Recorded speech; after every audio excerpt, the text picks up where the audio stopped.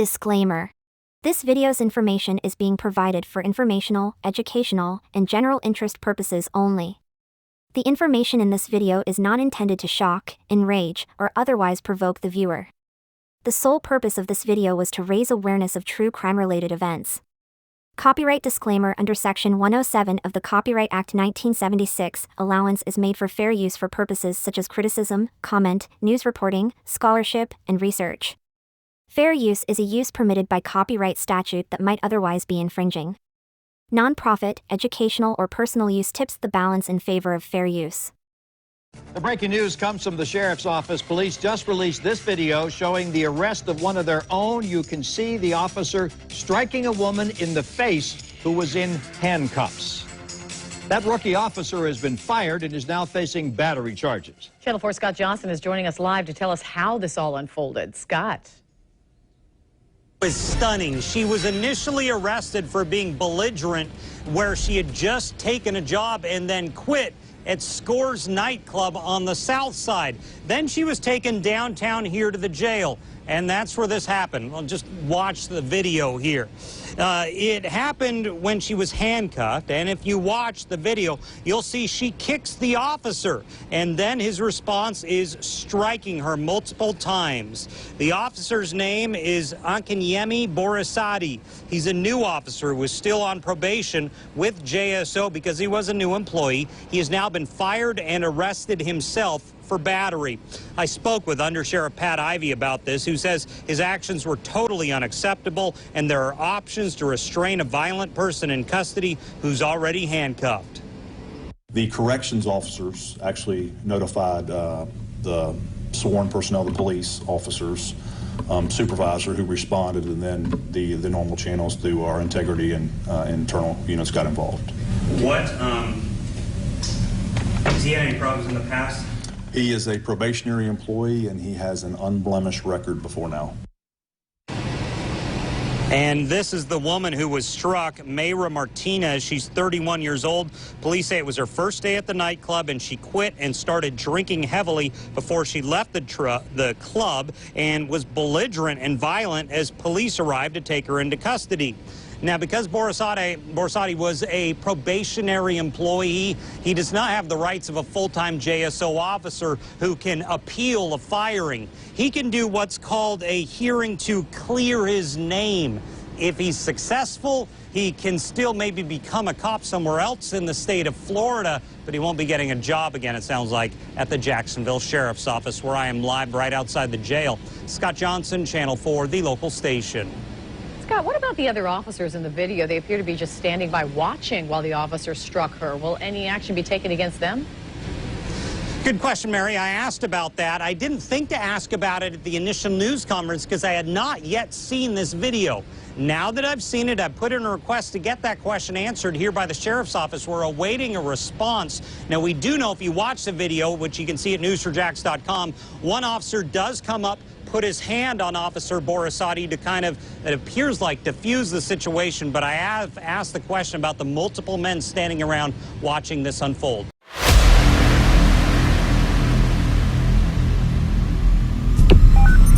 911, what's your emergency?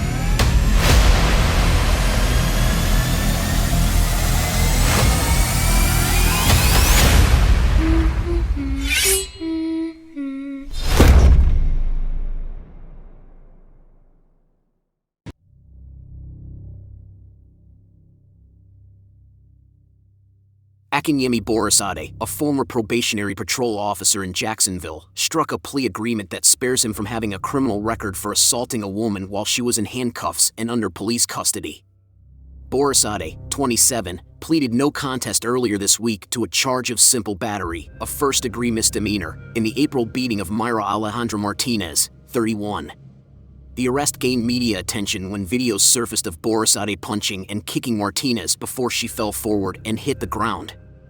As a condition of the plea, Borisade was given a one-day jail sentence, instructed not to speak with the victim, and fined in fees totaling $655. John Phillips, Martinez's lawyer, described the plea agreement as ridiculous. He intends to sue the Jacksonville Sheriff's Office in court. According to Jacqueline Barnard, a spokeswoman for the state attorney's office, the sentence is typical for a misdemeanor battery case. Mr. Phillips' firm declined to provide any input and the case was disposed of in a normal fashion, despite being asked for input regarding the disposition multiple times, according to Barnard.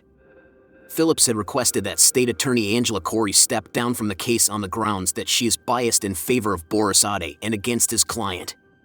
Corey declined to back down.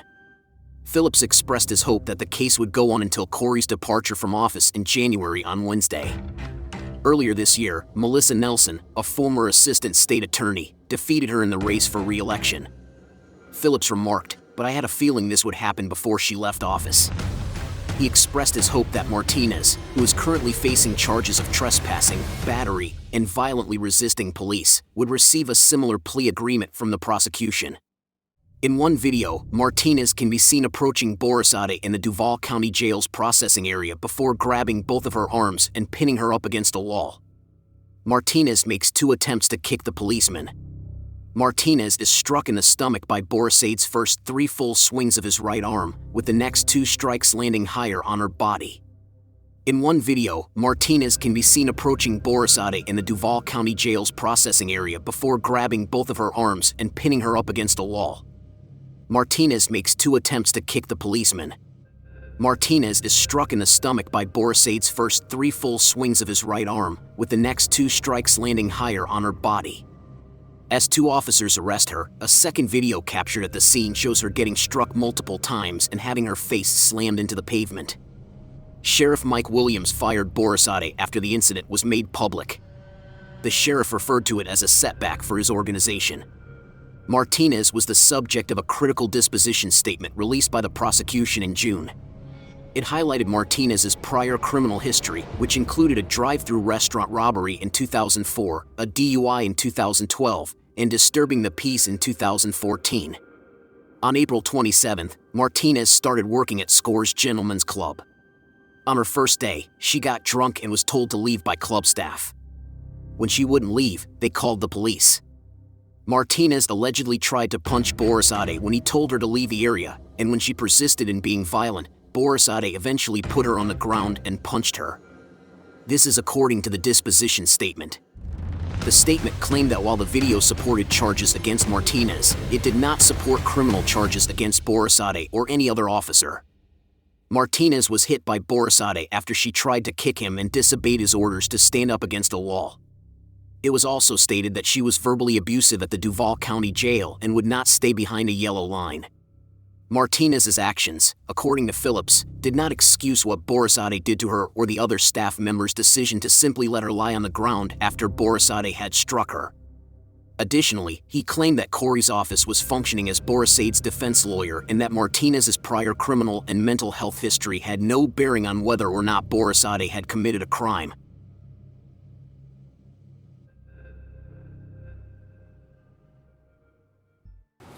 We are on the record.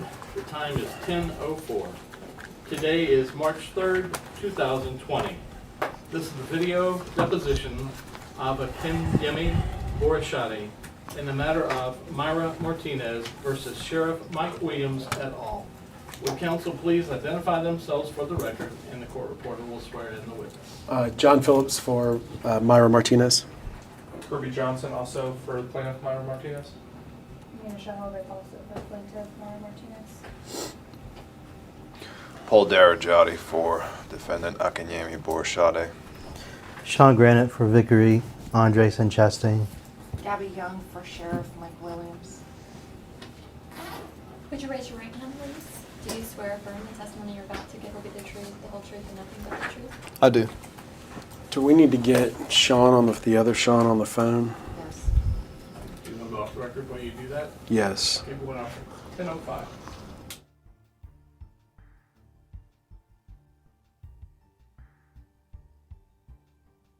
We're back on the record at 10:19.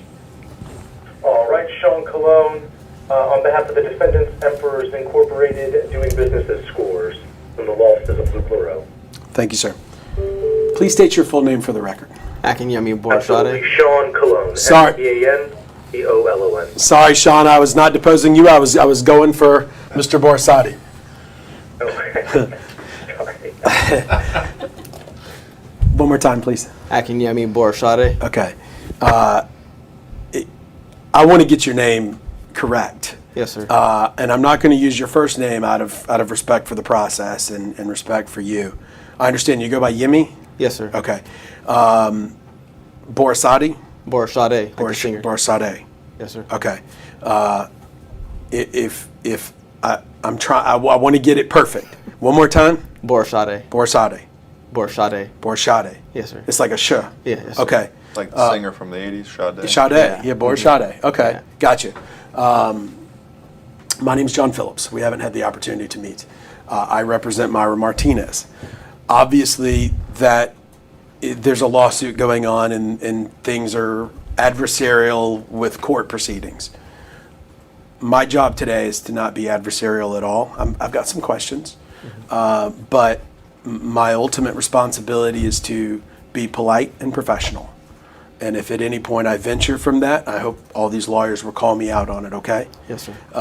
We've got enough to deal with and to make this uncomfortable. Have you ever had your deposition taken before?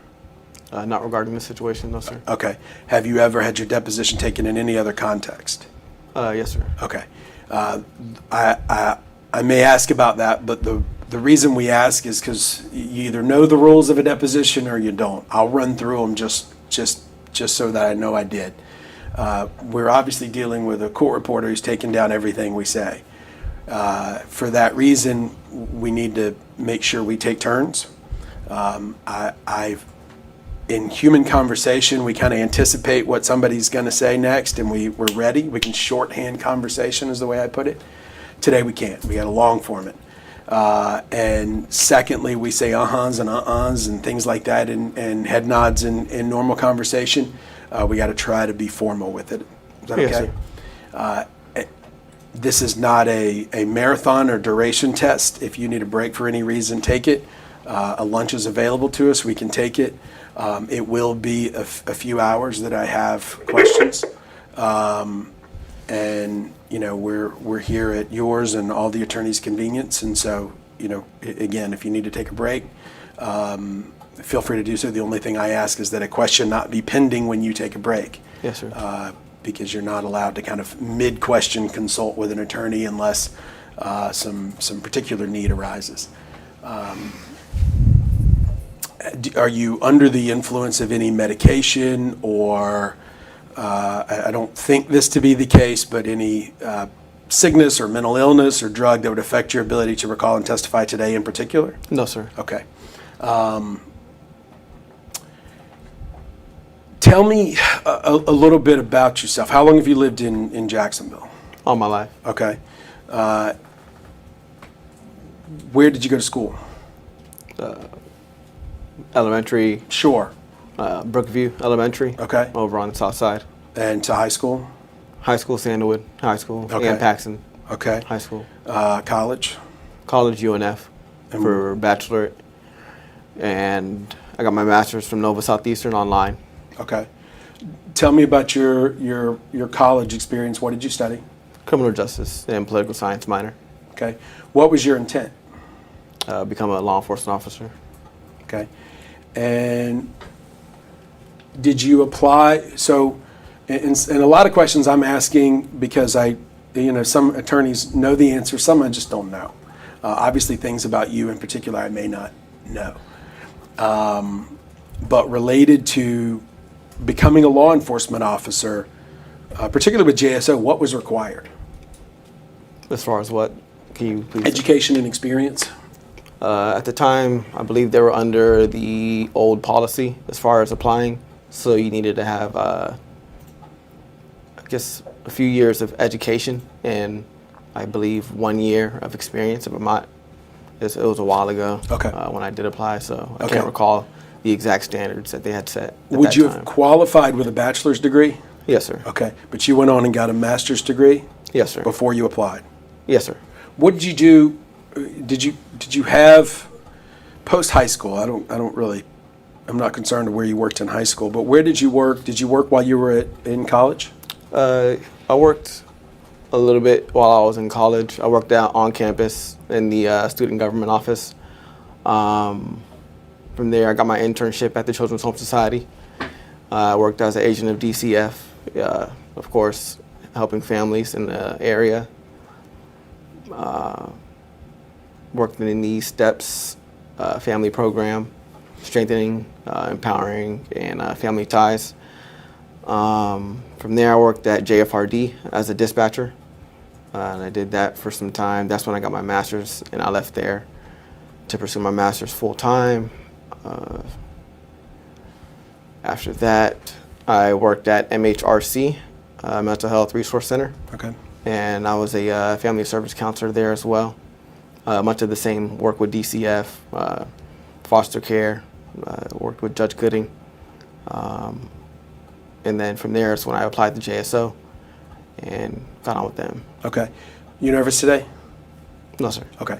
You got a little, you got a little something on your lip, just kind of, you know, I want Yes, you sir. looking. Thank you. Okay. So,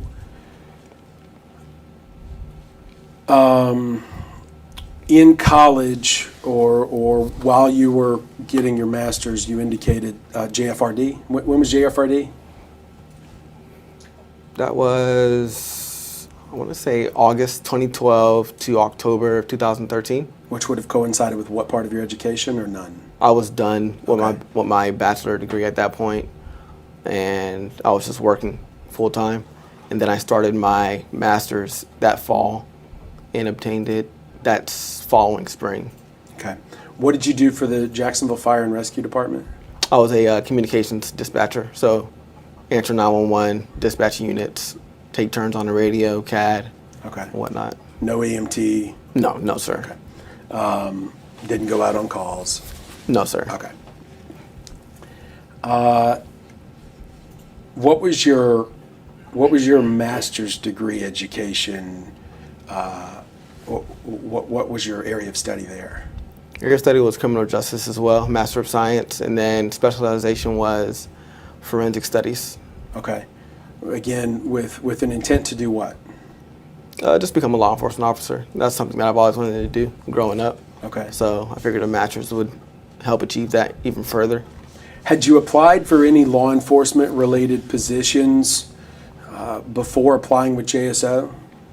No, sir. Okay. I know JSO had like a hiring freeze at one point, so that kind of delayed the process as far as getting on with them. And that's why I worked at other places, just to, I guess, gain experience as far as dealing with people in traumatic situations, removal of kids from homes, child abuse and all that.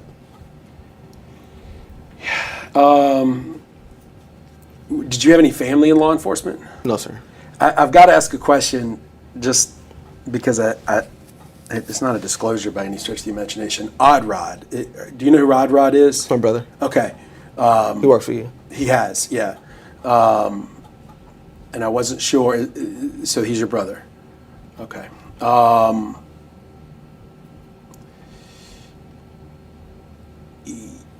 Any other family in town? I have a brother and sister as well. Okay. 2 brothers, 1 sister. Okay. Rod being one of them. He's the older one. He's at Alabama now, currently getting his master's. Okay. University of Alabama? Yes, sir. Good for Rod.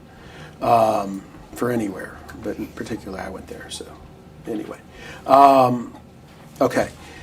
So I think I asked this. So no other law enforcement in your family? No, sir. Why law enforcement? Growing up, I just watched cops a lot with my dad, and I've always been drawn to it, and just wanted to help others be there in their time of need, be the calm in the storm. I mean, the main goal was to get on with patrol and then be a homicide detective. It's always been my interest. The calm in the storm. Would you describe what happened on April 26, 2016 as a storm? Wasn't the date the 27th? 27th. Sorry, let me start that over. Would you describe what happened on April 27th, 2016 as a storm? Not necessarily a storm. I'd say the most stressful situation I've been into in my brief career. Okay. How long were you in law enforcement at that point? There are certain phases you go through training. Started in March of 2015 as far as the academy, and that class ended October 31st, I believe. We started FTO.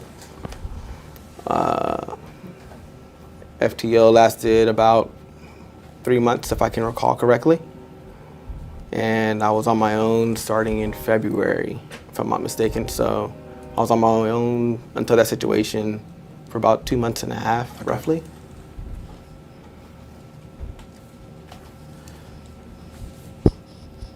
Let me go back through that. So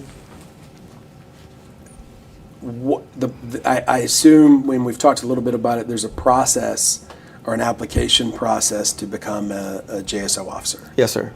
JSO standing for Jacksonville Sheriff's Office. We agree that? Yes, sir. Okay. What is that process?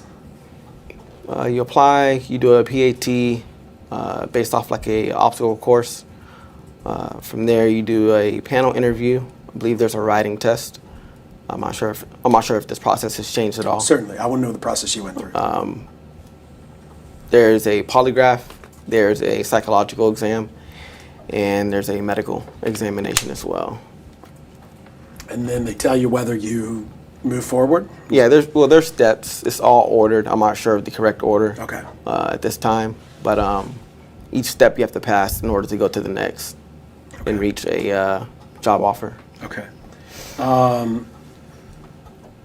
And you were, when about were you offered a job with JSO? I would say mid-February, if I can recall correctly.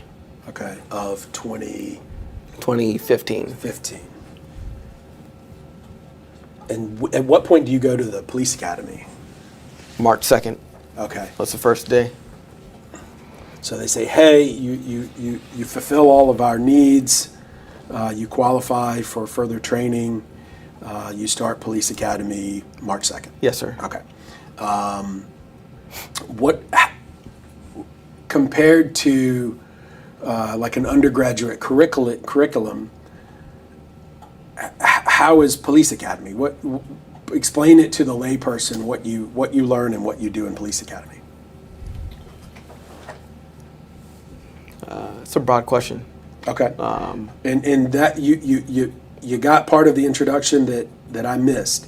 If you don't understand my question, or if it's too broad, let me know. Yes, sir. I only want to ask fair questions that you understand. And if you answer my question, I'm assuming you understood it. So yes, perfect example. What do you do? And I'm probably going to mess up and make it broader. But let me start broad and see if we can get specific. What is police academy like? If a friend asks you, they were interested in being a law enforcement officer, and they say, I just want to know more about police academy. How would you describe it? It's not what you see on TV or in movies. That's kind of advertised as far as like police academy movies and whatnot. It's more militaristic as far as JSO's academy. As far as college and how it relates to that, I would say college, there's no boundaries as far as what you can and cannot do or won't do. College, I mean, you could fail if you want to fail or pass if you want to pass, really. Right. Police academy, there's certain standards that have to be met. I believe you're allowed to fail certain tests as far as regarding like statutes or general orders. I believe the amount was 3 or 5 times, I can't recall. There's high liability training. You can only fail, I believe, twice throughout the whole high liabilities. So it's just a high standard. Okay. What does high liabilities mean? High liabilities are the areas in policing where you yourself or somebody else or the agency could be held liable for your actions, as far as whether it be self-defense, driving, firearms, in that regard. Was this a high liability situation? Yes, sir. Okay. In what way? In the way force was used. Okay.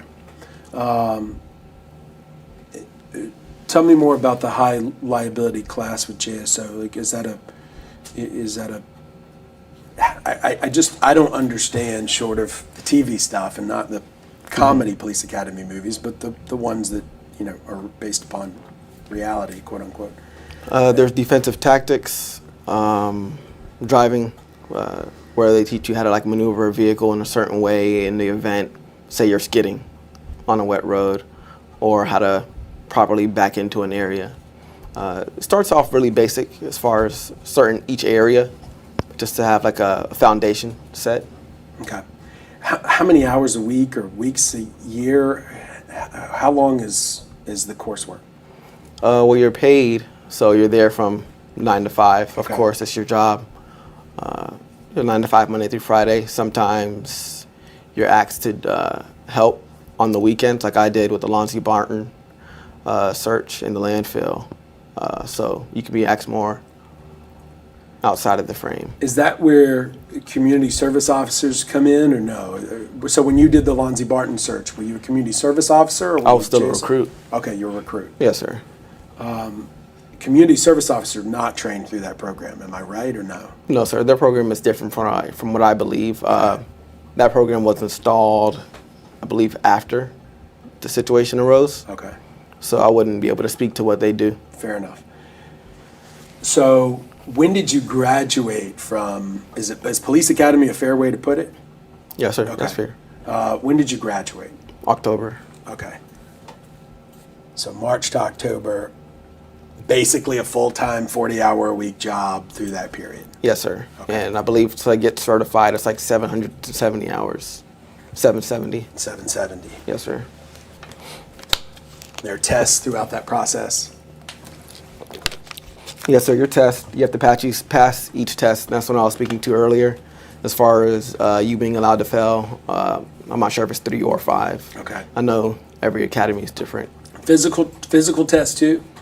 Running, agility? I mean, do you have any level of physical requirement at Police Academy? You PT roughly, at minimum, I'd say 3 times a week, but it's not necessarily a test that you have to pass. It's as long as you pass the obstacle course, which is, I guess, the standard set by the agency at the end. And that's the same obstacle course that's given when you apply through go through the application process. Who were your instructors? Officer Lozada, I believe he's a sergeant now, and Officer, I believe it was Darian Thomas, but I believe he's retired at this point. They taught you all 770 hours? Yes, sir. And there were other instructors there as well that would just help out. Okay. So then, come October of 2015, FTO, field training officer. Yes, sir. Okay, we got to explain it to the lay people too when we use letters. What did you do what was the FTO process like? What was being an FTO like? Much like the academy. I mean, you learn, but it's more hands-on because you're riding with an officer, and they're kind of showing you their characteristics, the things that they picked up throughout the years, as far as applying what's learned. Is there a certain rank or level of experience that FTOs get paired with? Does that question make sense? Are there, do you have to have 5 years of experience or whatever, do you know, to be paired with an FTO? I believe it's 2, if I'm not mistaken. Okay. Who were you training with? Michael Key was the officer in Zone 3. And Officer Talenci was in Zone 2. And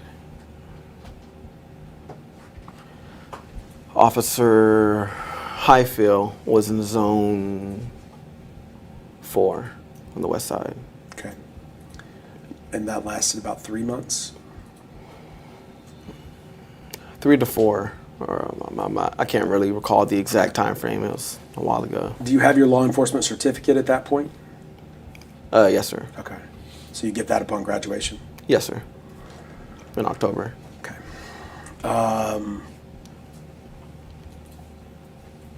Was Vickery in your class? He came in once our class finished the I guess the general instruction portion, and we moved to certain high liabilities. That's when they installed more members in my class, people from corrections and FHP, other agencies that are already certified. Okay. So they're kind of like cross training. Okay. And that's when they dropped in. I think that was in August of that year, if I'm not mistaken. So 3 to 4 months of FTO, and then what happens? You get your zone and just report. Okay. What zone were you assigned?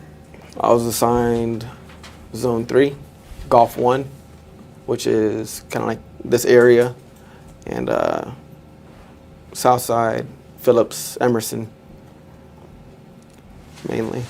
Were you there the whole time? As far as Were you assigned to that zone the whole time? No, I switched. Okay. When did you switch?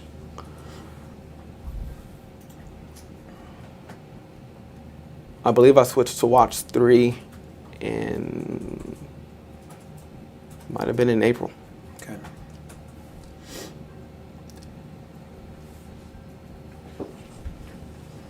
On Watch 3, I was in Zone 2. What was your understanding? So through this, we've kind of learned that you were a probationary officer, right? Correct. What was your understanding of the probationary period?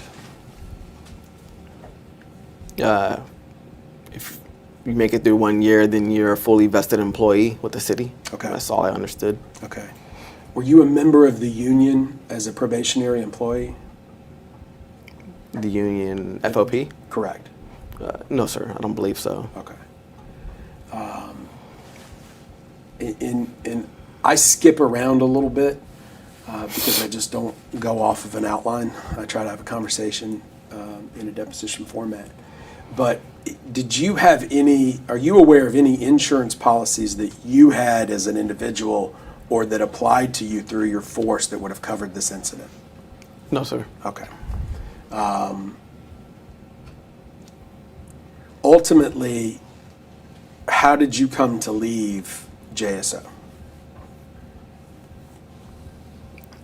Can you be more specific? Yeah. Why are you no longer with JSO? Because of the incident that occurred on the 27th of April, 2016. Okay. And we'll get into that, but how were you first informed that relationship was severed? I assume, and obviously I'm asking questions knowing some of the answers, but how were you informed that you were no longer an employee of JSO?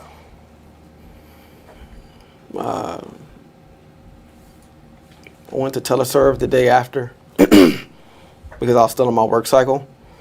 From there, somebody came and got me. I can't remember who it was. And they said I was being arrested.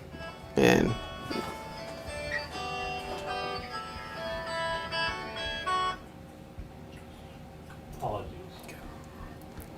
they said I was being arrested and separated from the agency at that point. What is teleserve? Teleserve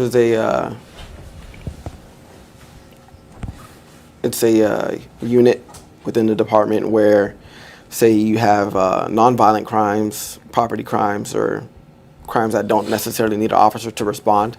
So you can call in on a non-emergency line, be transferred to teleserve, and you can report your crime, and it'll be documented. Okay. So why were you reporting to teleserve? That's where they assigned me. Okay. The day after. Okay. So you went where they told you to go, and they told you you were being fired and arrested? Yes, sir. Were you handcuffed? Yes, sir. Okay.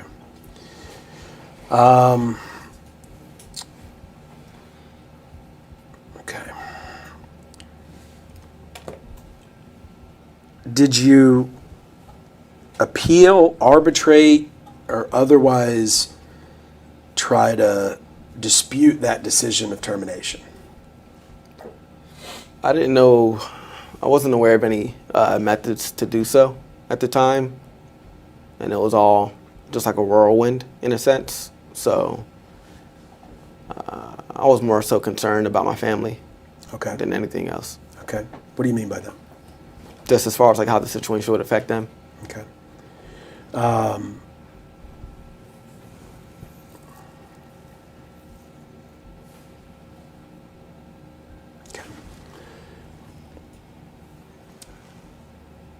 Before this arrest, had you ever been arrested?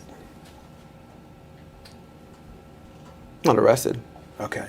What was the deal, and I only know it from what was in the media, what was the deal with a prior theft or shoplifting issue?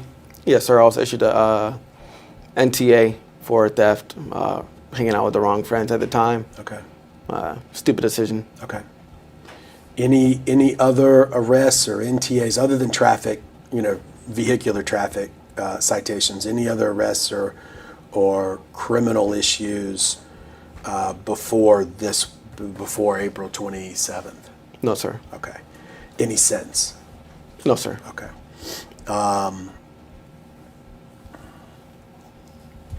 Okay.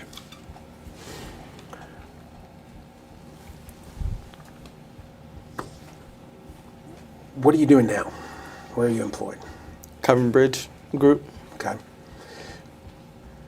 I understand you've gotten more education, or you're still in school or went back to school? Oh, yes, sir. I went back to school. Currently in a coding boot camp, learning how to code. Okay. So. Like computer coding? Yes, sir. Okay. I'm assuming, have you let go or of your lifelong ambition to be a law enforcement officer? No, sir. Okay. I've applied to places. What's been the response? Varying responses. Certain people say they'll help out. Certain people say they wouldn't touch me with a 10-foot pole. No response at times. No, rejection. Okay. As a part of this civil lawsuit, we filed a lawsuit against you. You're aware of that. It took over a year for there to be a response on your behalf. Were you aware of that? No, sir. Okay. And I don't want to know, and your attorney will certainly object and deserves to object about any conversations between you two. Have you had any conversations with the city of Jacksonville or Jacksonville Sheriff's Office lawyers before today? No, sir. Okay. When did you first hire okay, so let me start back with the criminal. So you were charged with a crime, and ultimately you hired a criminal lawyer. Yes, sir. Who was that? That was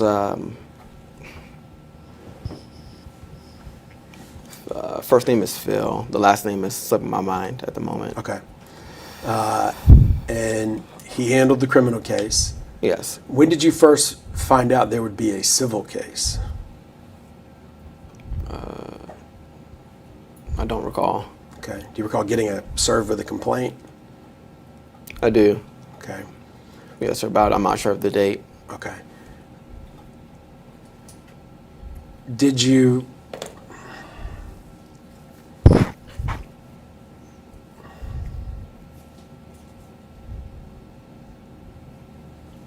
Do you know if you spoke with a lawyer like right after you were served with the civil complaint?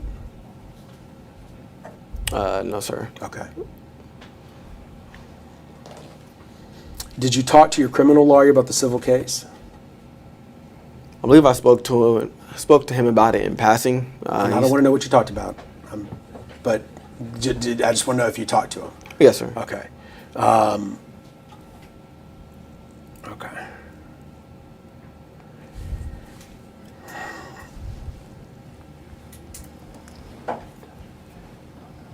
I think I can ask this question. Did you pay for your current lawyer? Did you retain him? No, sir. Okay. Do you know who retained him on your behalf? No, sir. Okay. What is your understanding of who's paying him? Check the form. Go ahead and answer if you know it. I'm unaware. I believe it's something that he felt inclined to do, just wanting to help me. Okay. Okay. Do you know if we call that pro bono. Do you know if he's representing you for free or if somebody's paying him? I never asked him about finances or anything. Okay.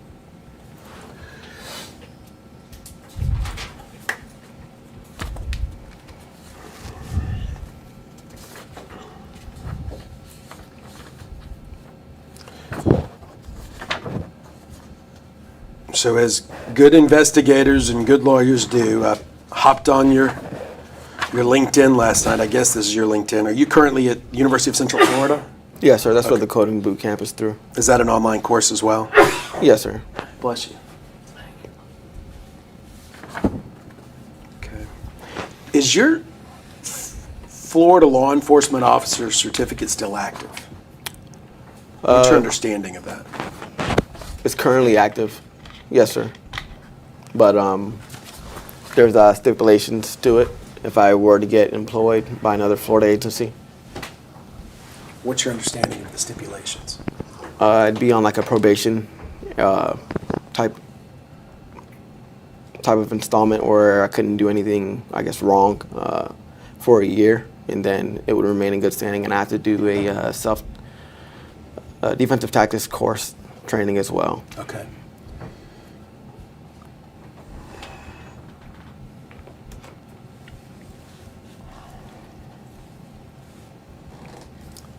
Obviously, we're almost 4 years removed from this incident. How do you feel about it now? Check the form. You can answer it if you can.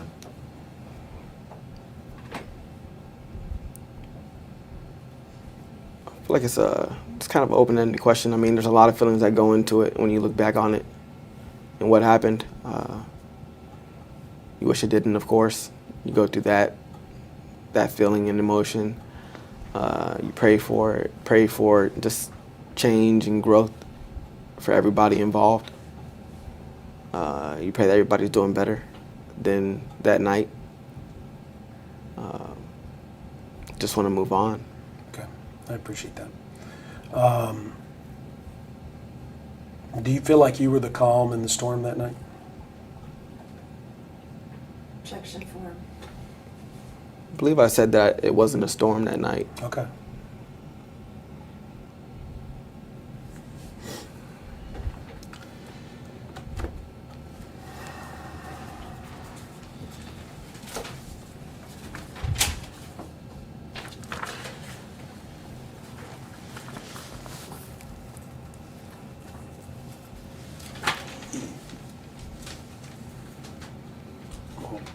Circle back. They keep reminding me. Has anybody talked to you about Florida law on cases like this? In what regard? About who is liable, whether the JSO is liable or you're liable, and how that all works? No, sir. Okay. I guess that was a bad question because again, I don't want to know about conversations with you and your lawyer, but I've met besides that.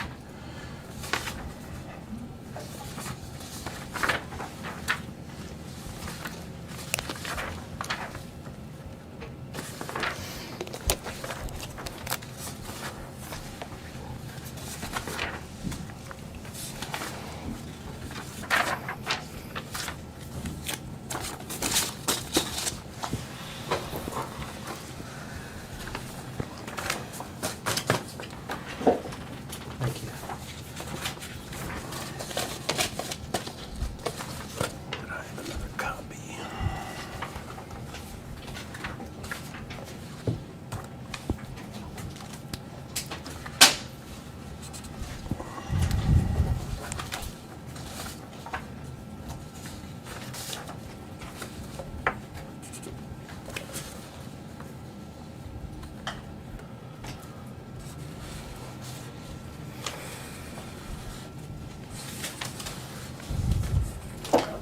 I just highlighted section 76828, paragraph 9A, the last sentence. But I want you to read 76828, 9A, and I understand you're not a lawyer. But I would like you to just familiarize yourself with that.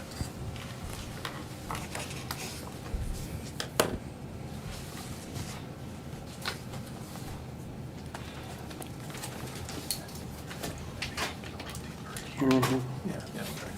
I might can, but.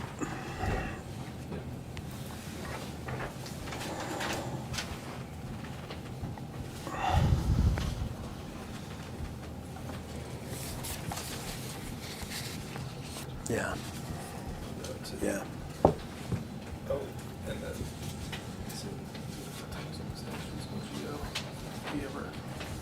You know what I mean? Yeah. Small stuff. Let me know when you're done reading. Yes, sir.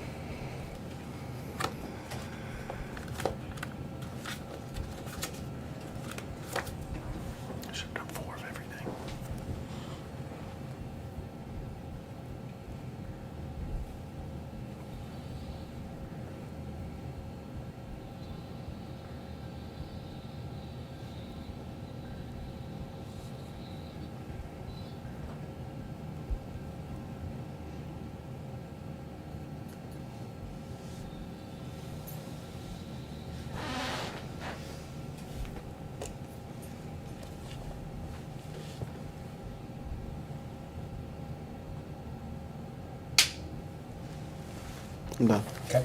As a law enforcement officer, you'll agree with me that you are required to read, generally understand, and interpret Florida law. Yes, sir. Okay. Now maybe this isn't a criminal statute, so maybe this one wouldn't apply from the standpoint of enforcement. That's fair? Yes, sir. The highlighted sentence, may I? Yes, sir. The state or its subdivisions shall not be liable in tort for the acts or omissions of an officer, employee, or agent committed while acting outside the course and scope of his or her or his employment, or committed in bad faith with malicious purpose, or in any manner exhibiting wanton or willful disregard for human rights, safety, or property. So, as I understand it, in this case, the city of Jacksonville Sheriff's Office is saying they're not responsible because you acted outside the course and scope of your employment, or committed bad faith, or were malicious in purpose, or in a manner exhibiting wanton or willful disregard for human rights, safety, or property when you encountered Ms. Martinez. Do you agree with that? Object this form. Join. No, sir. Okay.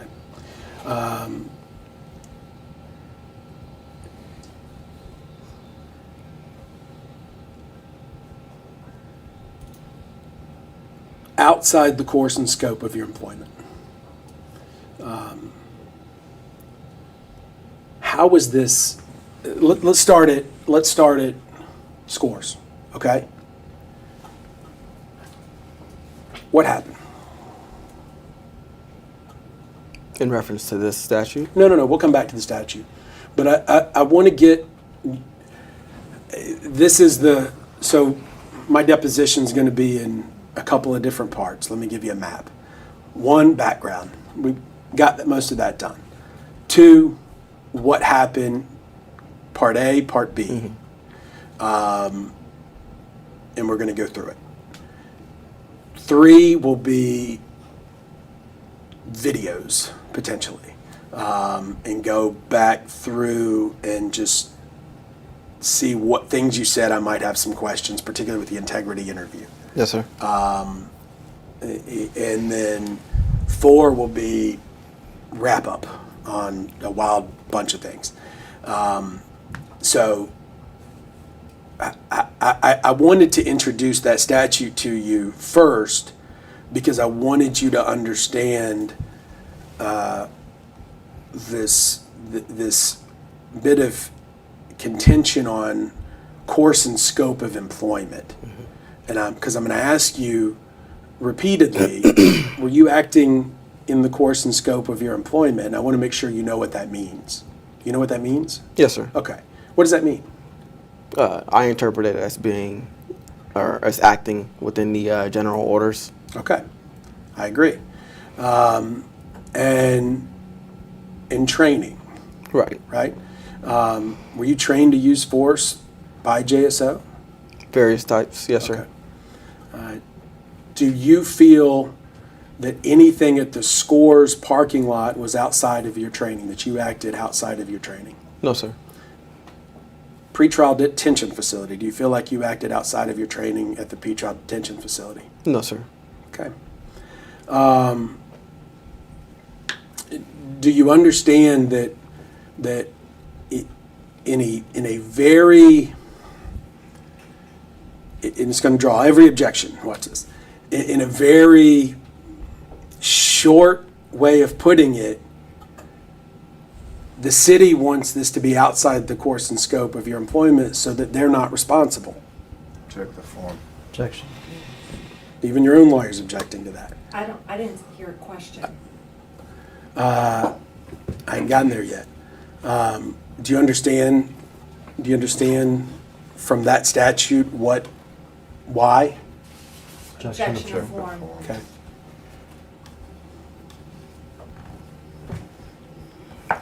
I believe a lot of the general orders can be very black and white. Okay. And there's a gray area that isn't worded. Okay. So things can be interpreted differently or left for interpretation. Okay. And we'll get into that. Do you understand the concept of immunity? In reference to this case? Check the form. Okay. Do you understand that if you were acting, based upon the statute that I showed you, that if you were acting outside of the course and scope of your employment, the city's immune? Objection Check of form. Potentially. Right. They're not responsible. Objection of form. You understand that? yes, sir, but I'm only saying Form. yes, sir, not because you're shaking your head yes, but because I believe, I understand, yes. And don't let my body mechanics influence your decisions. I think you're sharper than that. Yes, sir. And by the same opposite, I guess, equation, if you were acting inside the course and scope of your employment, the city is not immune, and you may be immune. Do you understand that? Objection. Yes, sir. Okay.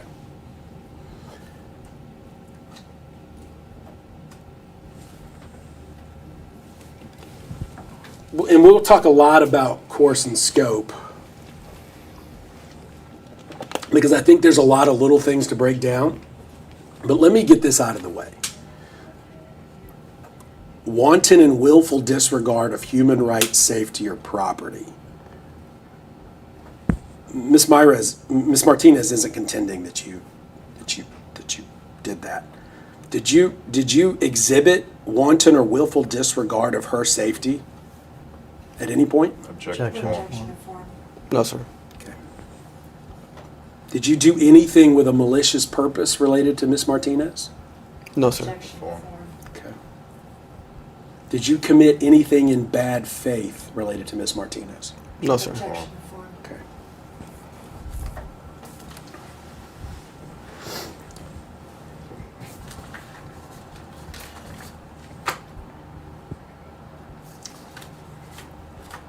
I don't know why I'm thinking April 26th. Okay, so April 27th, you're riding around in your car, right? Yes, sir. What happens? In reference to the call, I received a signal 2 and 63 which is a dispute involving somebody who's intoxicated.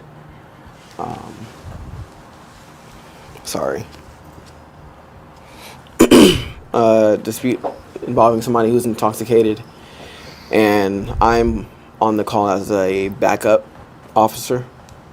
I'm responding to the incident, and Vickery is the primary officer. He tells me through I believe a CAD message saying that he's going to be a little bit late to the scene. I said, okay, I'll go ahead and make contact. I did so. When I got there, I met Miss Martinez in the parking lot,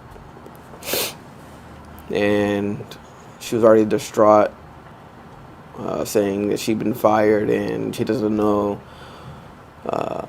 what the fuck is going on, and she just wants to get her stuff. So I tell her, you need to slow down and just explain everything to me. She tells me that this place fired her for no reason, and she just wants her stuff so she can leave, and she's just irate and using more of the same language.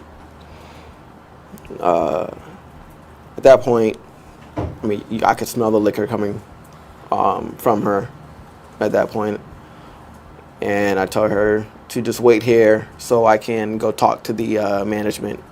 I believe he was a DJ acting as a manager, so I'm not sure of his name. Might have been DJ Madden, if I'm not mistaken. I think that's right. I meet him in the foyer area inside Scores, and he tells me that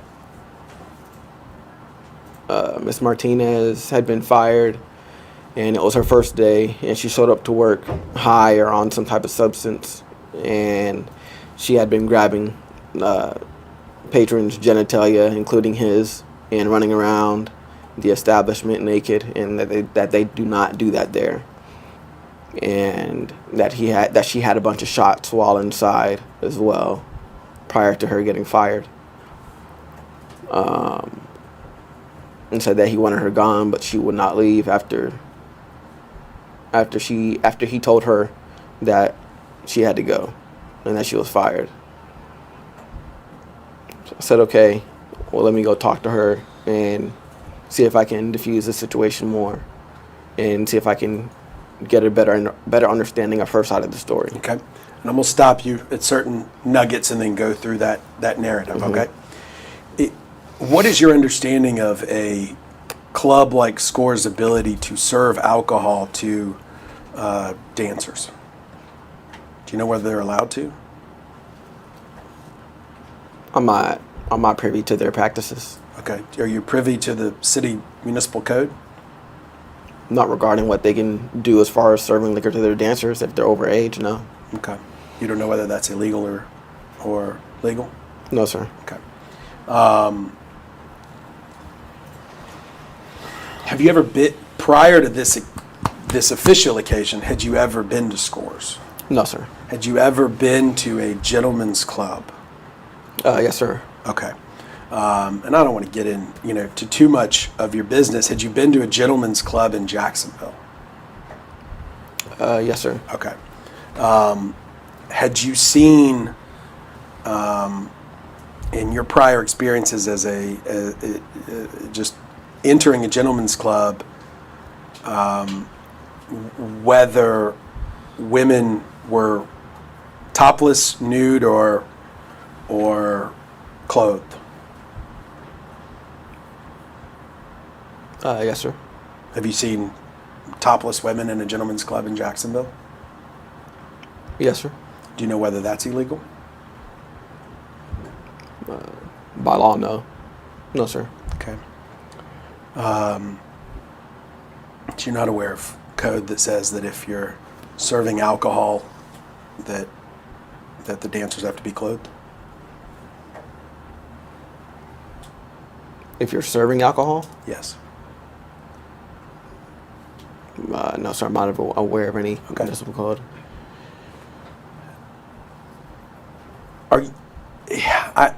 What were you called? Like what rank or what level of officer, sheriff's officer, were you at that time? Patrol officer. Okay, patrol officer. Do you know if patrol officers were responsible for regulating gentlemen's clubs generally in Jacksonville? What do you mean as far as regulating? I mean whether they're violating municipal code related to alcohol service or nudity. No, sir. Okay.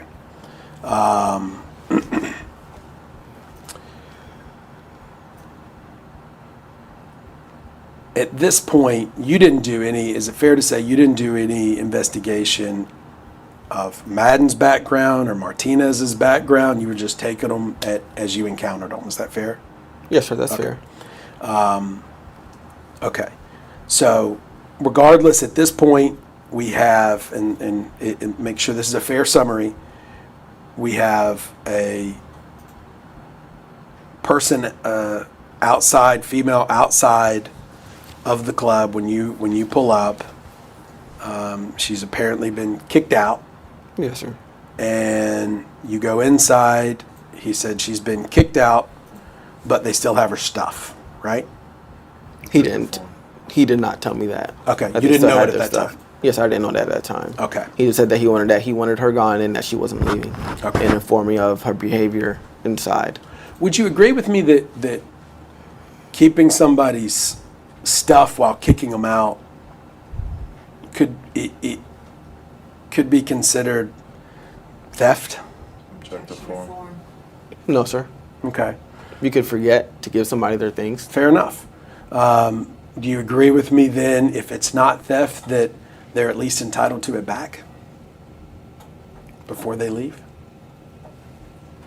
Certainly, but what if that person left in an altered state and they didn't know they left it in there? Like, Okay. they forgot. Okay. Fair enough. Is that what happened here? Do you know? How would I know? Okay. You were the officer investigating what happened here, though, weren't you? But that would have happened prior to me getting there, right? Okay. It would have, but don't you always respond to calls after something's happened? Correct. Okay. And it's your job to figure out what happened and determine whether a law was violated? Correct. Okay. So, at that point, at the point you walked back out to Ms. Martinez, had you determined whether a law was violated?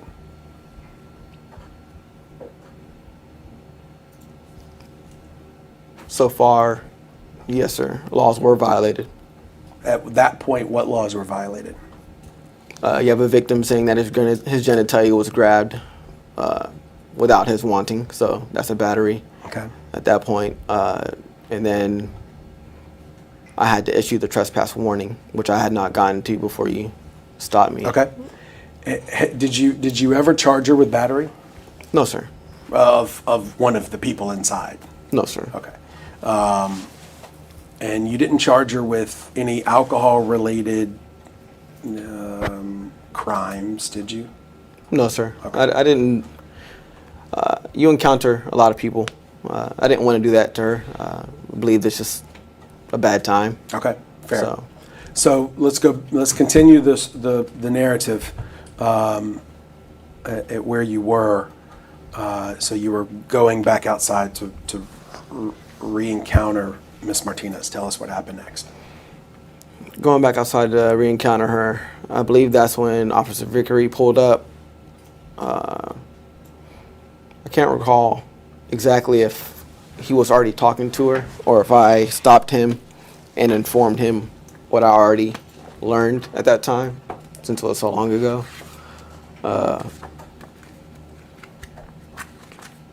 But either way, he was caught up to speed as far as what occurred. Okay. And I know we spoke to Miss Martinez again, saying that she had been trespassed and the owner does not want her on the premise or on the dwelling, and that she needed to leave or call a ride so that way she could not violate the trespass after the warning that was being issued to her. Okay.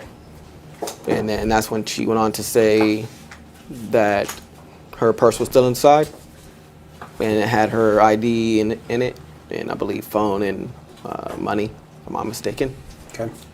And I told her that I would go get it, and I did so while leaving Vickery with her.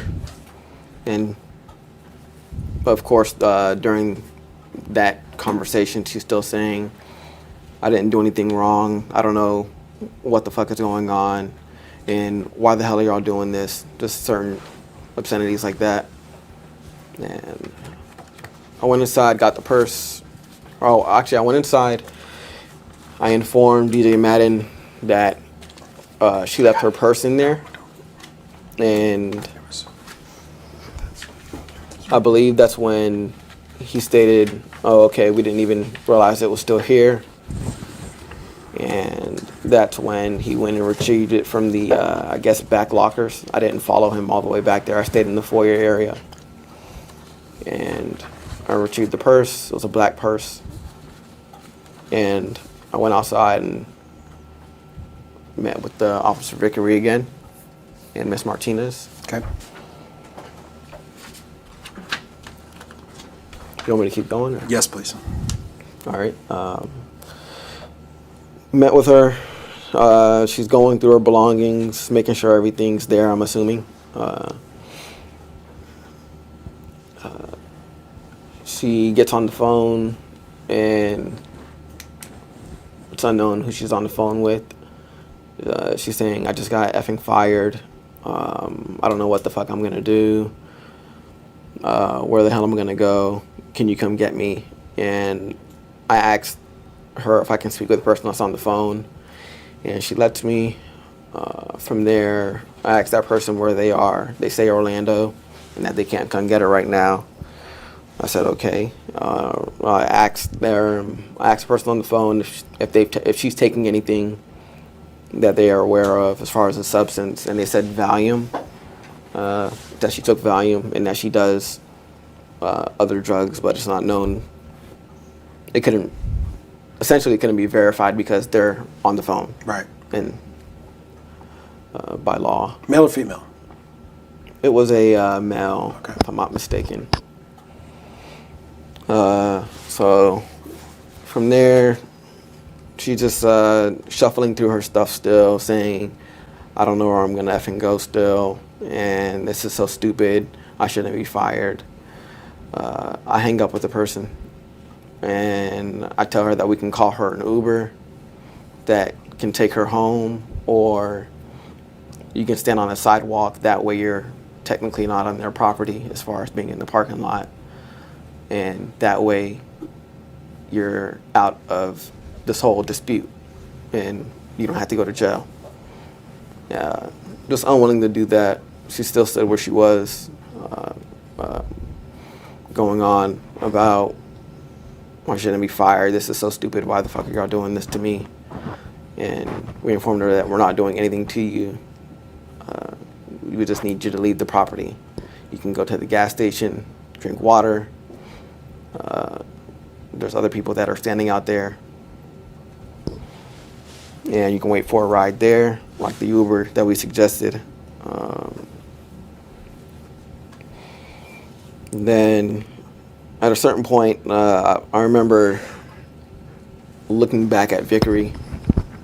I believe he was to the left of me, and I was talking to Miss Martinez, if I'm not mistaken. And I look back at him like, what do you want to do? Because at this point, we're caught in a circle as far as going back and forth and her needing to leave the property.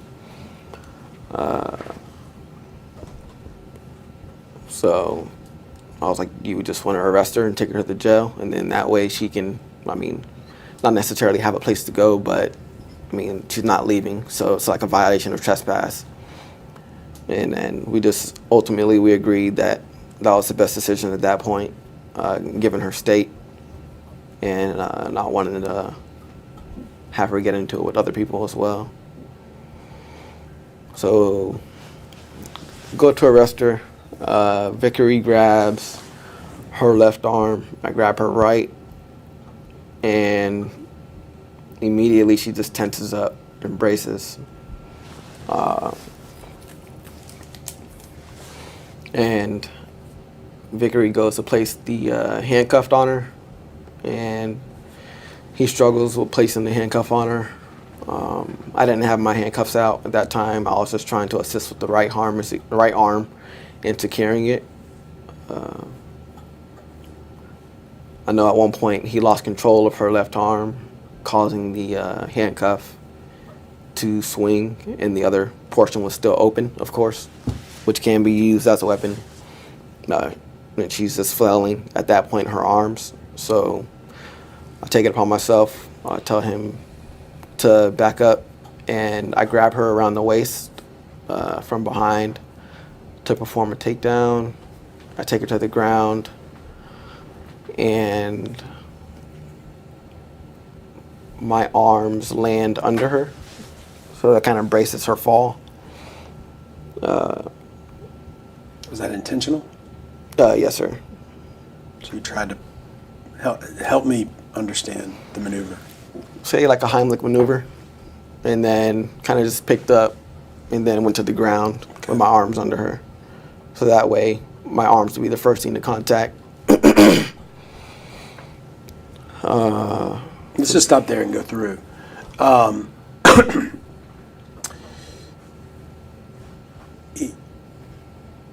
Was she wildly swinging the partially handcuffed arm? Yes, sir. Okay. Did she hit anything with it? No. Okay. Was she swinging it above her head, below her waist, around her waist? I would say it was more so to the side and just trying to like get loose in that manner. Okay. What is your understanding of the policies and procedures to be able to make an arrest for trespass?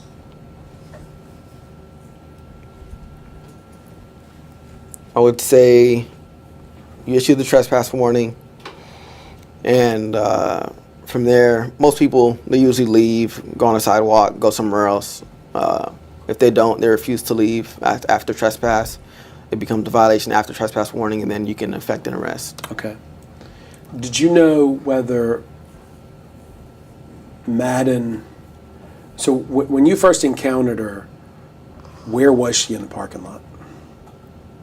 She was kind of by like the front door, or maybe sitting on the curb. I can't recall. Okay. Specifically. The curb at the business? Yes, sir. Okay. And where this, so we ultimately know a van or something pulls up and records, right? Did the takedown happen? Is that the location of the takedown? Do you understand? Where the van recorded, or where whatever camera recorded, was that where you took her down? Objection of form. Objection of form. I'm not necessarily sure how to answer that, because when you say the van recorded, yeah, it could be from different vantage points. Correct. And whatnot. Fair enough. You're aware you've seen the footage that was recorded of you, Officer Vickery, and Miss Martinez. Yes. Yes, sir. Okay. Were there multiple times she was on the ground? Strike that. Was she in the ground in multiple locations at Scores? Or No, just sir. one? Just once. Okay. Okay.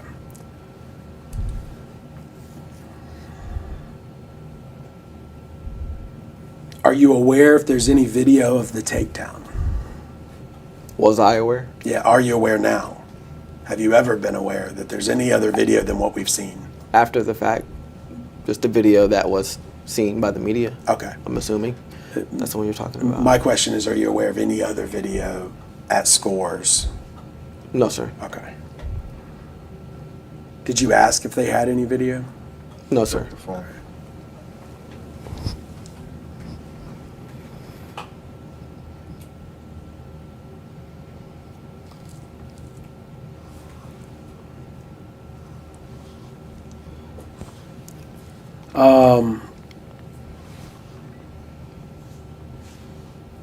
Okay.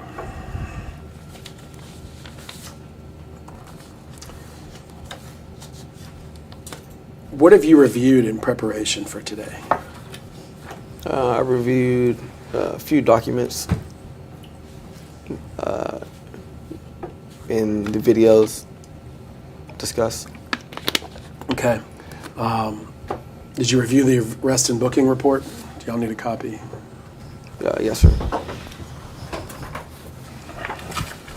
John Was this an exhibit or no? Yeah, we'll attach it as Plaintiff's Exhibit 1. Yeah, thank you. Get you. Let me get the right page here.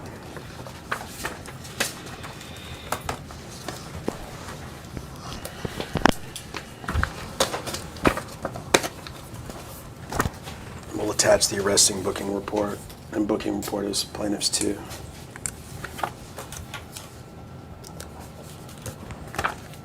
Thank you.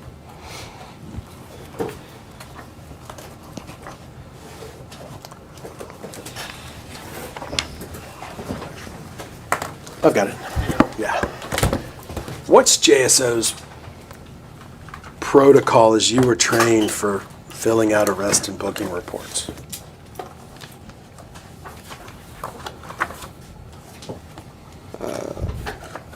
Not necessarily a protocol, I would say. Okay. Are you supposed to do them the same day, the next day? I've seen officers do them the next day, depending on how long it would take or the time the call of service was received. It was my general practice to do it the same day. Are they supposed to be accurate? Yes, sir. It's absolutely required they be accurate. Correct. Why? Yes, sir. Because if it goes to trial or court, you have to be able to testify to everything that occurred. Okay. Much has been made, I think, of the use of the word I in the arresting booking report. So you are Officer Borisade. Yes, sir. But yet you wrote this report, the narrative. I drafted it. Okay. Yes, sir. You are not Officer Vickery. Correct. Yes, sir. But when you drafted it, you use I, the use of the word I, the pronoun I, to refer to Vickery, right? Check the form. In other words, you drafted this from Vickery's perspective.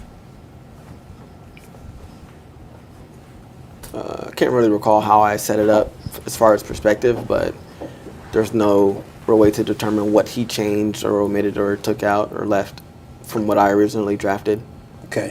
When you originally typed that first line, did you type it, Officer Borisade and I responded to a dispute involving an intoxicated individual?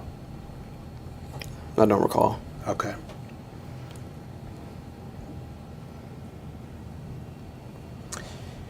Read for me the last line on page 2 of 4,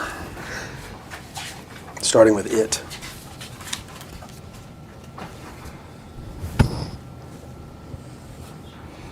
It should be noted that the suspect was intoxicated to the point where she could not make a rational decision and could have harmed herself, others, and property. I'm assuming. Yeah, we got a whole bunch there. There's a So whole bunch. it's others and or property. Is that fair? Yes, sir. Okay. Was that an accurate statement?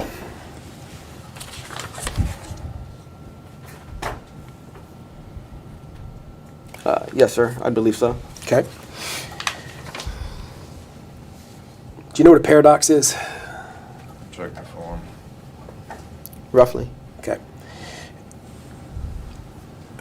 What I'm trying to understand, and I have since day one, is how can Miss Martinez be so intoxicated to the point she can't make a rational decision and could harm herself and others, and simultaneously be ushered over to a convenience store? Objection to form. Is there a question? Yeah, I said how. How could she be both intoxicated to the point where she couldn't make a rational decision and could harm herself or others, and be guided to a convenience store by officers? Check the form.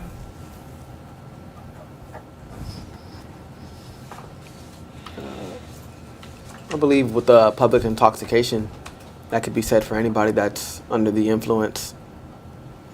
They could be a threat to themselves. They could stumble into traffic.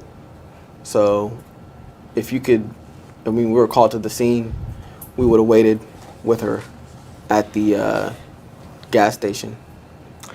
But you literally... Sorry. I want you to finish. So we would have waited with her at the gas station until she left if need be, because the call wouldn't have ended until she was in proper care. Okay, but you didn't say that. You said that she could even go wait on the sidewalk, but she refused. Objective form. Right? Didn't you just say that? Objective form. Objective form. That's a leading question, because And I'm allowed to lead. Yes, sir, I know that. Mr. Borisade, my question is, didn't you testify earlier, and I'm just asking, that this all could have been remedied if Ms. Martinez had just gone to the sidewalk and she was advised she could just go to the sidewalk and end this whole trespass problem? Objective form. But you also left out the part where I said that we offered to call her an Uber as well, and we could have waited Correct. with her as well. She had multiple options that you presented to her. Call an Uber, find somebody to help you, go over to the convenience store and get some water, or go to the sidewalk. You presented those options to her. Yes, sir. Okay.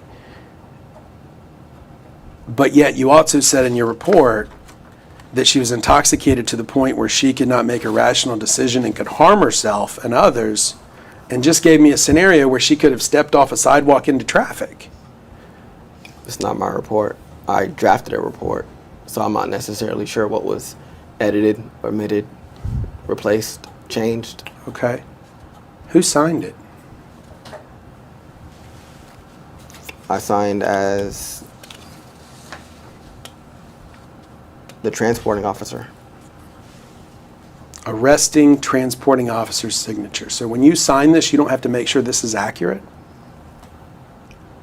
Yes, you have to make sure it's accurate. Okay, and you said that it was accurate, that it should be noted that the suspect was intoxicated to the point where she could not make a rational decision and could have harmed herself or others. You said that was accurate. Correct. And you also said it was accurate that you advised her she could go to the sidewalk or the convenience store. While waiting for an Uber, correct. Okay.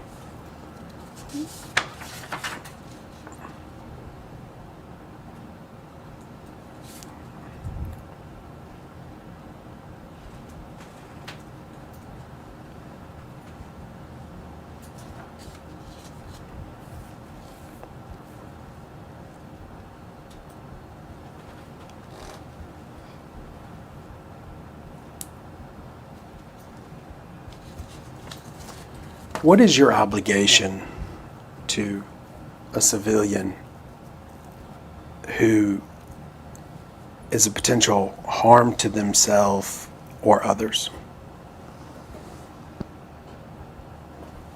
as a JSO officer?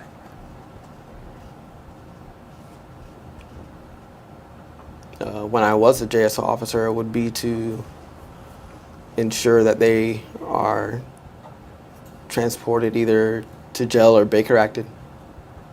Okay.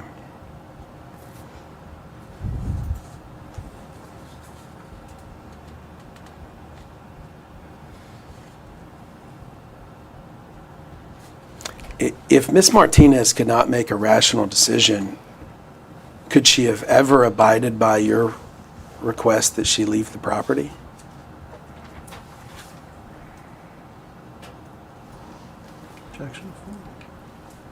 I believe she could have. How? She still had the wherewithal to remember that her purse was inside the building. So that means she could go walk along a sidewalk? She could have possibly waited for an Uber on the sidewalk, like I suggested. Okay. And we're giving her the ability to decide to call an Uber while also saying she could not make a rational decision. Do you understand the conflict there? That I'm trying to understand from the standpoint of JSO, how to resolve that conflict, that we have somebody that you're repeatedly saying could call an Uber, but also saying that person can't make a rational decision. I believe the sense of rationality in her decision making became in question, where she just refused to leave or refused to adhere to any other options or what we were saying. So at that point, it just became irrational. And I believe you. But I'm also trying to understand how you can, as a JSO officer, simultaneously expect rationality to call an Uber or to go to a convenience store or to wait on the sidewalk while knowing somebody is not able to make, quote, could not make a rational decision. Yeah, but Object to form. throughout the investigation, there's certain levels and thresholds that are reached to come to that ultimate decision of her not being able to make a rational decision. We presented her with various options, and to the point where she refused to leave. And at that point, it became irrational, where that irrational threshold was met. What was the name of the class? High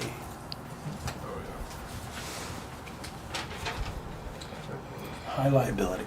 How well did you do in high liability class? Object to form. I mean, are you asking like on a grading scale, or? Yeah. No, I passed the test with an A.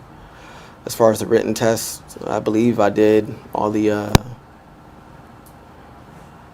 takedowns and strikes properly as well that were taught. What did the high liability class of JSO teach about encountering people that are a harm to themselves or others, and your responsibility as an officer? Object to form. That their behavior can become predictable, unpredictable. I'm sorry. Okay. You might experience excited delirium, which I believe I did in this case. For layman's terms, that's just somebody who's on substances where like they have superhuman strength, skin tightens like leather, sweating, dilated pupils, clenched teeth, irrational. Okay. You think you experienced all that with Miss Martinez? She was in an excited delirium? Yes, sir. From the time we received the call at about 5 until I was defrocked. But yet you thought she'd take an Uber and just that she would be able to come out of the excited delirium to be able to make a rational decision? Prior to meeting the threshold of her rationality and mindset, yes, sir. Okay. Going back to my question, what were you taught as a JSO officer's responsibility when you encounter those type individuals or individuals that are deemed a harm to themselves or others? Are you saying in reference to like hands-on training? Or? No, just citizen responsibility. So you're in the street, you encounter somebody that is a threat, something that you perceive as somebody you perceive as a threat to themselves or others. Is a JSO officer supposed to just ignore that person, according to training? Form. I believe there's certain requirements that are met as far as evaluating somebody's mindset and what they are capable of, and whether somebody needs to be Baker acted or arrested. Okay.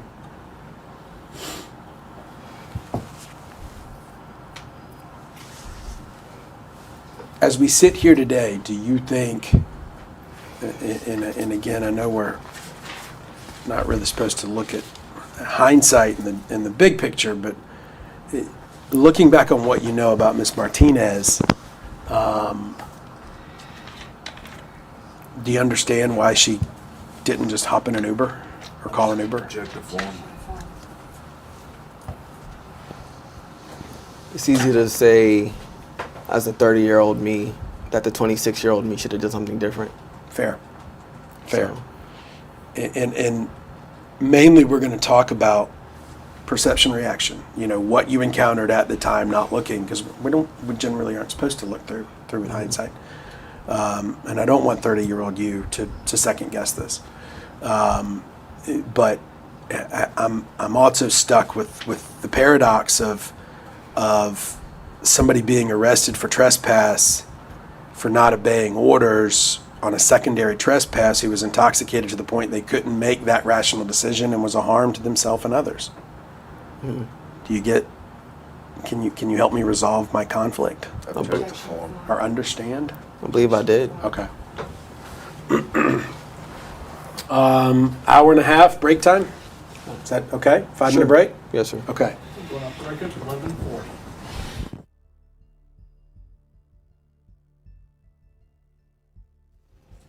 This is media number 2, and we're on the record at 11:51. Okay. I'm trying to remember where we were in the narrative. I think you had done the takedown. Is that where you recall? Either way, let's start there. So you indicated that you did like a Heimlich maneuver kind of takedown. Then what happened? Takedown. My arms were under her to brace for her impact.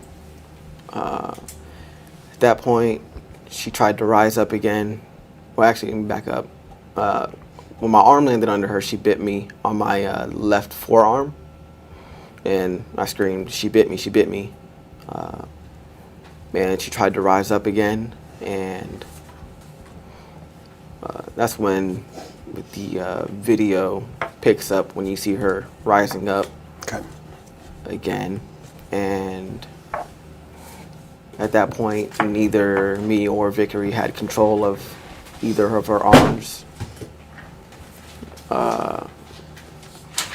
And that one cuff was still on there on the left arm. And that's the side that he was on still. And then after being bit, I remember issuing strikes to her, I believe, right abdomen, lower back. And she went to the ground again and immediately placed her right arm under her face. And I remember telling her to put your hand behind your back and give me your arm. At that point, I don't know what Vickery is doing, but I just remember trying to gain control of her person in its entirety. Okay. So going back to the arrest and booking report, which I believe you have in front of me, Plaintiff's Exhibit 2. I'm now on page 3 of 4. Officer Borisade and I informed the suspect she was being arrested and attempted to place her hands behind her back for detainment. The suspect began to resist by bracing her arms, pulling away, and swinging her arms without regard for myself and Officer Borisade. You'll agree with me that is entirely consistent with what you've said? Yes, sir. Okay. Officer Borisade and I took the suspect to the ground, at which point she began kicking at us and biting at Officer Borisade. And I'm going to try to work on that. I've left this out for 4 years, so I'm going to work on it. So that sentence is what I want to analyze. So you indicate that you took her to the ground, or did both of you take her to the ground? I took her to the ground. Okay. And then she bit. This says biting at you. Do you call if she bit you?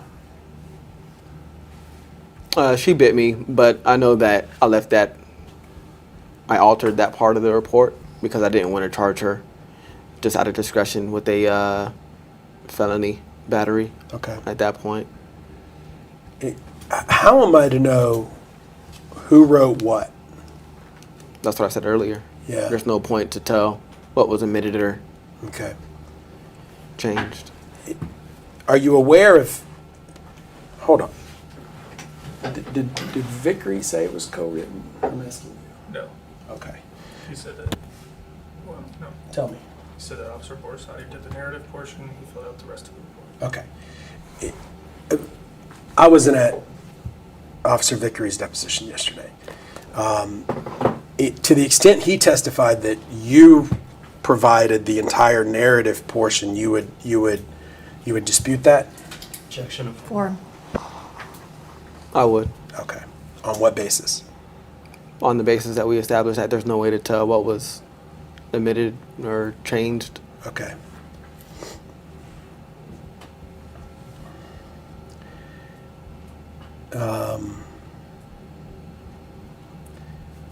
Okay, suspect was struck on her lower back by Officer Borisade until she complied with the loud verbal commands to stop resisting. So you claim, and when I say claim, I don't mean it derogatory. Yes, sir.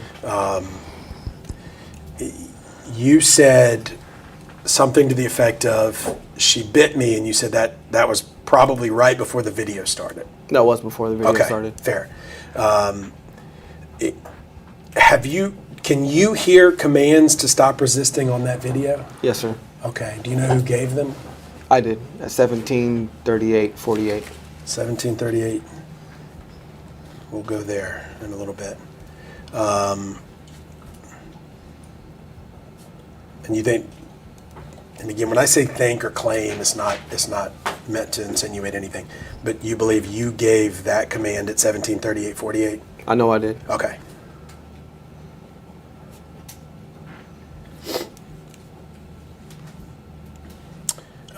Officer Borisade and I were able to place handcuffs on the suspect while she was on the ground. As we walked the suspect to my patrol vehicle, she began to kick at Officer Borisade and I with her legs.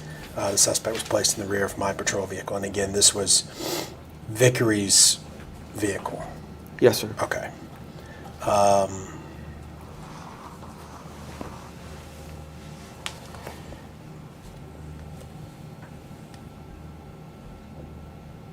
Tell me about your strikes of her to Myra Martinez at Scores. Objection of form. Where did you strike her and how many times? I don't recall the amount of times, but I know I struck her in the lower back, right side area, and I know that I pushed her head down on top of her arm in an attempt to get her arm loose that was under her. Do you know if Officer Vickery either saw you get bit or heard you yell the exclamation that she bit me? Objection. I can't testify to what he heard. Okay. But did you have a conversation about it? Hey, you heard me. Did you hear me say that, or did he say, I heard you say that? I mean, from what I recall, I told him that he bit me, and even on the video, I'm seen looking at my left arm right away as soon as I get up. Okay. That she bit you, not he bit you. You said he. But you meant she. Yes, sir, she. Yeah, okay. I think you just misspoke. So what we have, and we'll attach it as plaintiff's 3 in a thumb drive, is the Scores video, 1 minute and 5 seconds. And I'm going to tell you and show the lawyers, we've added something. We've added A00000.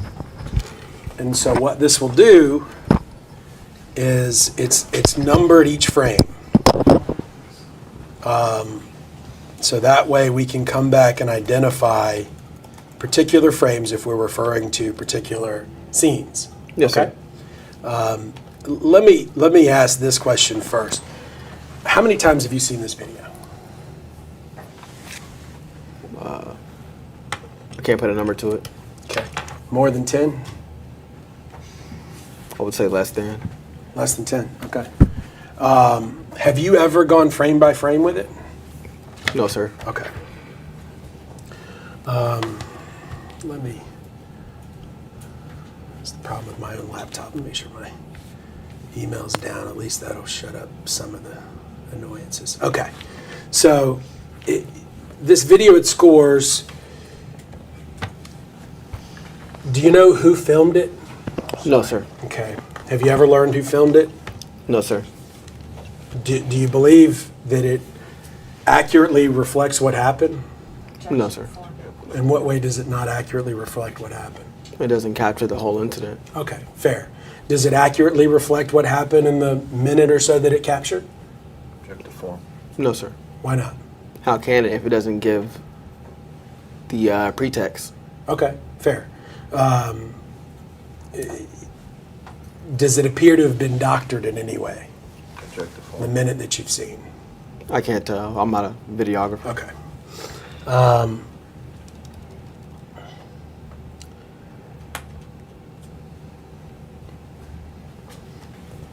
me get.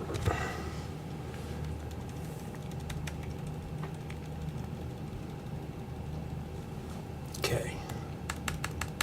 We'll start with A00100. And I'm trying to keep you on camera and avoid glare. Can you see Yes, it? sir. Okay. I can see it. And we can move it and do whatever else you need. And I probably could zoom, but who's standing? Do you see? Looks like one officer's kind of standing. Vickery. That's Vickery. Okay.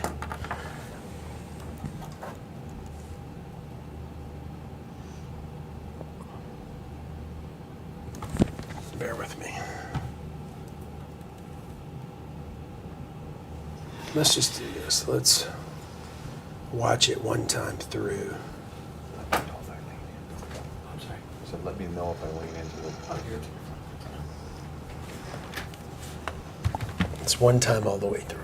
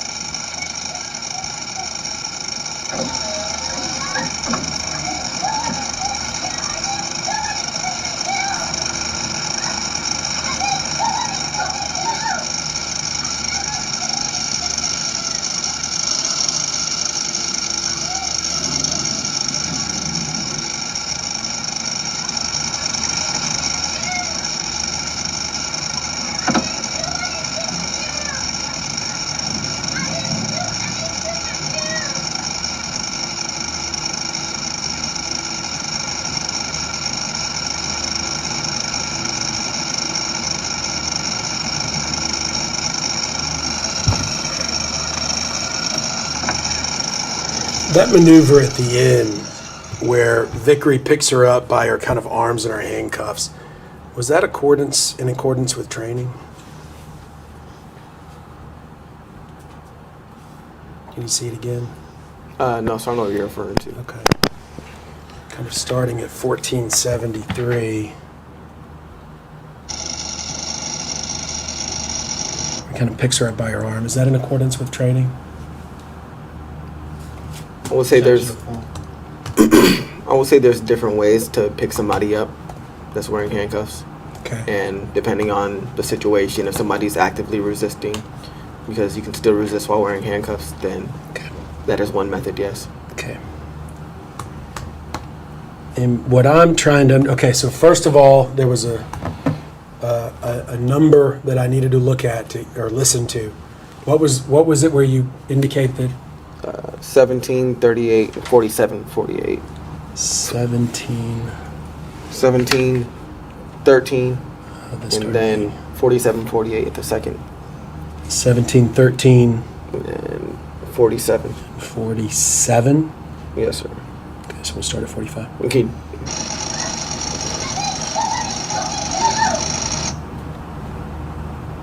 Am I missing something? What was there? Okay. Can you turn it up louder? Stop resisting? Is that okay? So I heard something that you yelled. Yes, stop sir. resisting. Yes, sir. Okay. And then when was the other one? It probably wasn't picked up on the audio. The guy's Okay. truck is loud. Okay. Did you hear any other commands that you gave? Not throughout this video, no. Okay. Now, what I want to understand is, and that's why we have the little. Let me get rid of this over here. It's why we have the counter. Is because of what I'm trying to understand is to be able to pinpoint uses of force. Mm-hmm. Okay. And we can go forward and back. That is you in the right here, right? Yes, sir. Okay.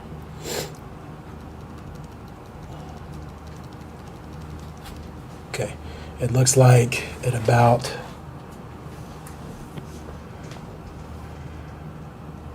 $36.70, you get both knees on the ground Is that fair? Yes, sir. And it looks like around 1379 or 1380, your right arm is going back and propels forward. Objection. To 84. Do you know if you struck Miss Martinez at that point? Mr. Phillips, where are you looking at? Because I'm not following your counting. That's not a 13, that's 380. Sorry, did I say 13? Yeah. A00385. Yeah. Sorry, I'll start back over. Yeah, so if you mind. Sorry. Okay. 1 moment. I didn't get that. Siri. Should have brought a big screen. Okay. At 381, sorry, A00381, it looks like your arm is going back and forward.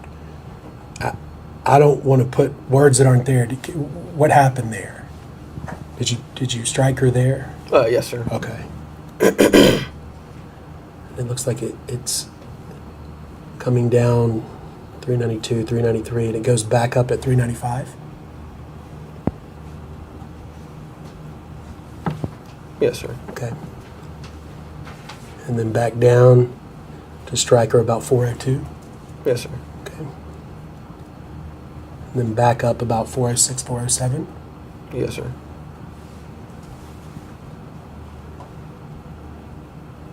And back down, landing about 420, 421? Yes, sir.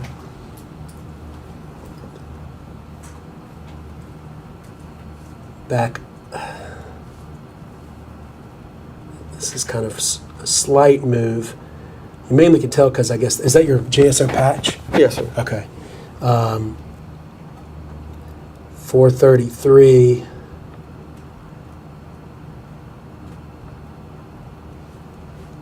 It looks like you're just extending your arm to get leverage. Is that fair? Correct. And to get by her right arm that she has under her. Okay.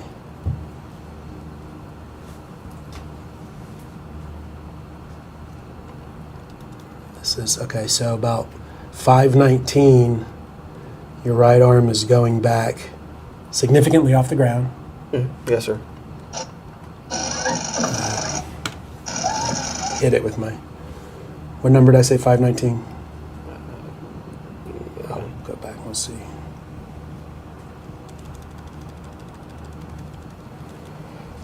Okay. 525, still raising. 527. And it looks like you might have hit her with your forearm. Do you recall whether you hit her with the forearm or a fist there? It was like a hammer fist strike. Okay. To what part of her body? Upper back, solar plex area between the shoulder blades. You aware if her head hit the ground at that point? It did not. How do you know? Her arm was still under her head. Okay.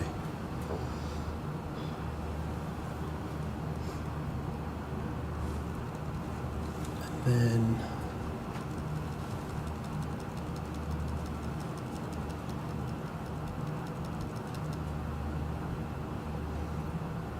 at that point, it looks like you secure her left arm. That's her right arm. Yeah, correct. Her right arm. It's not secured yet. Behind her back.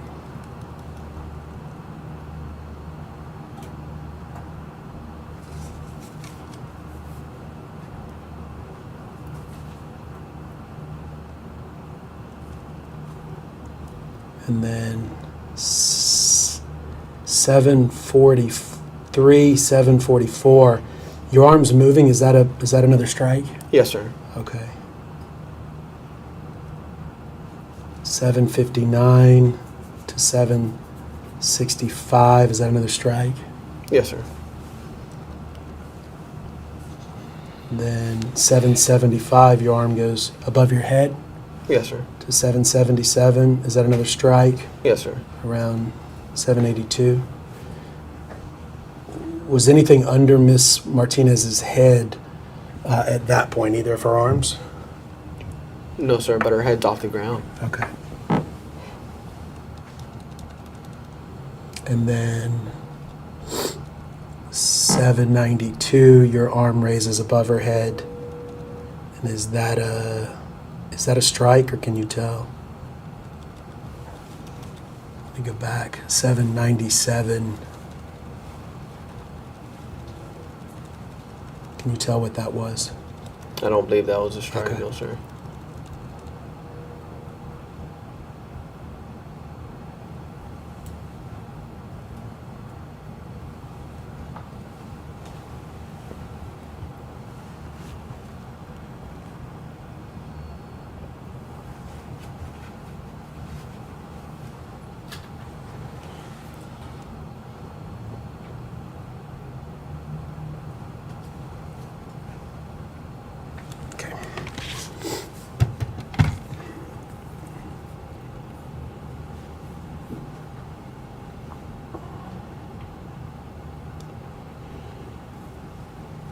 What was the justification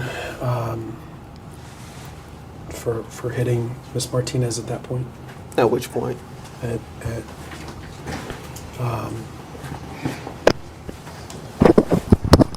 guess we can go through, let's see.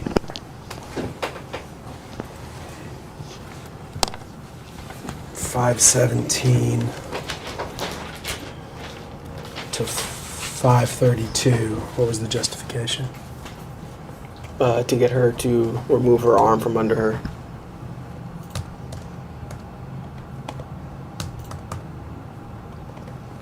Why is that warrant a use of force, a strike? Because she was actively resisting and not necessarily willing to give her arm. She had it weighted under her. What class or training with JSO taught you that? Defensive tactics. Okay. Just the high liability. Is there coursework with high liability class? Is there a book or paperwork? And yes, sir. Okay. Is there a computer?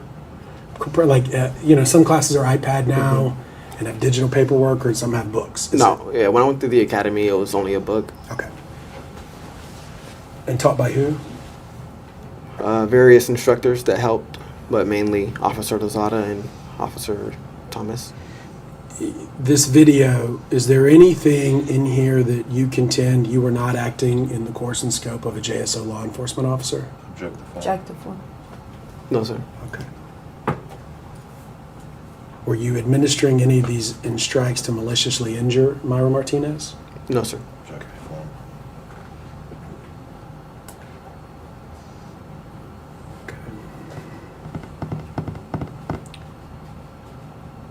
The strikes at here, like 1743, you lift your hand above your head and come down with your forearm or fist, and 1764. What was the purpose of those?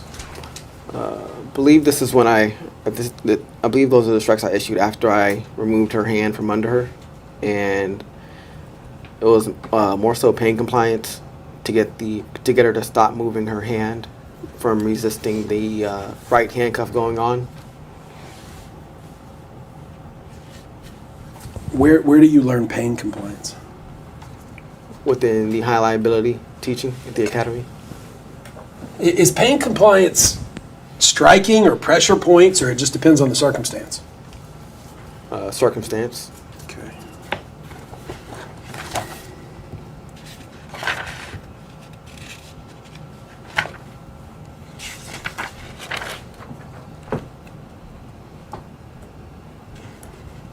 Are you familiar with the general orders of the Office of Sheriff for Jacksonville Sheriff's Office? I'm not sure if those have changed. Okay. I'm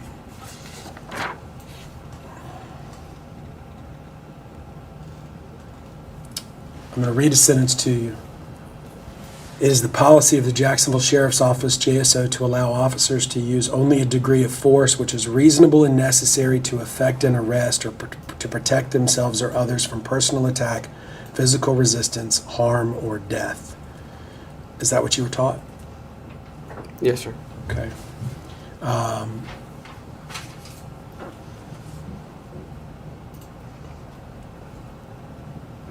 What force are you allowed to use per your training to effect an arrest? Objective 4.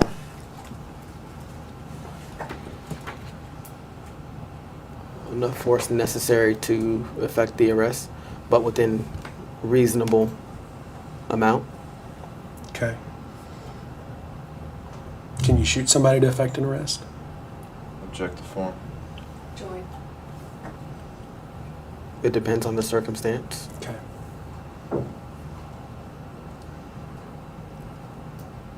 At the point Myra Martinez was on the ground, was she swinging a handcuff or have any weapons that were actively engaging against you or Officer Vickery? She had the open cuff still, and there was no way to tell if she had any weapons because she hadn't been searched. Okay.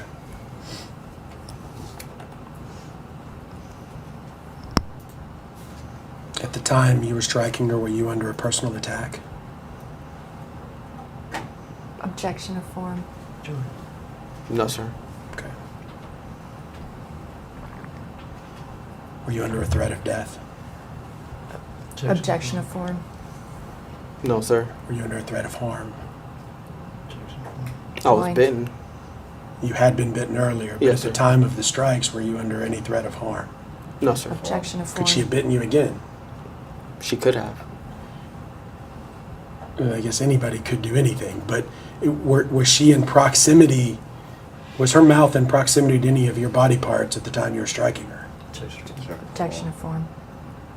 Not at the time, but she still had limbs in which she could still strike me or Officer Vickery. Okay. Were you were you striking her simply to get her to comply, to get her arms together to handcuff her? At what point? Good question.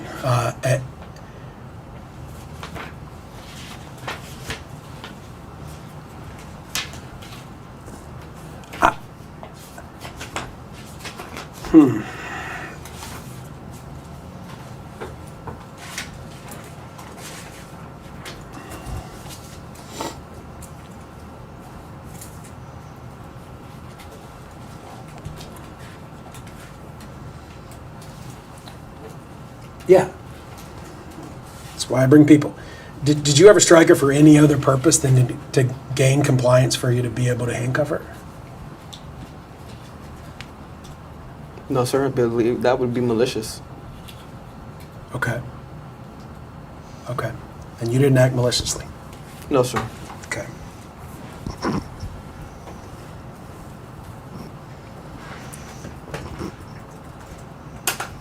You weren't arresting her for your own fun and games, for your own purposes. Objection of form. In other words, you were in the course and scope of your employment. You were. There was no reason you were trying to effectuate an arrest for your own personal gain. Is that fair? I believe that's fair. Okay. Yes, sir.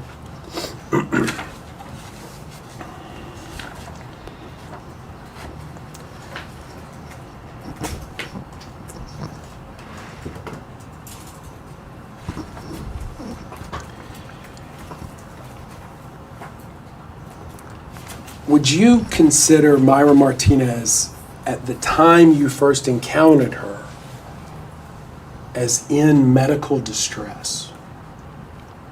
No, sir. Okay. As of the time that you determined she was a threat to herself and others, would you consider her in medical distress? She didn't need medical attention, no, sir. Okay. It's because I have it. Oh, maybe I don't. It's probably too many papers, my A and B. That's fine.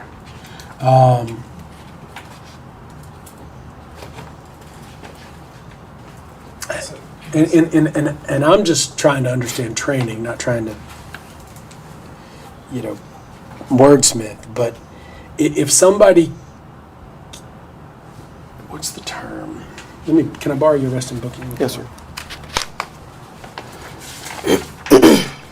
If somebody can't, all right, let's go to that line. If they're intoxicated to the point they can't make a rational decision and could be a harm to themselves or others, are they in medical distress? I'm going to object to form. Okay. What's your definition of medical distress? Okay, fair. Let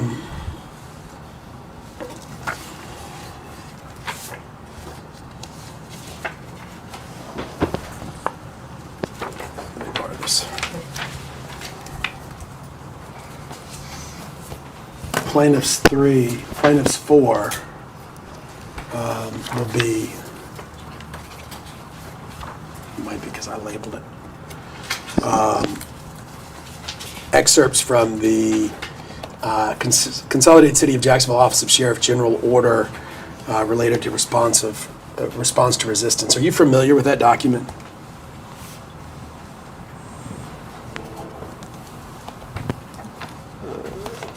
As much as I can recall, if it hasn't been changed, yes, sir. Okay. You were trained on and I believe there's a date of 2014 effective date. So this would have been 2014 predated your employment. Mm-hmm. Is that fair? Yes, sir. Okay. And this was produced by, I believe, the city and/or the officers as the current policy related to response to resistance. And I'd like to refer to you to page 3. I'm going to object to the characterization. This was the policy applicable during the April 27th, 2016 incident date. So Okay. It is not the current policy. Correct. Yeah, no, I don't care about the current policy. Thank you. And I didn't mean to characterize it as such. This was the applicable policy at the time that all this happened. Yes, sir. Okay. And this, because it dates back to 2014, would have been what you were trained on. Is that fair? Correct. Yes, Okay. sir. Now, page 3, there's a note, and it says, starts with, members shall continually monitor prisoners for symptoms of medical distress. And then it says, such as. So you asked me the definition, and I'd like for you to familiarize with with the definition according to, or the notes according to Jacksonville Sheriff's Office, please.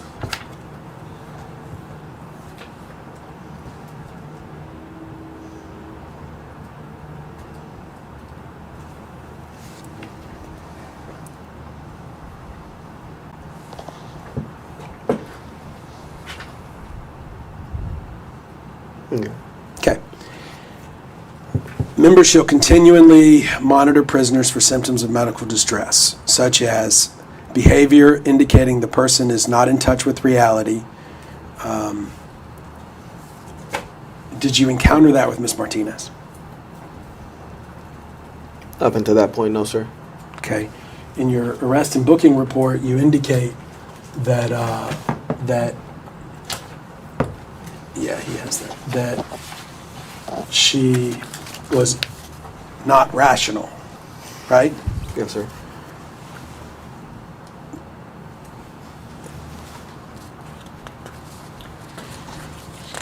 What did you put in the arrest and booking report? I'm going to object to this line of questioning. I think it misstates it's prisoners and it's for in custody Okay. for the policy. Okay, fair enough. So I didn't want to continue objecting to this line of questioning. You can have a standing objection. What did you indicate Ms. Martinez's state of mind was in your arrest and booking report? Objection.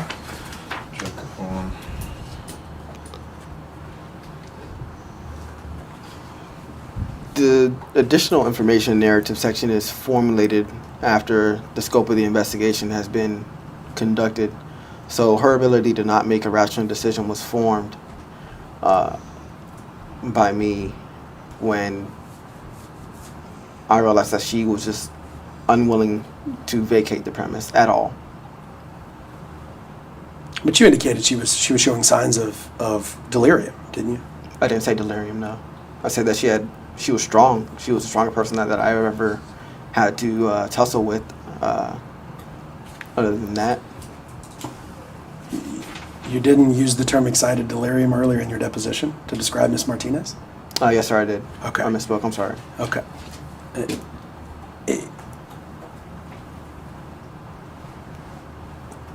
If somebody's in excited delirium, wouldn't it generally be behavior indicating the person's not in touch with reality?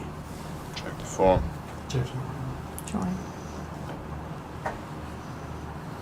there are symptoms, so people can experience one symptom and not experience the other. Okay. And I think you indicated when you said excited delirium that she had unusual strength. Yes, sir.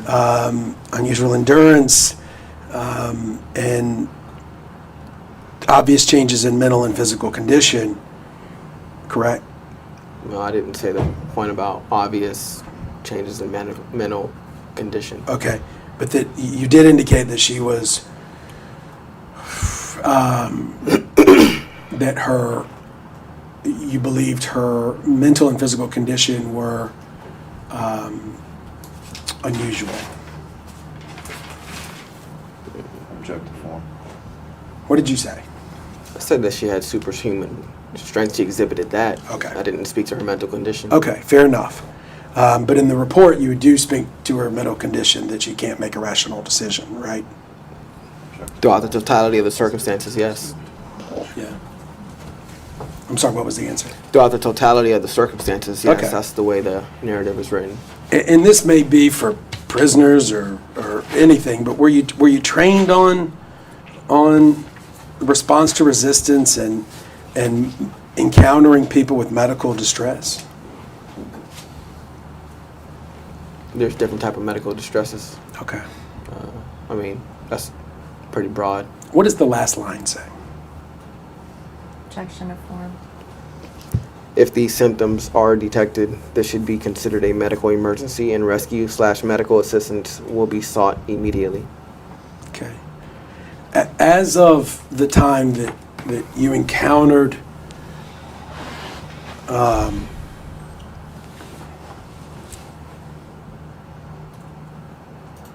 strike that.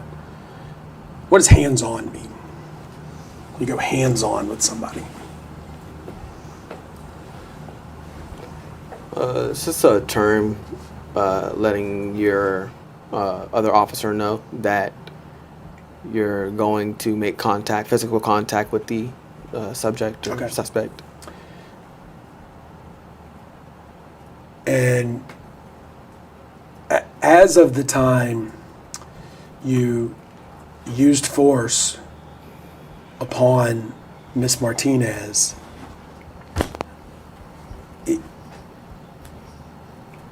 you had made some findings that she was superhuman strength, as you put it. Mm-hmm. Yes, sir. Okay. And she was erratic. I didn't say erratic. How would you describe her mental or emotional conditions at the time she was exhibiting superhuman strength? She was mad. She was threatening. Okay. Violent. Okay. But at times she was calm. Is that right? When she was sorting. Form. Was she calm at times?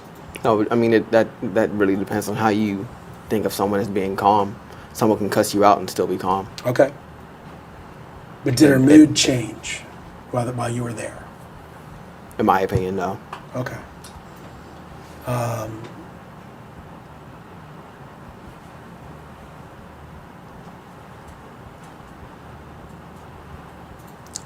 Before going, let me just do it this way. Before going hands-on for arresting Miss Martinez,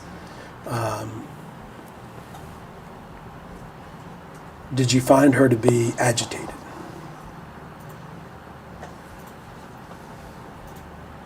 I found her to be obscene. Okay.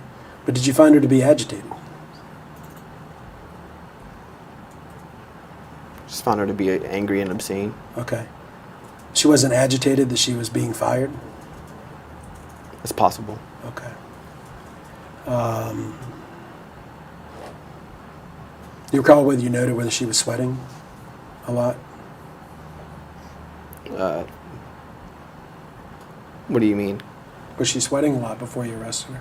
Did you notice? No, sir. Okay. I don't recall.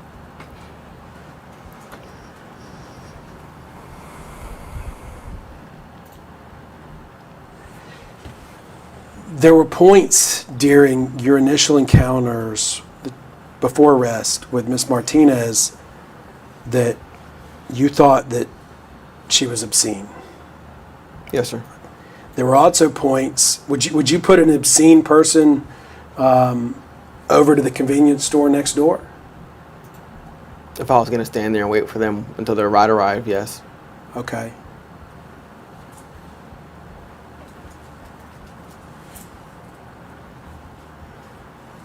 Would you let an obscene person just stand by the sidewalk on a busy street? If we were waiting for their Uber together, yes. Okay.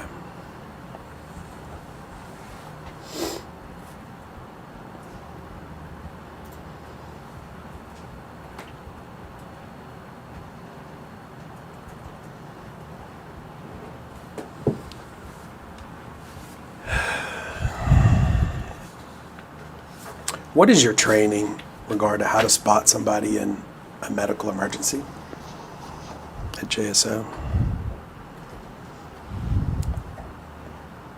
What type of medical emergency? I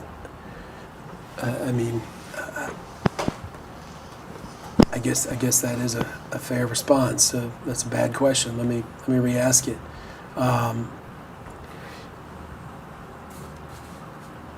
We've been talking about medical distress, and I'm just trying to understand this paragraph and how Myra Martinez fit or didn't fit it. So what I'm trying to understand is the protocol and training at JSO regarding when suspects exhibit symptoms of medical distress, and what your training is on that. So what is your training on that? Objection of form.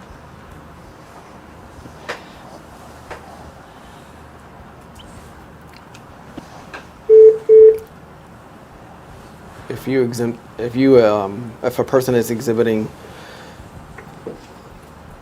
symptoms of medical distress or a medical emergency, does that qualify them to meet that threshold of an actual emergency? That's where I'm getting hung up on. Okay, and I'm trying to understand your training, and I don't know the answer. So what were you trained regarding to, like this paragraph right here? What is your overall understanding of JSO training regarding an officer, your position as an officer's responsibility when you encounter somebody with medical distress? Objection of form. I would say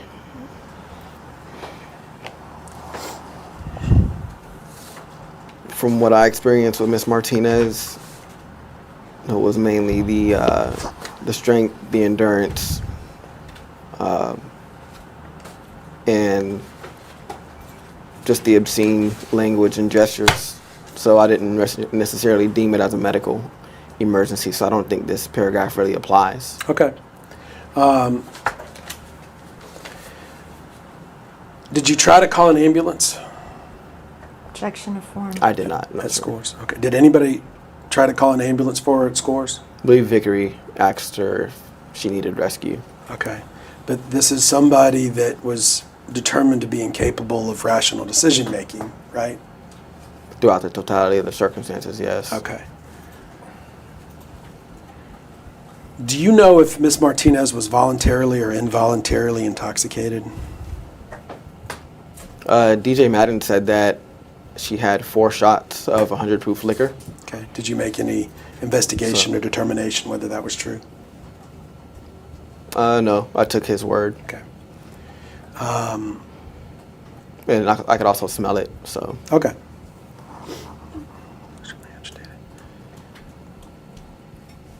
Okay.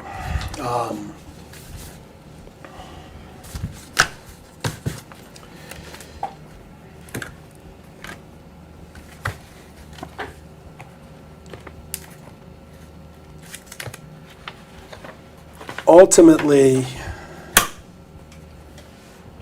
at the end of the video, Miss Martinez is kind of walked off and put in a police car. Fair? Yes, sir. Ultimately taken to the pretrial detention facility. She is. Okay. We're going to get into that next. We can stop for lunch, 30 minutes, 10 minutes, an hour. It's your convenience, or we can keep going. We can keep going. I'm fine. If at any point you need a break, just let us know. I'm going to try to take a break every hour, hour and a half, just for the court reporter's fingers. But yes, sir. Okay. Unless anybody else wants to stop. Okay. Seeing no hands. Yeah, that's true. Tell me about the whole hobble and tar and all of that with Miss Martinez. How did all that go down? Objection to form. While we were in the parking lot and other units arrived on scene, I'm assuming they heard the inadvertent radio clicks from the scuffle, so they responded to where we were. We were all there, and I believe that's when he started drafting the initial document report. And at some point, she began kicking the back seat and window to the point where the whole car was just rocking from side to side. And I believe I got on the radio and asked my officer in charge at the time if we could use a hobble restraint or tar restraint. I can't recall which exact one was applied. Okay. He said okay, but that she'd have to be transported immediately to the jail just based off of the general orders. And so we got her out the car and we put the restraint on, and that's when I followed him. But how was it determined who was primary between you and Vickery? I can't recall exactly the exact verbiage, but there's certain wording or coding when you receive a call as far as like primary officer and secondary officer that's displayed on the CAD. And while we were in the parking lot, he told me that he had to go to a robbery deployment and that he asked if I could just take over the call for him. Okay. And I just said sure. Okay. Which meant what at that point? Just booking her? That I would take her and book her and wait for her to be intake. What's the officer's job there? Which officer? For any officer in JSO, what's the policy and procedure related to? Okay, I know a garage door goes up and you enter the PTDF. Mm-hmm. What is an officer's responsibility related to booking or intake of an inmate or a suspect? The report gets approved. You pull up, of course, like you said, the garage goes up, you park, I guess, in the line, or if there is a line, and you then walk to the window where the correction staff is waiting, and you give them the document or the arrest and booking report so they can be approved. And then from there, you take the suspect out of the back seat, and through FTO phase, it was displayed that the offender or arrested person stands by the door as they wait for their name to be called. Okay. And that's it. Had you met, is it Detective Cayenne, Officer Cayenne, Detective Cayenne, before that recorded meeting? Detective Cayenne with integrity. Do you recall being interviewed by yes, sir. Detective Cayenne? Mm-hmm. Had you met him before that day? Never. Okay. What was your understanding of that meeting? What was told to you before you went in? I just had to speak with integrity about the incident that happened. I wasn't really sure of the outcome or anything like that. Okay.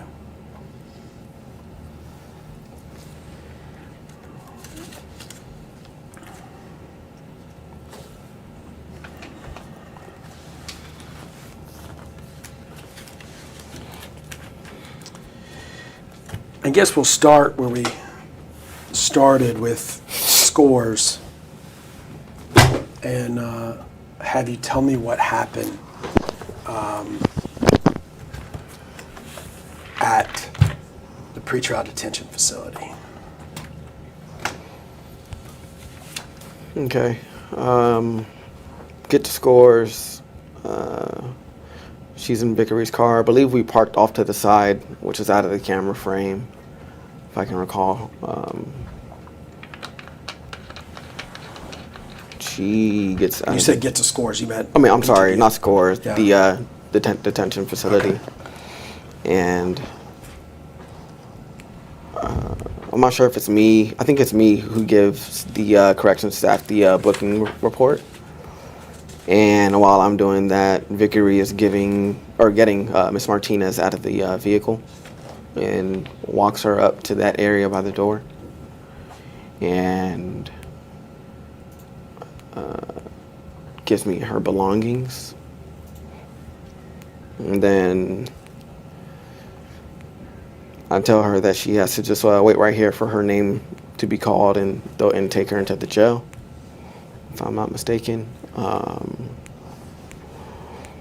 And then at that point, that's when time just passes.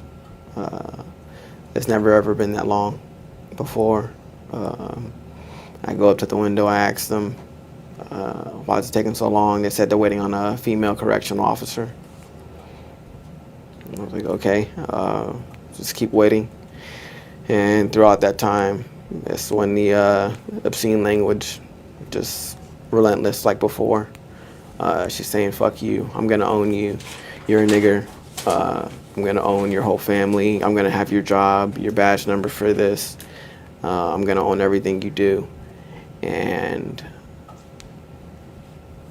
my dad's this big guy in Orlando, he's gonna come after you, your whole fucking family. You wish you could fucking have me. And she makes like air humps towards me. And at that point, she comes by that window numerous times as seen on the video. And I keep telling her that, look, you have to stand over here just for the safety of yourself and everyone else. And sometimes she listens, sometimes she just doesn't. Sometimes she makes light of it by like tiptoeing around the area where I'm telling her to stand. Then I'm not sure how long it's been, probably an hour or two, when she approaches me, hurled over, and teeth clenched, and that's when I place my arms or my hands on her shoulders, and I guide her back by the trash can and against the wall, and tell her, like, look, you have to stand right here. They're gonna call you back soon. And as I do that, I begin to walk away. She makes a kick at me. It's like a glancing blow. And that's when I initially was gonna approach her and tell her, like, don't do that. But then as I do that, she kicks again. The second one is direct contact with my groin, genitalia. And that's when I administer 3 strikes to her abdomen as she's continuously trying to kick. And it's evidenced by her foot continuously going up. And by that time, as soon as I close the distance, she looks at me and she smiles and she says, now you're fucked. And that was it. That's when she falls down. What happens after she falls down?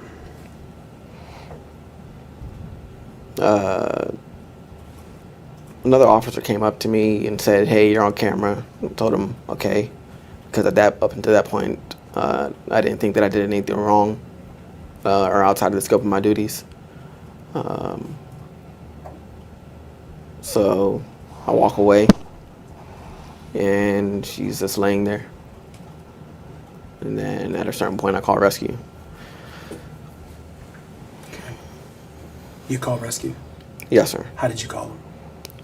I believe it was through the radio. I can't recall fully. What happened once rescue arrived? Rescue arrived. They gave her smelling salts. I'm not sure if that's like the medical terminology for it or not. And she responded by saying, "Ow, that burns," in which I've never seen anybody respond like that when they've been given that. They usually just wake up or come to. So they tell me that basically she was feigning passing out, and which I believed as well initially.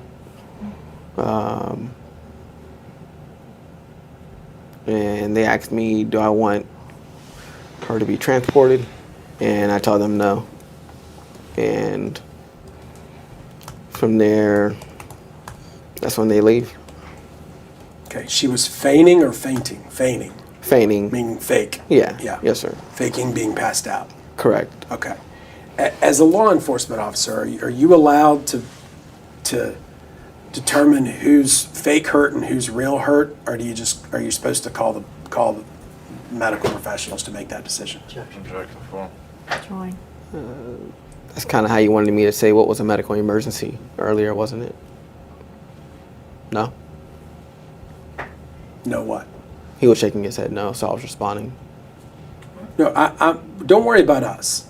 The truth is the truth, right? Yeah, the truth is the truth, but I'm also... What I want to understand is as an officer, are you trained to... You come up on somebody on the street that is saying, I'm dying, are you allowed to say that's fake and walk over that person? No, of course not. Okay.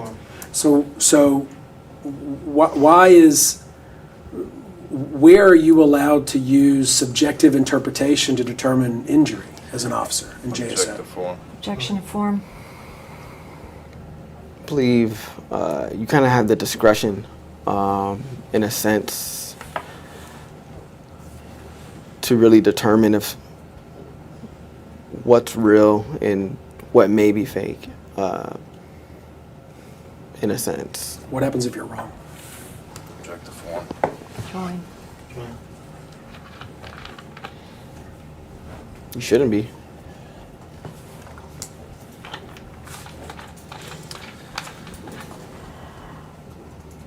What qualifies you to render medical opinions? Objection form.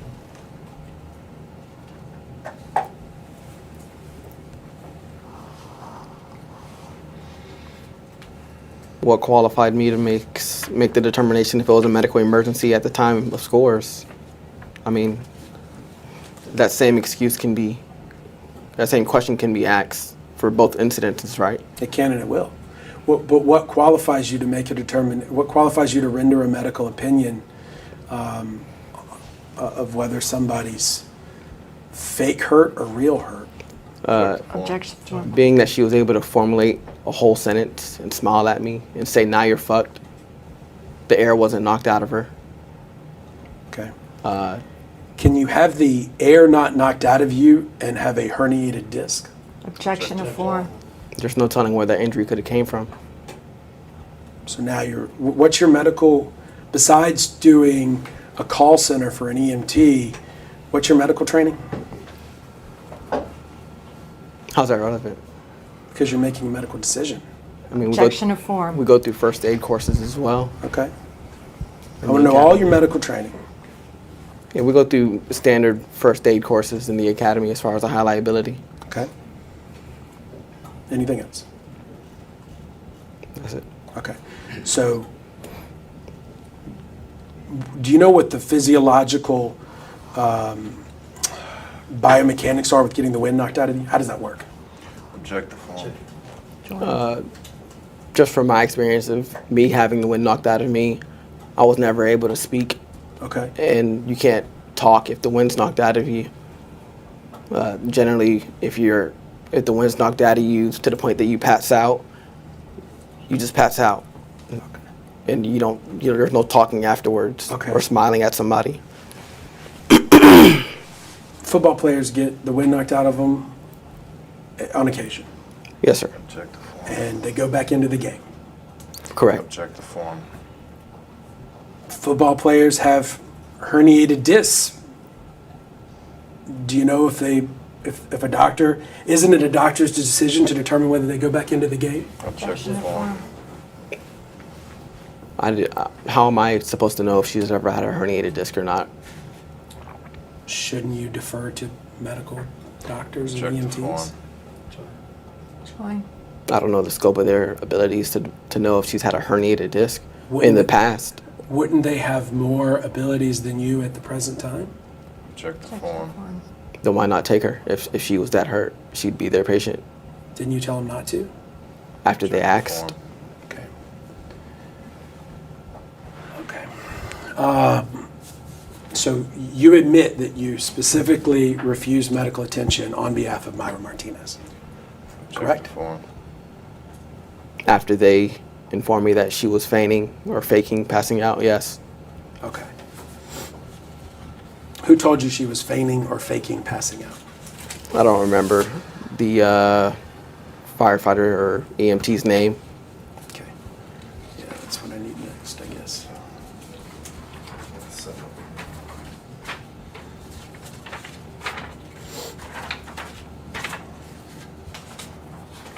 Oh, yeah. That's what happens when they let me man the printer.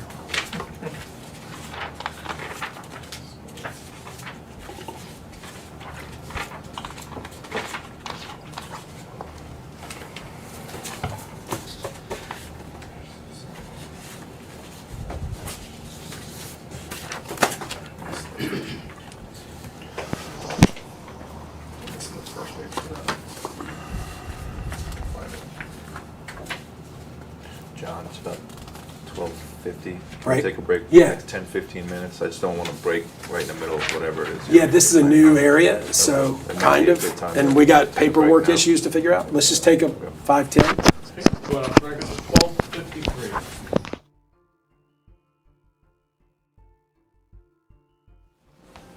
This is media number 3. We're on the record at 1:08. I just wanted to note for the record that Luke LaRoe is substituting in as counsel for Emperors Inc. Sean Colon was sitting in, and now I've taken his place. Thank you, Last Luke. name is Lirot. Just want to note for the record that we've all have agreed that a single objection by defendants will be accepted as an Preserves an objection for anyone. all defendants. Yeah. Thank you. Plaintiff so stipulates. Plaintiff's exhibit number 5 is a record, to our understanding, that is the Jack's Fire and Rescue report. Have you ever had an opportunity, Mr. Borisade, of reviewing this? No, sir. Okay. You are welcome to read the whole darn thing, or I'm going to ask you a couple questions, and at any point you want to stop and read more in context, you just let me know, okay? Yes, sir.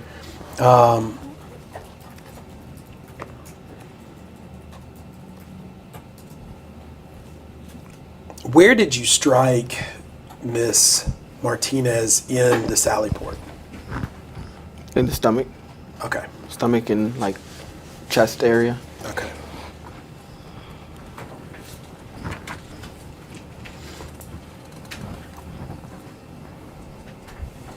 Was she against the wall at that point? Yes, sir. Would you have expected her back to then make contact with the wall? She was already against the wall. Okay. If I'm not mistaken. Okay.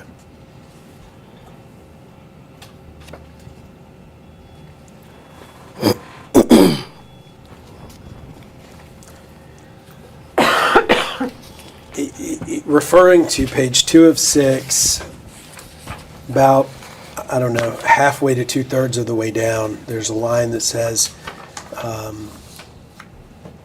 following conveying evaluation, JSO officer having custody of the patient, PT, determined they would be transported to the hospital by jail staff. JSO officer A.A. Borisade, number 72073, having custody of PT, meaning patient, signed the AMA, all caps, refusal, and was witnessed by engineer Brinson. Question regarding that. Did you actually sign or e-sign something that you recall? Yes, sir, I did. Okay. Do you recall whether it was a pen signature or a digital signature? I believe it was digital. Okay. Then the next line says, both myself and Lieutenant Snipes reiterated to the officers present that we felt that it would be good for the patient to be transported for evaluation either by JFRD or themselves.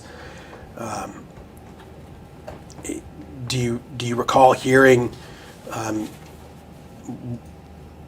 either whoever wrote this report or Lieutenant Snipes indicating that they thought it'd be a good idea for the patient to be transported for evaluation? No, sir. Okay.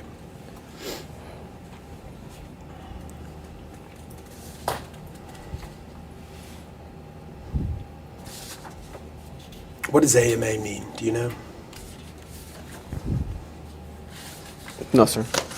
I'm guessing that's, or I'm assuming that's my refusal. Okay. Do you recall,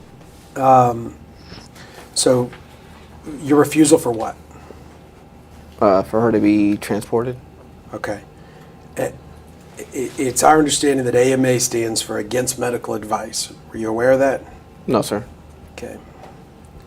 What did they say to you before you signed? Just that they checked her out. She's all fine, and it's up to me if she wants to be, if she wants to be with it, if I want her to be transported or not. Why didn't you want to transport her? I didn't see that it was necessary. Okay. You knew you had struck her at Scores many times. Yes, sir. You knew you had struck her at the PTSD, the pretrial detention facility, PTDF. Yes, sir. And you didn't feel like those needed to be examined? They did examine her.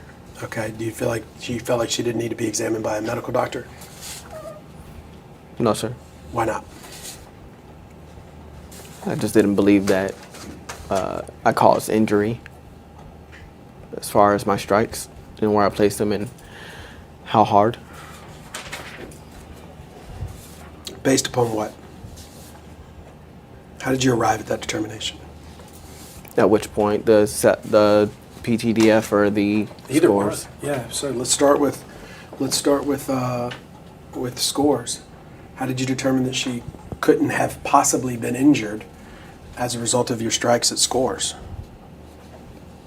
Well, for one, Vickery asked her if she wanted any medical attention, and recall that her saying that she said no, and also the fact that she was still able to continue being like verbally abusive and just obscene. This is the same person that you indicated was incapable of rational thought that you asked if she should go to the doctor, though, right? Objection form. Once the totality of circumstances were made or reviewed, at that point she became irrational. And you keep saying that, so let's go into that. What do you mean by totality of circumstances? Throughout the investigation. Okay, but does that erase the fact that you thought she was incapable of irrational thought at points? I didn't believe her to be irrational until the point where it took the force that was used to affect the arrest. Okay, and irrational and incapable of irrational thought are two separate things, right? Irrational is behavior. The ability to formulate rational thought is separate than behavior, right? I wouldn't agree to that. You wouldn't agree to that? No, sir. Okay. What's the difference between somebody being emotionally irrational and somebody being incapable of a rational thought? Can you repeat the question, please? Yes. What's the difference between somebody being emotionally irrational and somebody being incapable of a rational thought? Objection form.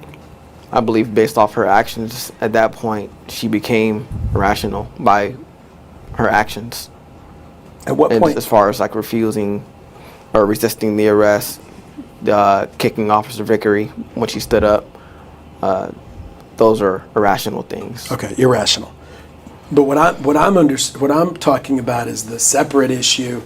Again, it should be noted that the suspect was intoxicated to the point where she could not make a rational decision and could have harmed herself or others or property. Did she sober up Objection to form. at any point? How is there any way to tell? Okay, fair enough. If she's intoxicated to the point where she can't make a rational decision at the time of scores, which is what you said. Yes, sir. Okay. When was she ever capable, did that ever change where she was then capable of making a rational decision?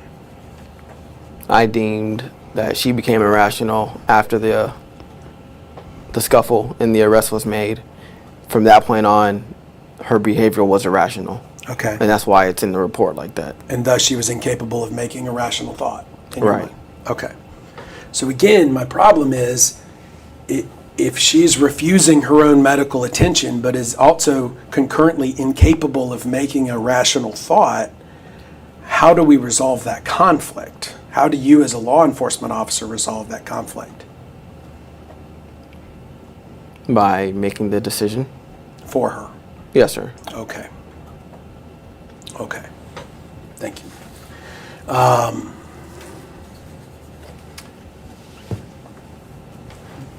Based upon what? Based upon the facts at hand throughout the whole situation.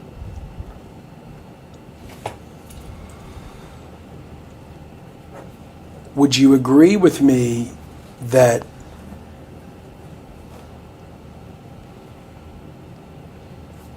if she went to the doctor and was diagnosed with an injury, you could get in more trouble? Objection to form. No, sir. There's no telling when that injury was sustained. Okay. It could have been beforehand. It could have been after. Can doctors determine the acuteness? That's what we call it. I'll break it down. Can doctors determine the causation or the timing of an injury? Objection to form. It depends on the injury, I believe. Okay. To the extent that there's going to be testimony in this incident that to a reasonable degree of medical probability or certainty, Ms. Martinez sustained 3 or 4 disc injuries, and they were caused by one of the incidents or more of the incidents on this very day. Do you have the medical training to be able to dispute that? Objection to form. No, sir. Do you know if you've even hired doctors or your lawyers hired doctors to dispute that? Objection to form.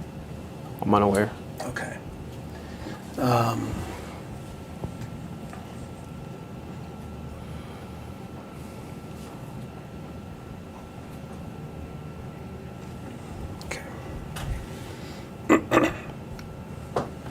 That's law, your force of habit. You're all still. Yeah.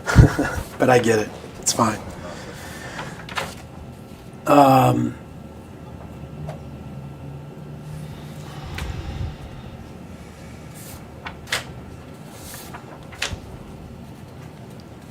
When you were with the JFRD, did you ever deal with the Glasgow Coma Scale or how to assess patients on consciousness? Check the form. Yes, sir. There's like level of alertness. We're given cards, and based upon the information that's provided over the phone, it would direct us to a certain threshold on that card. Okay. And as far as like where to start, I guess rendering aid and services. Okay. Or how to dispatch them at that point. Right, correct. And then I assume you dealt with them. Did you deal with the Glasgow Coma Scale in your training with JSO? Not specifically, no, Okay. sir.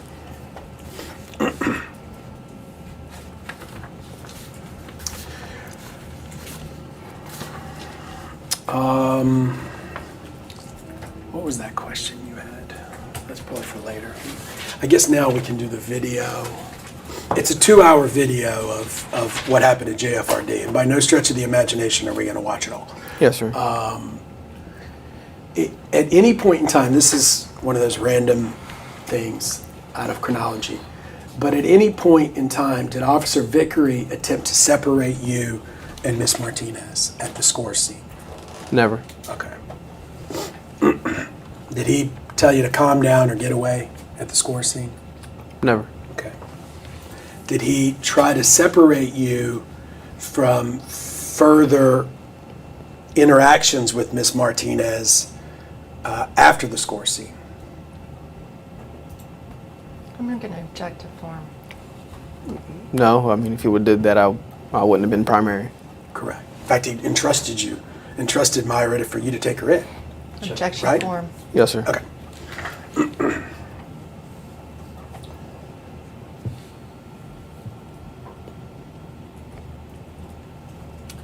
Do you know how many times you struck Miss Martinez at the pretrial detention facility? 3. Okay, so obviously we've got a 2-hour video, and then kind of like the other video, we have a 1-minute video, 1 minute and 5-second video that we've labeled B, and then a series of numbers. So last time was A, 00000. This one's going to start with B, 00000. We'll make it a part of composite exhibit 3. Plaintiffs to this deposition. We'll watch it one time all the way through so you can kind of orient it. It's only a minute, and then I'll have some questions, okay? Yes, sir. And again, with glare or whatever, let me know if there's something Yes, sir, it's fine. besides my dirty laptop.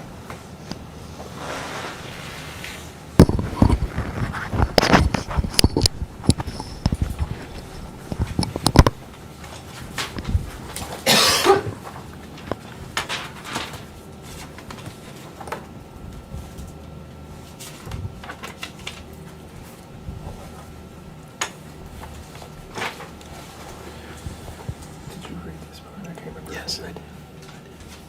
Okay. Okay. Nice. Nice. Nice that it happened? It says officers, so Yeah. Yeah, that's right.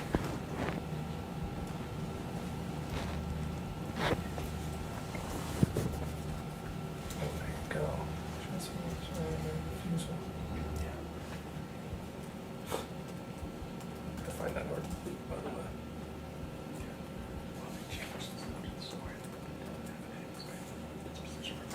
Yeah.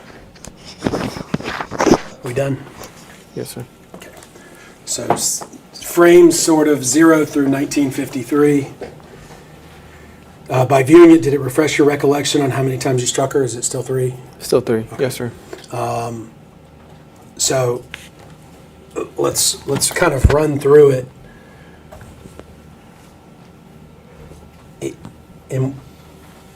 At this point, was this when she was being, I guess, obscene? That's one of the moments. Okay, referring to frame B 130. I meant to ask, I had not heard, I don't think, and I'm going to use the term the N-word, but I had not heard that was uttered, that was indeed uttered by her? Yes, sir. Okay. Do you know if anybody else heard it? No, sir. And then the air humping, if we can find that, show me when we'll watch it again. If it's in this minute, if not, we can... It's not in this minute. It's not in this minute, okay. No, sir. And, you know, your attorney and other attorneys are going to have and will get again another chance to depose her and ask her really tough questions. By no means am I going to condone that, period. Yes, sir. Okay. That meaning use of that term and demeaning officers. Yes, sir. That's fine.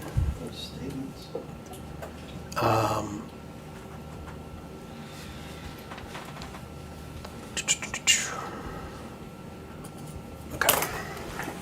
So,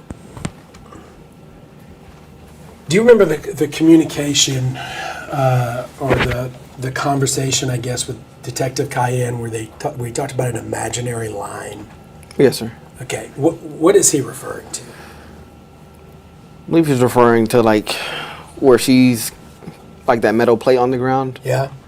Just standing behind that and by the door where the woman in the black is. Okay. So kind of in that area where she was before Okay. she walked over. So you think that you generally want your suspects or whatever you call them, arrestees, to be over where this lady is? Yes, sir.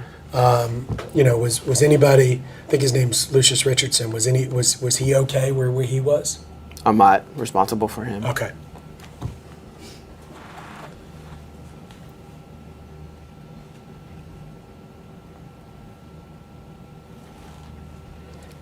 Right there, around frame 387, Ms. Martinez appears to be exhibiting her handcuffs. Is that a fair restatement of what's going on there? Yes, sir. Do you recall her saying something about her handcuffs being too tight? Yes, sir, I do. And what's your understanding of kind of JSO protocol when it comes to handcuffs and inmate complaints of handcuffs?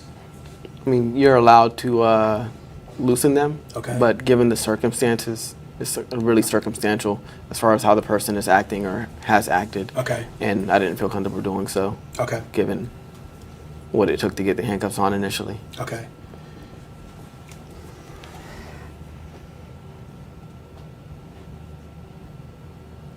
Now, there's some communication about some jokes about, and I think it's attributed to you, about the handcuffs not being fuzzy or pink or not what you're used to. Do you recall those comments? No, sir, I don't recall. Okay.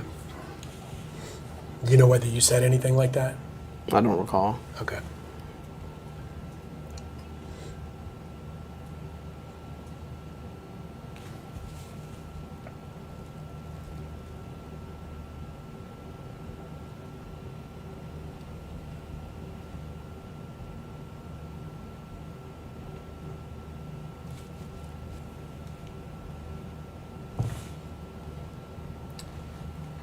Okay, let me go back. So around 7:19, a little before, is where you're backing her up to the wall Yes, sir. that we talked about.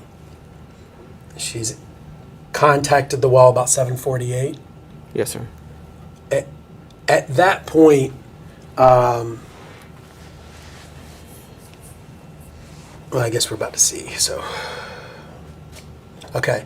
So at 7:95, it appears Miss Martinez's leg is extended. Do you know if a suspect or arrestee is allowed to resist unlawful force? Check the form.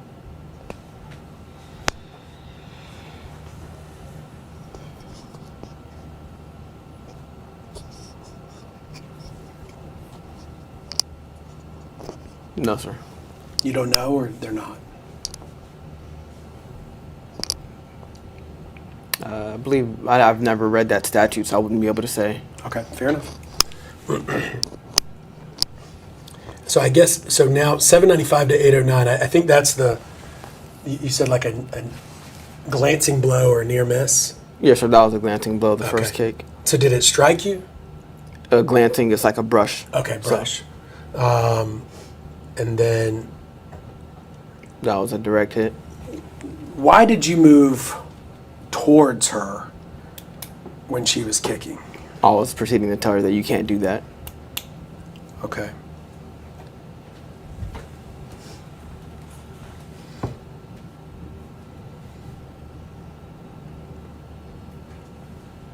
Okay, and so she kicked you at her around the groin?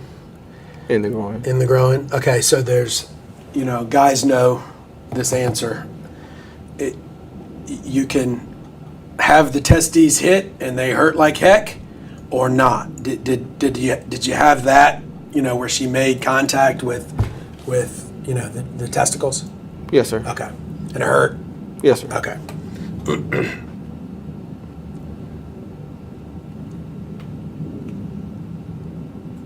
So around 8, go back to this thing. So it looks like around 8:57, your arm is cocked back, your right arm? Yes, sir. Sorry, 847. Thank you.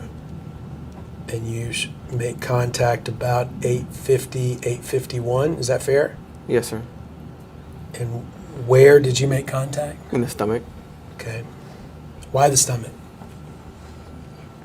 When I thought about it, I didn't want to grab her legs because she wouldn't be able to catch herself.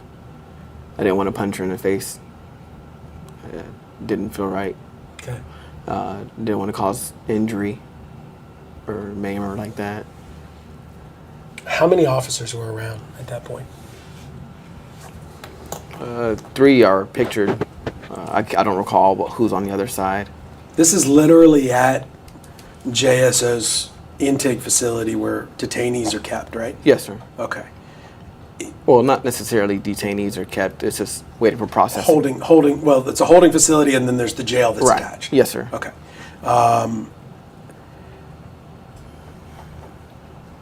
Why not try to get a senior officer to help you with this unruly arrestee? Hindsight. Okay.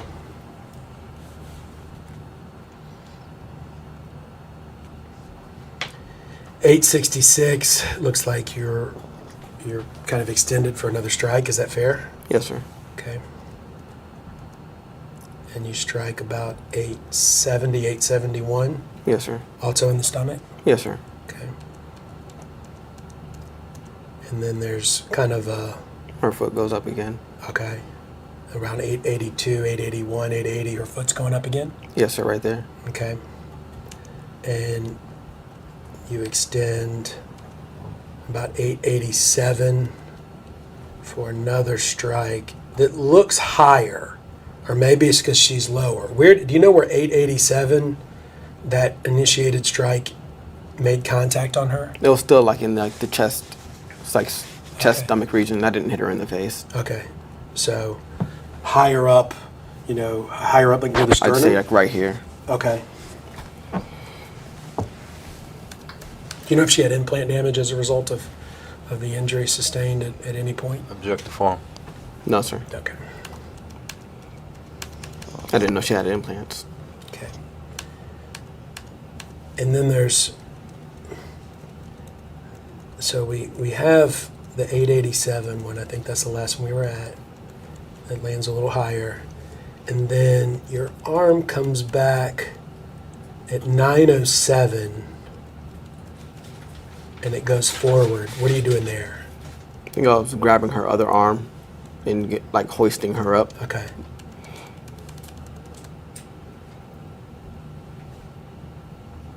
And then you kind of pick her up around 970. And who is this? I don't remember his name. Okay. Andres, sound familiar? I've seen it on You reports and documents. What did he say? Hey, you're on camera. Why, hey, you're on camera? Do you know? At that time, I didn't know. I thought I did everything within the scope of my duties. Okay. But he didn't say, hey, I mean, and I'm trying to get into JSO training and procedure. Do they teach you to act differently on camera than they do when camera's not there? Objection form. They didn't have body cameras first off. Right. When I was on the street, and they teach you to be or have integrity at all times. So you wouldn't. Correct. You would act the same way you would if the camera was on or off. But do you know why a fellow officer would tell you to warn you about a camera instead of warning you about having integrity? Objection. I believe I had integrity, and probably warned me about the camera due to the media climate that we're currently in and how things might look or be portrayed. Okay. What do you mean by media climate? Where there's a officers are at times villainized for their actions. Okay. Do you think you were villainized as a result of this?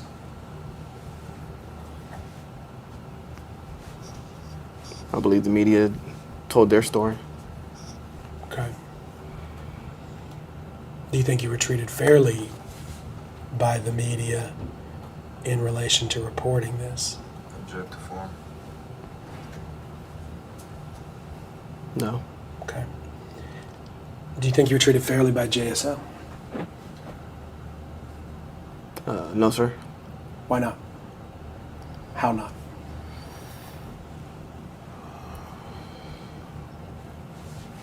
I just felt like I wasn't given the opportunity to explain why I did what I did and why I thought the way I thought as far as in that situation. Or I felt like it was also like a rash decision to terminate me and not have all the facts at hand as far as when the call was received, me not being primary, becoming primary, dealing with her and her behavior for X amount of hours, 5 hours, whatever it is. Right. And nobody witnesses the restraint that I did have during that duration. Right. Let's talk for a second about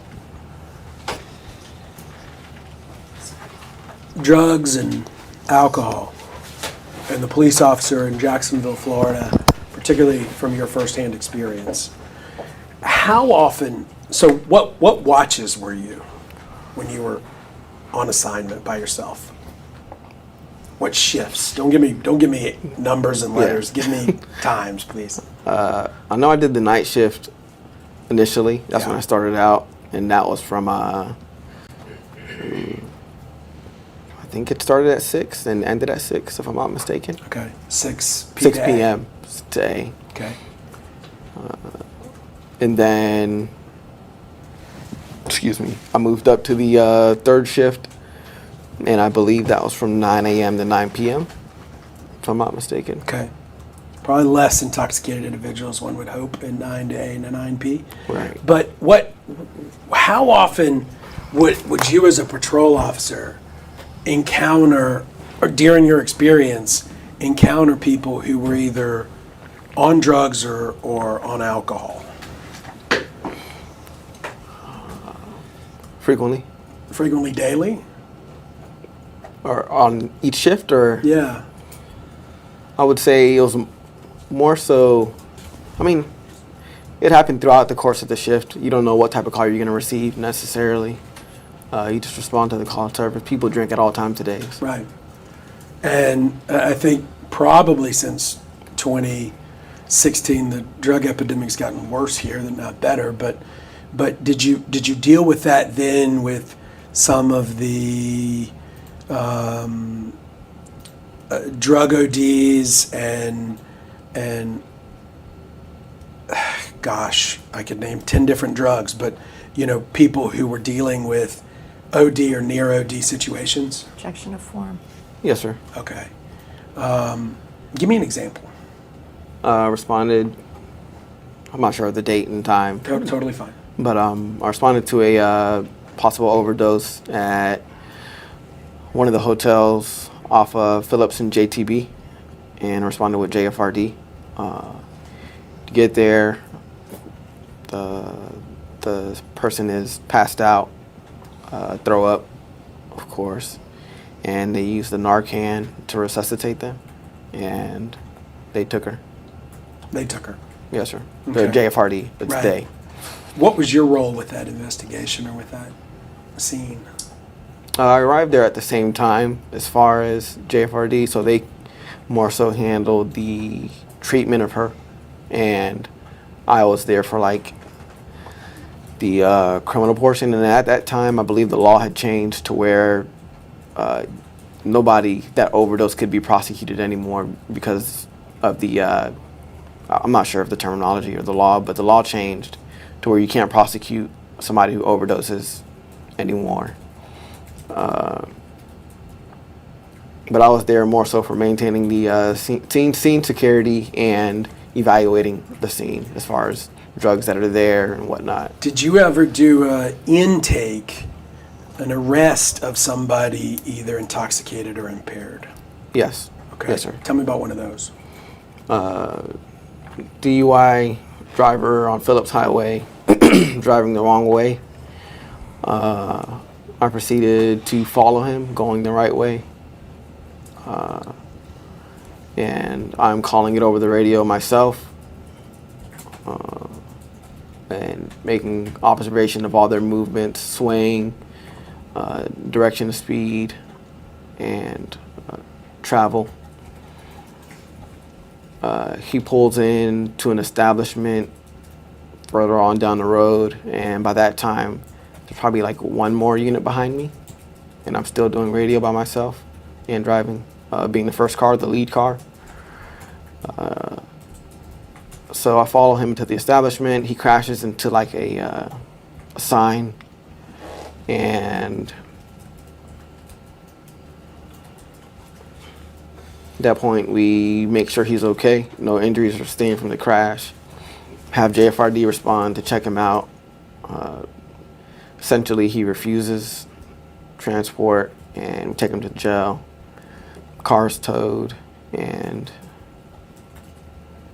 he's booked in the facility. Okay. In your encounters with arrestees who are intoxicated or on any sort of substance, had you been called names before? Yes, sir. Okay. And how is that training done at JSO? What do they teach you about the proverbial sticks and stones? You know you're going to get called it. For me, I mean, it doesn't bother me. I mean, of course, like it bothers me, but I'm human. But it doesn't necessarily provoke my actions towards them. I actually expect to be called that. With Myra Martinez in particular, you didn't hit her because she called you a name. You hit her because you were trying to get her to comply? Yes, sir. Okay. That's a completely fair and true statement? Yes, sir. Okay. And you hit her because you were taught that's how you're supposed to get her to comply by JSO? That's one of the methods. What's one of the methods? Yes, sir. Okay. What were the other methods? There's a brachial stun. There's takedowns, common proneal. But in relation to her kicking me and where she was against the wall, there weren't other options. Okay. As opposed to just strikes. Okay. Do you, Akinyemi Borisade, feel like you used excessive force on Myra Martinez at either scene? No, sir. Okay.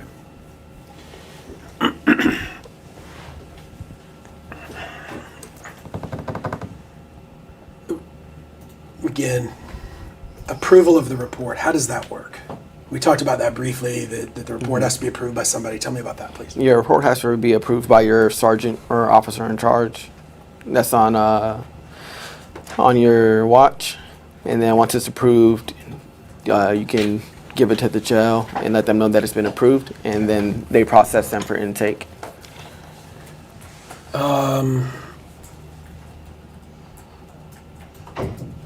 And there was some comment about women's correctional officers, or there not being enough, or there being some delay or backup that day. What was your understanding of that situation? Yes, sir. I asked them numerous times, like, what's taking so long? Because it generally doesn't take that long to process an individual. And the excuse, or not necessarily excuse, but the reason I was given was that there was no female correctional staff to process her. Do you think Ms. Martinez was doing yoga at the PTDF? Objection to form. Doing yoga. I'm not necessarily familiar with yoga, so okay. I wouldn't know.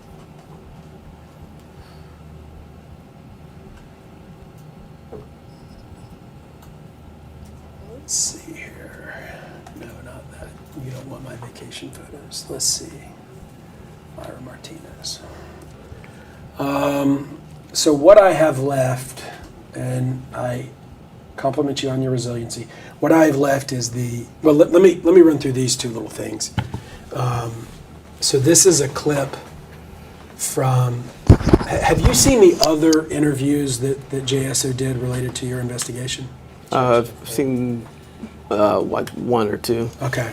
This is a 52-second interview of Community Service Officer Smith. She was kind of like just, I guess, being a nuisance, I guess you could say. She was just like moaning, and then she just started blurting, talking, and then she said something about the cuffs were too tight, and then it tore up her wrists, and then she kind of stopped talking, and then I don't know what she said to get whatever whatever happened. I don't know what she said to make that happen, but she said something.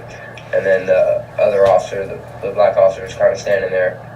And then he said, I think it was still about the cuffs. And he said, kind of like the fuzzy cuffs you're used to or something like that. And then she didn't hear him. And then that's when she stepped forward and she was coming up behind my FTO. Because my FTO, Officer Andres, had his back to her. She was all the way in the corner, so it wasn't a threat at the time, but then she started stepping forward, so that's when the black officer went forward to push her back.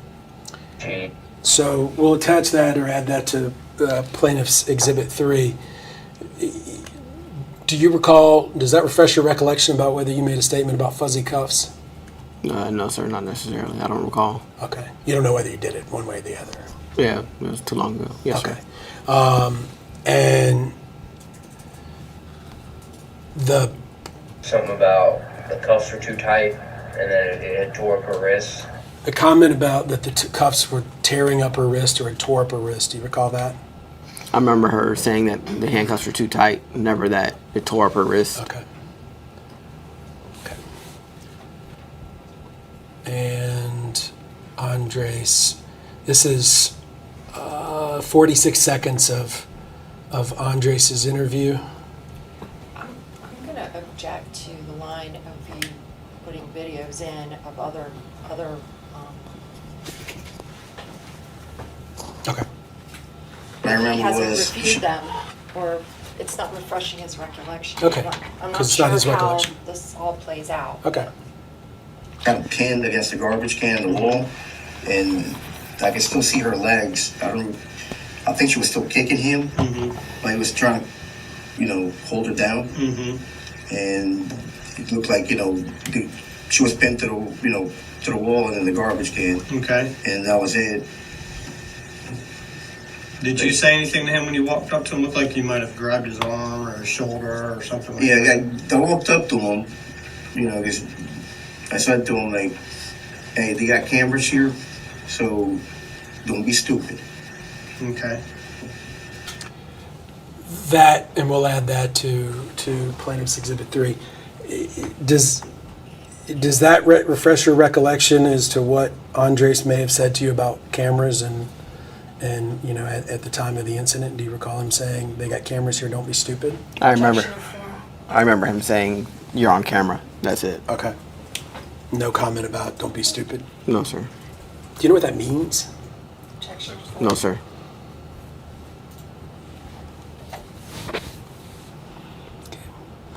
The last video I have on here, dash cam, is, that's not you, that's Vickers. Vickery. It says Vickers now. Is I have your video, which I can get at a break, because it's not on my 3. Oh wait, it's on this.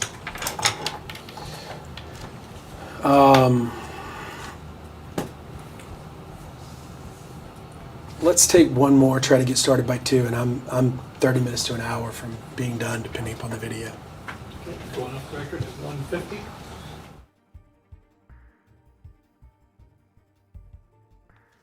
We are back on the record at 2 o'clock. Excuse me. There seems to have been a correction in testimony. Yes, sir. What would you like to correct? When I received a, request for deposition, I believe it was last year, I did call the city to see if they could do anything for me, and they had me come in and basically told me that they couldn't do anything for me at that time, and then just directed me to the FOP. Okay. And what is your understanding? Do you remember who you met with the city or the city general counsel's office or whoever? I don't remember their names. Okay. Probably about 4 or 5 gentlemen. Okay. And what was your I don't want to put words in your mouth. I know you might say I've done it all day, but why did they say they can't help you? Since I was terminated, Okay. no longer, I guess, under the umbrella Okay. of the city. Okay. And I think we're going to get into, to some extent, the course and scope. Did they describe that they didn't think you were acting as an employee at that meeting? No, sir. Okay. They didn't go into any deep detail at all about the case. Okay. They just said that they couldn't help me. And then who was his criminal defense lawyer? Do you remember? I had Tom Fallis. Tom Fallis. Yeah, I had the name wrong earlier. Okay. Were you aware he called me? Tom did? Yeah. No, sir.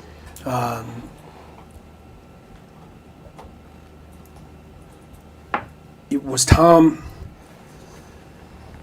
Again, I'm trying to avoid conversations. Was there a point where you thought Tom might represent you in this? Or Tom offered to represent you in this? I thought he would, but he kind of just said it was enough was enough and wanted to move on. Okay. After the criminal portion. Tom indicated to me that, and again, this is hearsay, so I'm asking if it's true. But Tom indicated you may have information kind of adverse to JSO in the city of Jacksonville. Do you know what he was talking about? Yes, sir. Tell me about that. It's a message that I received from Vickery while I was at the jail. What was that? At 9:15 on the 27th in 2016, he said via text, "Always a pleasure stirring up trouble with you, sir. Period. Until next time." Do you still have that phone? Yes, sir. Is it still on there? Yes, sir. Did you have a conversation with him about what he meant? No, sir. I didn't respond.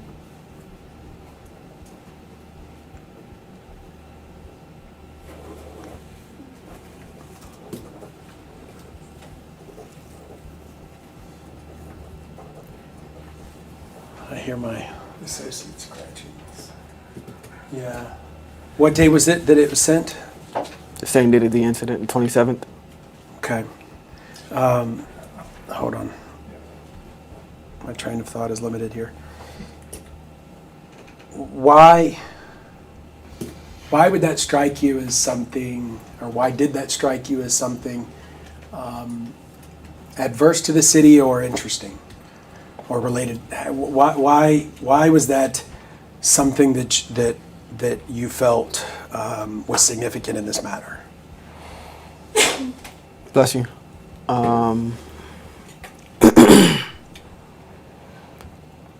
At the time, I felt as if I was on my own in that sense, as far as like no representation, just I by myself, and watching everything transpire through the media and experiencing the backlash. So just from viewing things that you would say on TV and the city would say, I figured that it wouldn't benefit the city. Why not? Sorry. My wife. If you need to step out and take a call, you're more than welcome to. Oh, no, that's okay. Just Read it to me again, please. Always a pleasure stirring up trouble with you, sir. Until next time. Had you ever been on a call with Vickery before? I believe I have previously, yes, sir. Prior to that. What happened in that call? I don't remember per se every action, but I mean, there's various calls that we went on together me and him. And I don't really remember any one specific call, but nothing amounted to that level of force being used ever. Right. So. I'm sorry if I'm looking at you weird. I'm just kind of confused. Had you disclosed that to anybody before today? No, sir. Okay. And I almost asked earlier, and I am going to ask now. So you read that off of a notepad that you brought with you? Yes, sir. And you've referred to that notepad a couple of times with important things such as the time you yelled, stop resisting, right? Yes, sir. Is there anything else that you've refreshed your recollection with on that notepad that you feel is important in the defense of your case or that you want to tell us about? Since you've refreshed your recollection with it during the deposition today. The only thing else I have written down is that I didn't tell Officer Cayenne that she said, "Now you're fucked," and smiled at me initially in the interview with him. Why not? Honestly, I believe in that time I wasn't thinking about everything that just transpired, and my mind was on just what was going to happen next, my family, and moving forward. Okay.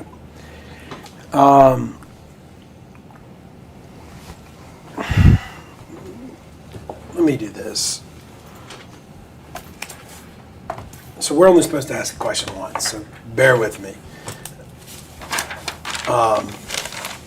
Give me the full quote again, please, from Detective Vickery, or Officer Vickery. Always a pleasure stirring up trouble with you, sir.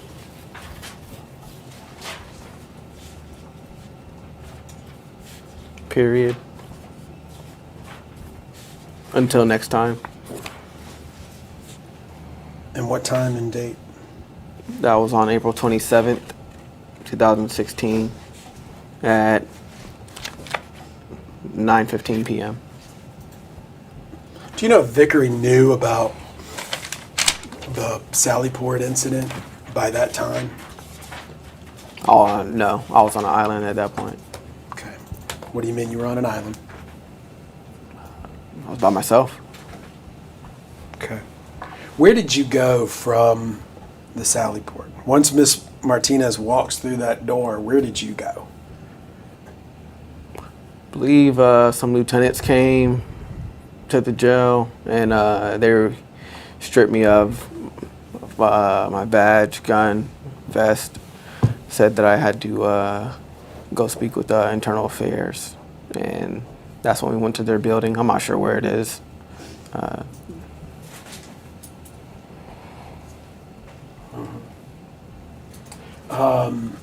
That happened that night? I believe so, if I'm not mistaken, yes, sir. I went to internal affairs that night.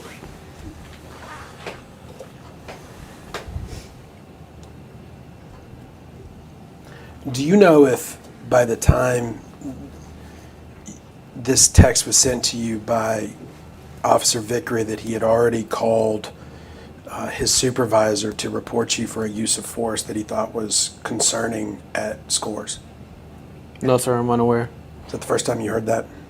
I mean, I've seen it in documents, but at that time I was completely unaware that he did that. How active have you been in your case? Let me re-ask that. Have you read depositions from the criminal case? From the criminal case, as far as deposition. Either Myra's or your criminal case. I guess it was really Myra's that depositions were taken. I didn't read hers in its entirety. I've just selected certain items to review. A lot of it I don't want to see. Why not?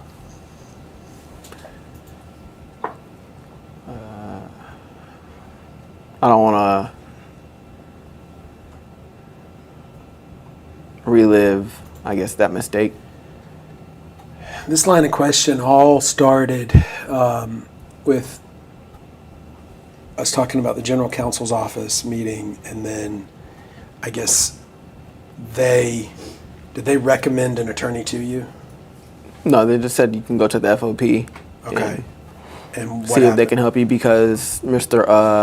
Vogelsang helped me with my my certificate and going before the board. So, to maintain your certificate? yes, sir. Okay. And what meeting or meetings did you have with the FOP other than about the certificate related to this case? I just met with Mr. Deranjati. Okay.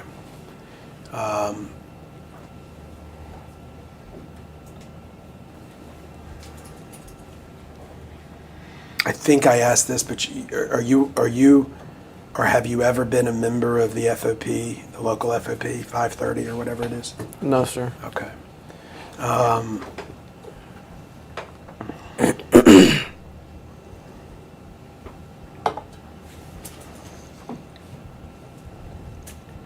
Have you had any conversation since April 27, 2016 with Officer Vickery?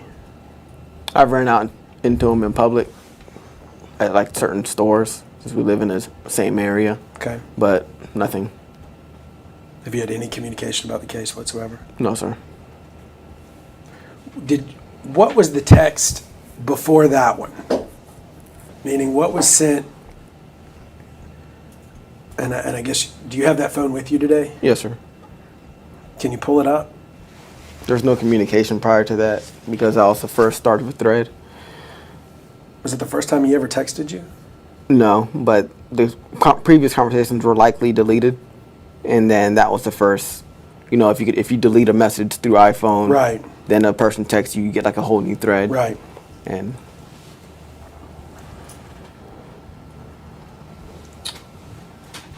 Okay, 2115 military time. Would you agree to save that, screen grab that, and provide it to counsel to provide it to us? Yes. Attached to this deposition? Yes, sir. Okay.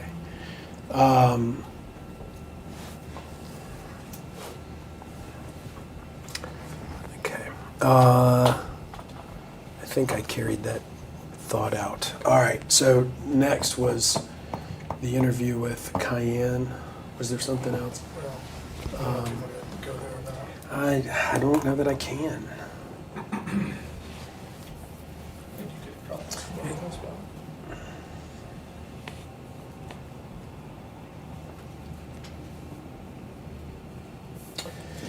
Do you know if your attorney or the union is representing you under any sort of conditions or reservations of rights, or have sent you any letter saying regarding the scope of their and I don't want to know about it, I'm just asking a yes or no question, regarding the scope of their deposition, the scope of their representation? No, sir. Okay. Do you know if you have any contract with them at all? As far as like with the FOP? Yes. No, sir. My belief is that they're just doing it to help me, just because they know that it was a sad situation for everybody involved. Okay. What is your understanding of the relationship between the FOP and JSO?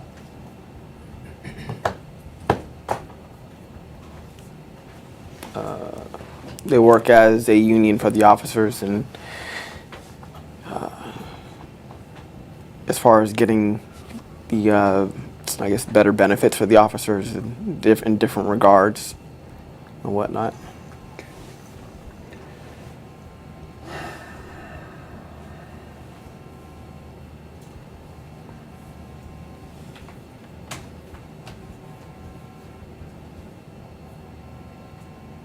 To me.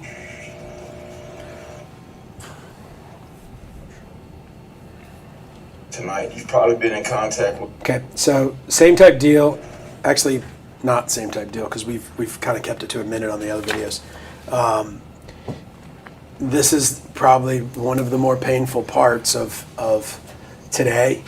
I want to play the 36-minute video.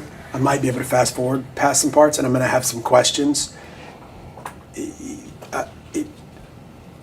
Do you, something this traumatic, you may have independent recollection of 4 years later. Do you? Do you have an independent recollection of this stuff? Some of Objection it. of form. Okay. All right. And this is what purports to be your interview with Detective Cayenne, which will also be added or has already been added to thumb drive, which is Plaintiff's Exhibit 3.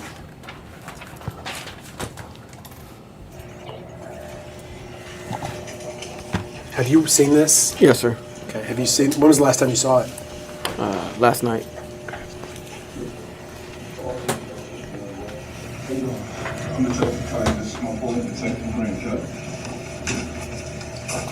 Prior to this interview starting, what was your understanding of the context? Why were you being interviewed?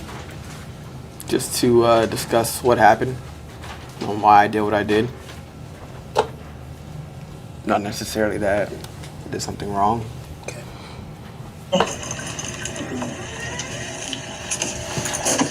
Can I have a seat? Here you go.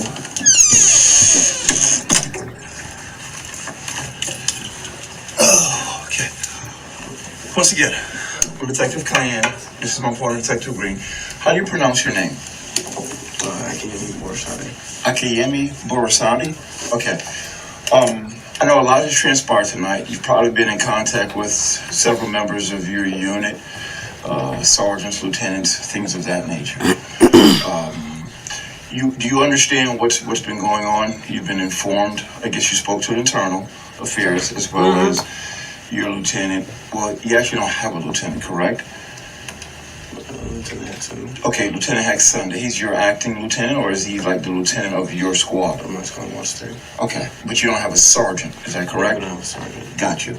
And obviously, I didn't know, and I'm going to do this. I'm just going to start, and if you could, we can give you the video. You'll have the video if you want to add it in. I mean, I was just put Video play? in, Okay, totally so I fine. don't know who's talking. That's fine. And it'll be an exhibit. But I'm going to hop in and out, okay? Is Yes, that okay? sir. Yes, sir, that's fine. Is this a separate exhibit or part of 3? It is all part of 3. All the videos are going to be on this, which is 3. And I didn't understand how all that worked with sergeants and lieutenants, and your situation seemed to be different than what they were used to. Tell me about that. I think, if I can recall at that time, my watch was going through a change in structure, so there wasn't really a sergeant, which is why the officer in charge was Officer Garriott, and he's the one that had to approve the report. So since there was no acting sergeant on our watch currently, and also I believe Lieutenant Hackson was either transferring to a different zone or either retiring shortly, so it wasn't like a clear-cut lieutenant. Okay.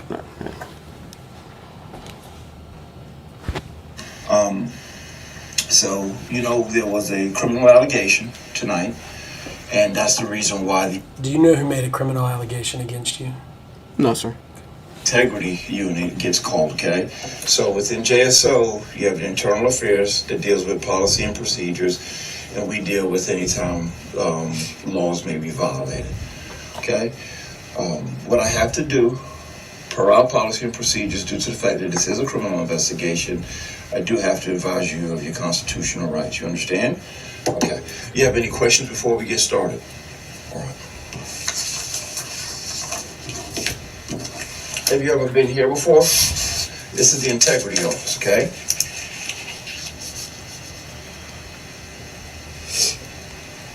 I'm only been on the streets in February. What do we know? So you've been on, I guess technically solo for about two and a half months? Okay. What beat do you ride? Off 2. What shift? Watch 3. Watch 3.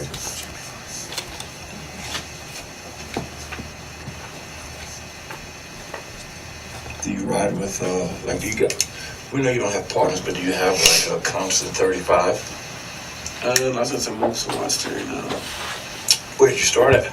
Watch 6. How long you been on Watch 3? This is my second rotation. Gotcha. All right, the time is 12:48. Correction, 12:48 a.m.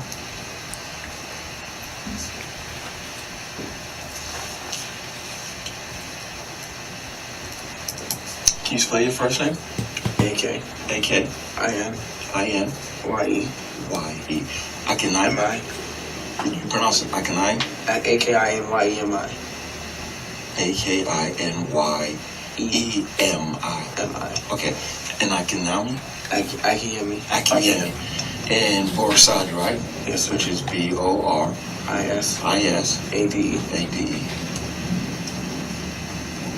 What's your date of birth? August 26, 1989. August 26 of 89. And that makes you how old? 26. Okay.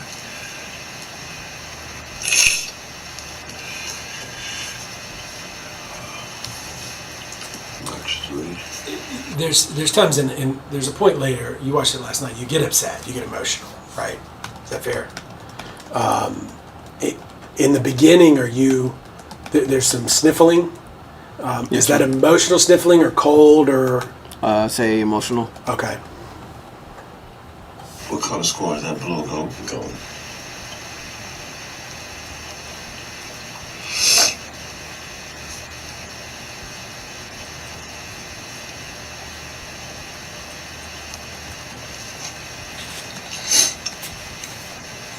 Okay.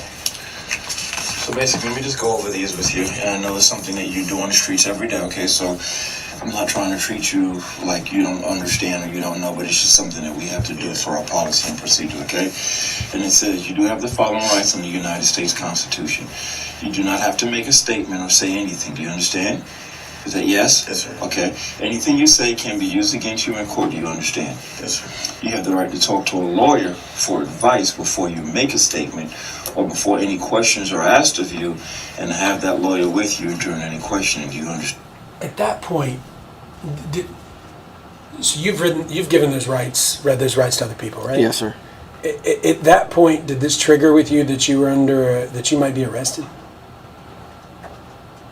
Not that I'd be arrested, because you can still provide somebody the Miranda and not be arrested, but I didn't think I'd be arrested now. Okay. Yes, sir. If you can't afford to hire a lawyer, one will be appointed for you before any questioning, if you wish. You understand? Yes, sir. If you do answer questions, you have the right to stop answering questions at any time and consult with your lawyer. Do you understand? Yes, sir. So real quick, Officer Borisade, and I don't want to take this as something small, or I don't want to make it something big, okay? This basically is your constitutional rights and says you have the right to talk to us if you want to, or you have the right to talk to us through an attorney. You understand all these rights, yes, and you're good with it, and you're willing to give us a statement of what happened tonight. Yes, sir. Okay, sign right here, brother.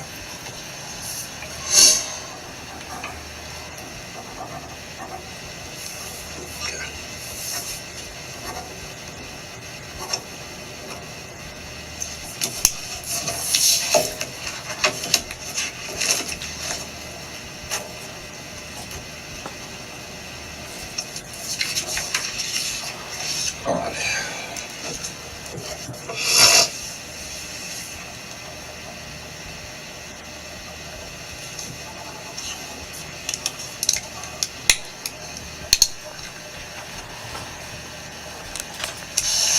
Okay, Officer Borisade, what do you like to be called? Yemi. Yemi. All right, Yemi. And like I said, you can call me Ed or Ed Cayenne and Darren Green. Okay, so tonight we're all working, okay? And I'm not gonna really, I'm just gonna touch on the reasons you got called to come in contact with Myra Martinez. Give me real brief, a quick synopsis of how you got the call. She dispatched myself and another officer to the... Who is the other officer? Officer Vickery. Officer Vickery, okay. To the call went out as a drug dispute between 2 and 63 at Scores off of University Boulevard, right by Phillips Highway. Yes, sir. So I get there first and we make contact.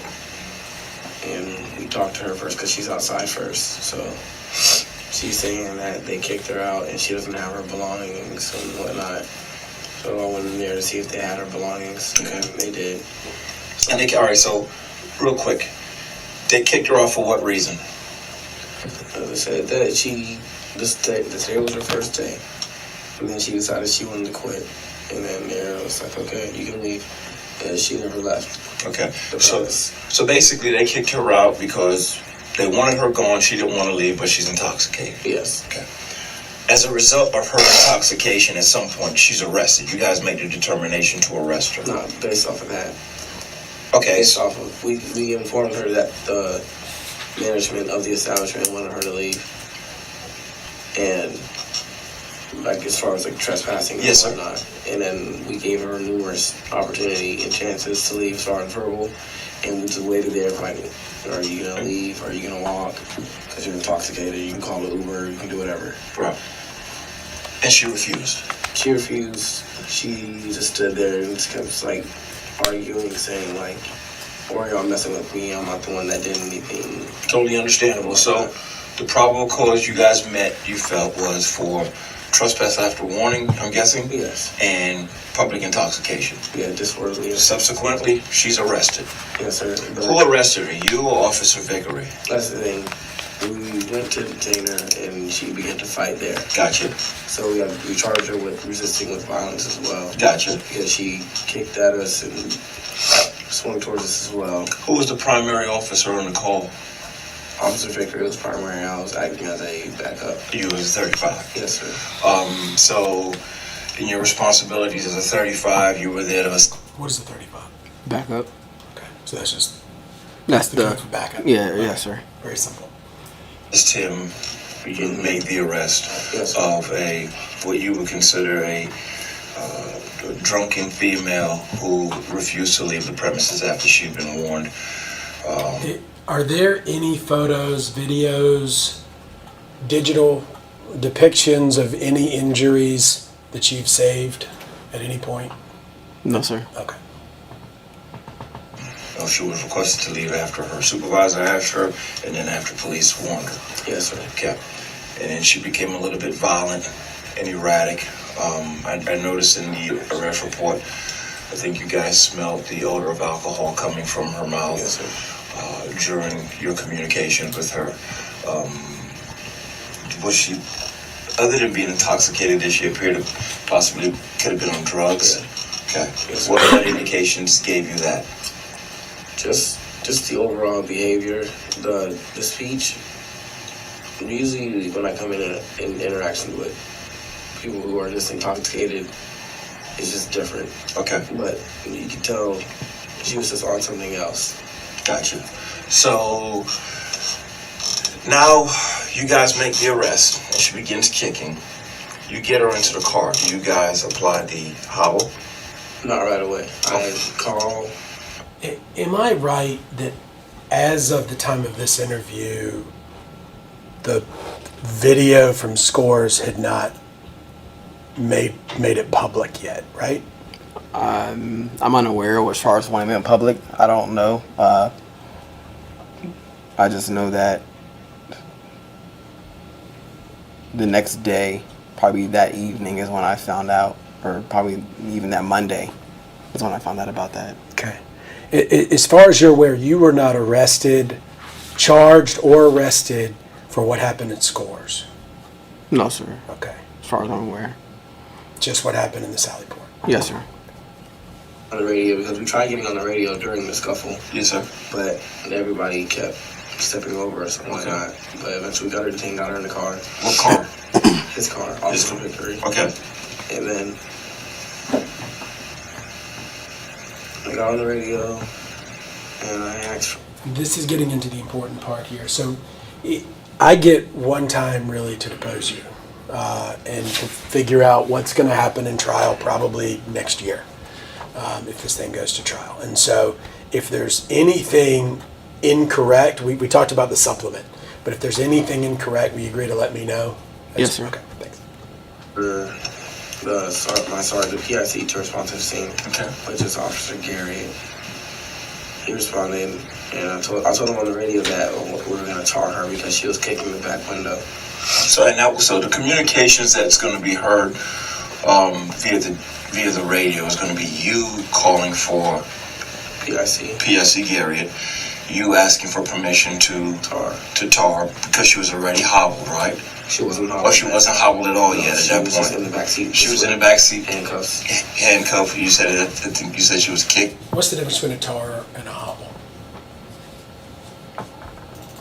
One of the two is when a hobble, or I'm not necessarily sure as far as the specifics, as far as which one is which, since it's been so long. But I know one of them is the arrested person's feet is tied together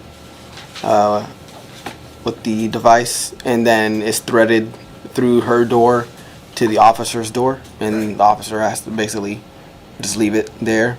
That way they're immobilized in the back seat since the door is closed on the thread. And then the other one is where your ankles are tied up through the handcuffs. Do you know which is which?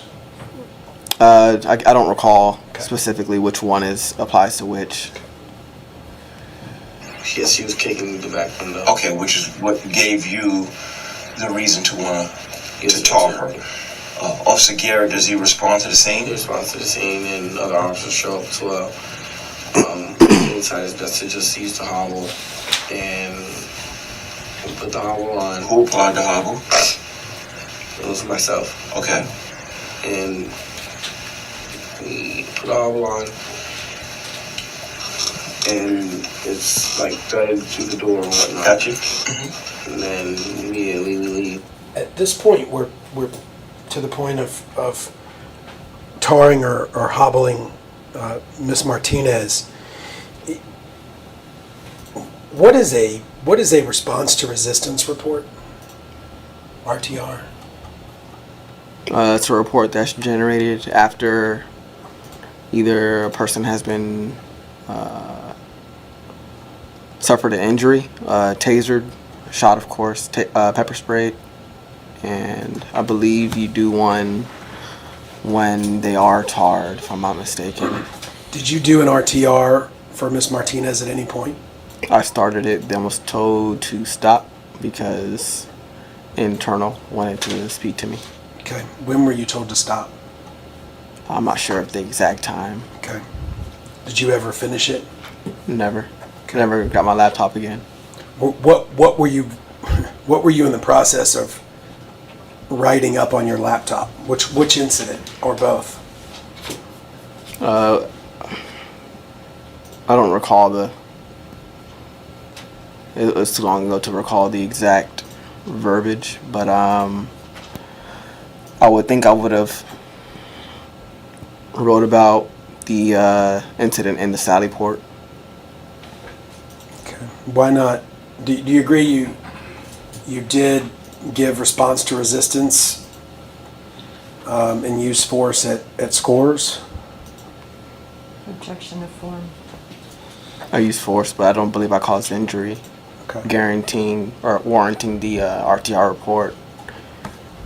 It's your understanding from your training that you had to have an injury to justify doing an RTR report? Yes, sir. Okay.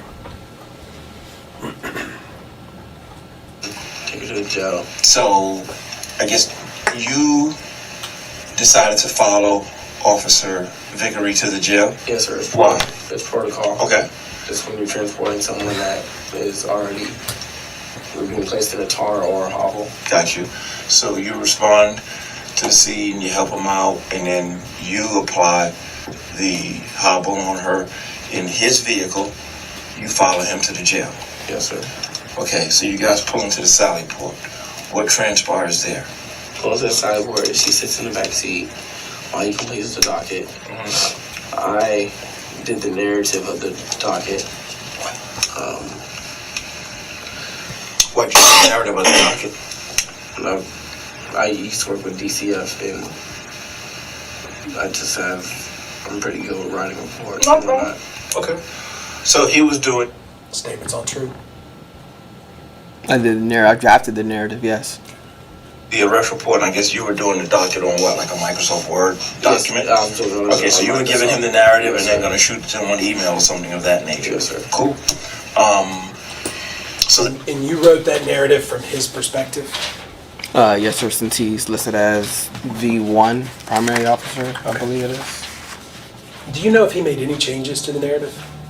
No, sir. What's going on? So you're actually not in the car communicating with Ms. Martinez at all during that point, correct? No, sir, I'm not. Okay.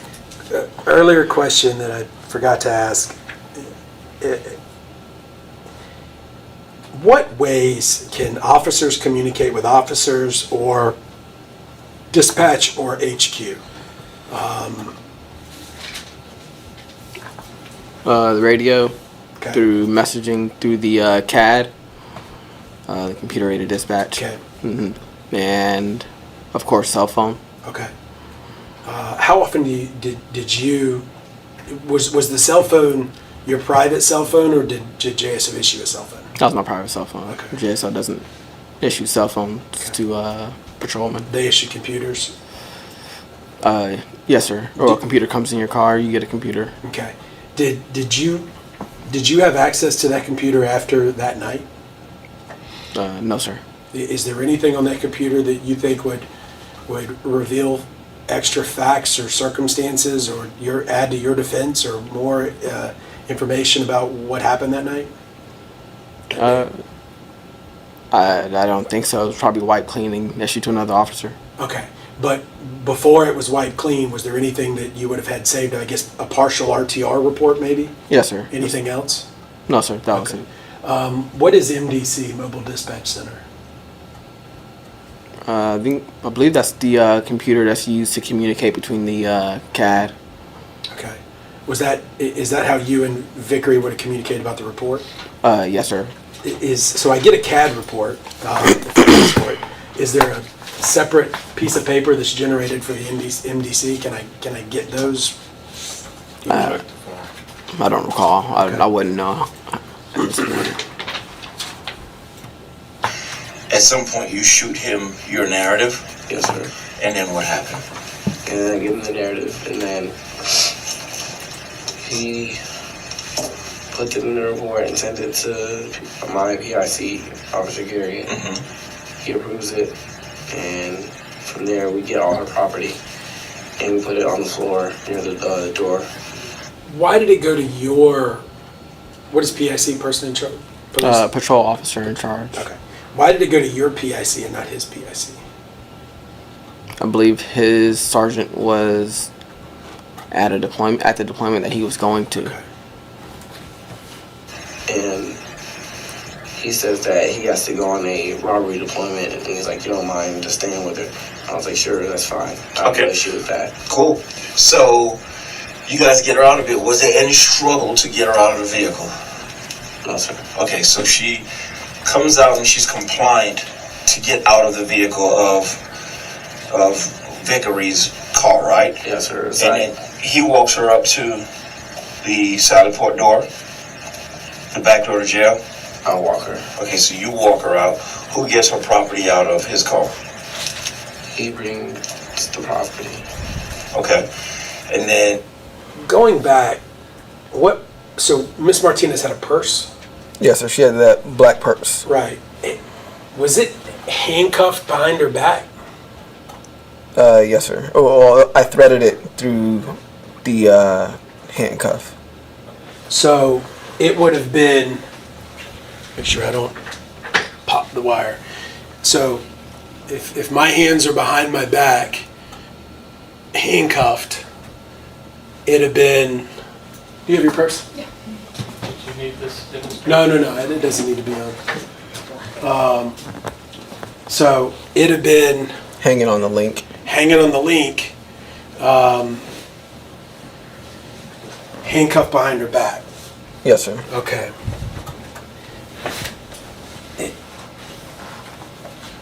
And it seemed to have a pretty long strap. Would you agree with me to that? Longer than that bag. Yes, sir. Did that, I mean, for somebody that potentially was a threat to your safety,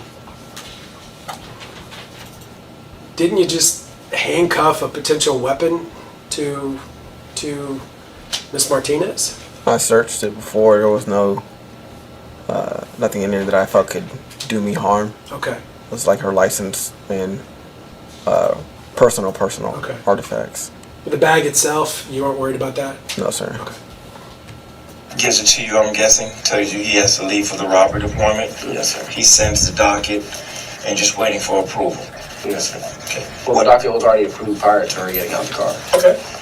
So now all she's doing is standing at the back door waiting for the door to open up. You guys to let her in, and I guess at that point you probably hand the purse to correction officer. Yes, sir. Fine. What happens? From there, she just keeps being disorderly,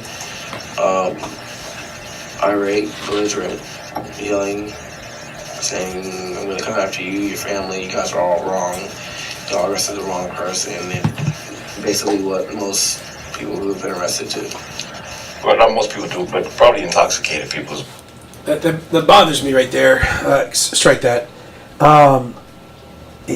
You said what most people do. Yes, sir. And you were then corrected. But tell me what you meant by that. You want me to replay the line? I don't believe he corrected me. I stood by what I said. Okay. I guess he tried to correct you. Let me go back for a second. Vickery's car, right? Yes, sir. And then he walks her up to the Sally Port door, the back door to jail. I'll walk her. Okay, so you walk her out. Who gets her property out of his car? He brings the property. Okay. And then gives it to you, I'm guessing, tells you he has to leave for the robbery deployment. Yes, sir. He sends the docket and just waiting for approval. Yes, sir. Okay. Well, the docket was already approved prior to her getting out the car. Okay. So now all she's doing is standing at the back door waiting for the door to open up. You guys to let her in, and I guess at that point you probably hand the purse to correction officer. Yes, sir. Fine. What happens? Is it fair to say that the property and Miss Martinez were attached? They were together. In other words, her property wasn't kept separate from her. I think we established that. Yes, sir. Okay. From there, she just keeps being disorderly, irate, belligerent, yelling, saying, "I'm gonna come after you, your family, you guys are all wrong. Y'all arrested the wrong person," and basically what most people. What did you mean that what most people say? Most people say. Did most people say those things that you arrested the wrong person and act belligerent upon arrest? Most people who are intoxicated, they call me a nigger, or that's their go-to. I guess to incite rage in me, but yeah, that's it. Okay. And again, I'm sorry that happens. Been arrested too. Well, not most people do, but probably intoxicated people is what you're trying to say. Yes, sir. Okay. So there's other officers there that take note of her behavior as well. Like there's a homicide detective there. She's a whiskey foxtrot with short hair. Detective Simpson. Yes, sir. She was there and she was saying like, "Geez, she's really like riled up." There was another guy from like CSX Roy Yard. Okay. Saying that her behavior was noticeable as well. From there, she just keeps going, keeps going, keeps going. And then eventually she yells, she charges towards me. And that's when I put my hands like on her shoulders right here and got her back to the wall where the door is. And that's when the incident took place, as far as her kicking me and me responding. All right, you say that. Let me ask you a question, because in your short time that you've been with the agency, how many intoxicated people have you dealt with? Would you say? I can't put a number to it. No, I'm just saying, how many times you think? Maybe 1 to 5, 5 to 10? I would say numerous. Okay. I mean, I can't put a number to it. Okay. So, you made multiple arrests for intoxication during your course of training and since you've been by yourself? Yes, sir. Okay. And how do they act? Belligerent, obscene. Like she was acting. Okay. You stand by that statement that intoxicated people that you encounter as a JSO officer act belligerent and obscene? Commonly? Yes, sir. Okay. Commonly? Yes, sir. So, besides her verbalizing and being belligerent, like not listening to what you're saying. What else was she doing? She kept crossing the line where like the officers stand, and so the line that separates like the assuming prisoners and the officers. Basically, from what I've been taught, is that they're not supposed to cross that line because like officer safety. You don't want them getting too close to like other officers and whatnot. And y'all get into this imaginary line kind of thing, and I call it that because he calls it that. But you indicated you were also taught about that line, like, and I know you had FTO and everything else. But what was your understanding about this whole inmates are to stay over here and officers were to stay over here? How all did that work at the PTDF? Just through FTO. It was just taught that inmates should stand over here, and you guys always keep the suspect within your line of vision. Okay. From where you're standing in front of that glass partition, is that fair? Yes, sir. Okay. Is she in your line of vision? Yes, sir, because it's see-through the glass. Okay. So she also would have been in the line of vision of the officers generally standing next to you, wouldn't she have? Objection form. Can't testify to whether they were paying attention or looking or not. Okay. But would there have been any wall or structure that would have blocked their vision from seeing her if they were standing in the vicinity you were? I don't believe so, no, sir. So I advised her to start crossing the line and whatnot. So you basically wanted her to stand by the door. Yes, sir.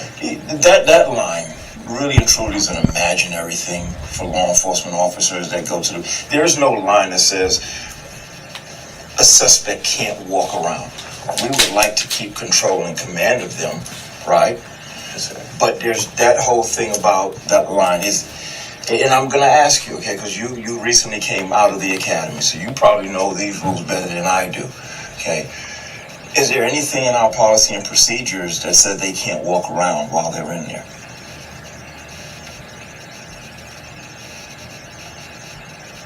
I'm not sure.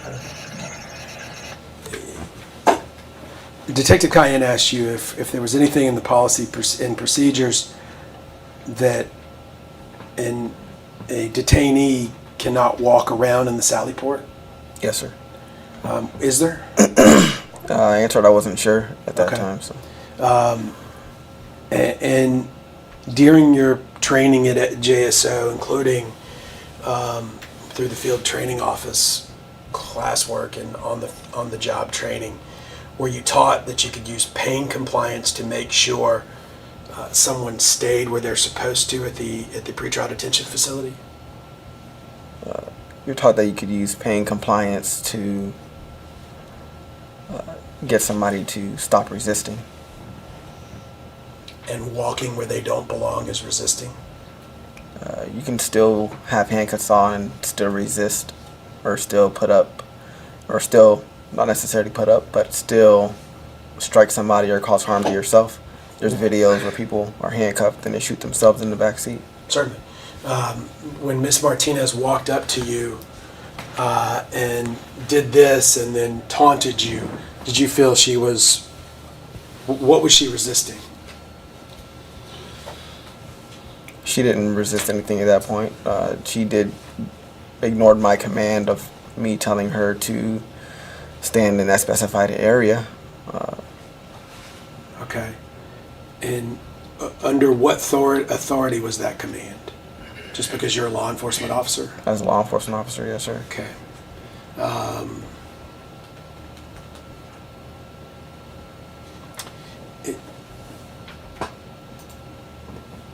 Did any of the other inmates move when you gave that command? Like Lucius Richardson, the gentleman standing there with the basketball jersey. Did he have to abide by that same command? I wasn't responsible for Lucius. Okay. I don't know. I've never seen anything that says a suspect can't walk especially intoxicated ones, because you get some belligerent ones, okay? I've made a couple of arrests in my times, and you get people who are pissed off at you, the drunk ones, the ones that are on drugs and stuff like that, and they act I don't know this girl. I'm suspecting that if she probably hadn't ingested alcohol and or drugs, she probably wouldn't have acted this way. I don't know that for sure. But at a point in time, there is some limitations on what we can and can't do. You know what I'm saying? And the number one limitations that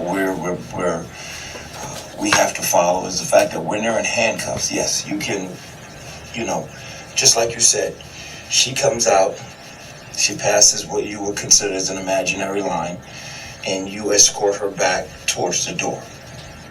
Correct?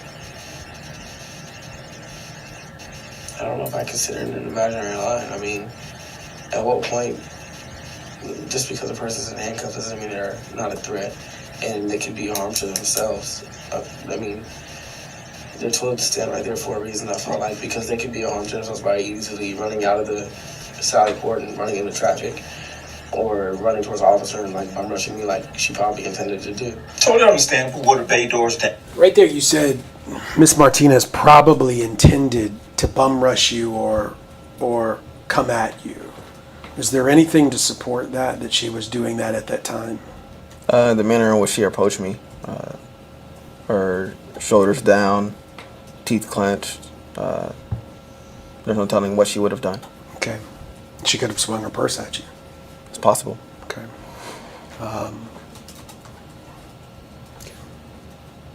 On both ends? I can't recall. Okay. So when you're saying a harm to herself, if she's a harm to herself, you're arresting her for a misdemeanor? It was a felony charge. It was a felony charge. Did you notify the back door that, she had self-harm issues? No, I didn't say that she personally herself is a harm to herself. I'm saying people in general can be a harm to themselves as far as prisoners and walking around freely. Right. But I'm just saying, let's just stay with the incident with Miss Martinez, because that's all we can talk about. Because yes, you may have a different experience at the back door than I've had, but a lot of that can't be taken into account, right? As of that day, do you know how many people you had kind of intaked, submitted through intake at that back door by then? I'm not sure of the number. It's probably on record within the department. Okay. Are we talking about 100 or? Oh, I'm not sure. Okay. Because it's just your experience with Miss Martinez. Now, I would totally agree with you. She probably wasn't following your instructions. I would say that. What instructions did you give her? Just stand by the door and wait for her name to be called. Okay. And don't cross the line. And her response was? If you mean this line, and then touched it with her foot and also said, okay. Would you agree, whether it was you or somebody else that made a comment about fuzzy handcuffs or pink handcuffs, that it wasn't just Myra Martinez arguing with herself? No, I don't recall. No, I don't recall. Okay. If it wasn't you, if somebody else, made fun of an inmate for fuzzy handcuffs or pink handcuffs, is that how officers should act? Is that how you're trained to act? Check the form. I don't believe so, no, sir. I didn't react then. What is it about that line that pissed you off? Just that she wasn't. It didn't piss me off. Okay. The line didn't piss me off. It's nothing that didn't piss me off. So did something get you angry? No. Okay. I mean, she ran towards me. I didn't know what she was gonna do. She could have spit in my face. She could have bit me. She still had limbs and body parts that could have attacked me still. In what way? She could have bit me. Okay. She could have kicked me like she did. She could have shouldered me with her shoulder off the curb that I was standing on. Mm-hmm. And what does the Jacksonville Sheriff's Office policy and procedures state about suspects that are handcuffed? Are we allowed to strike them? Yes, sir. Important question and answer there. Detective Cayenne asked you, what is the Jacksonville policy and procedure for arrestees with handcuffs? Are we allowed to strike them? What was your answer? Yes, sir. You stand by that answer? Yes, sir. Are there conditions? Under what circumstance can you strike someone who's handcuffed? Somebody showing somebody's actively attacking you as if she did, or showing a disregard for their life or others. Do you contend she was actively attacking you? Yes, sir.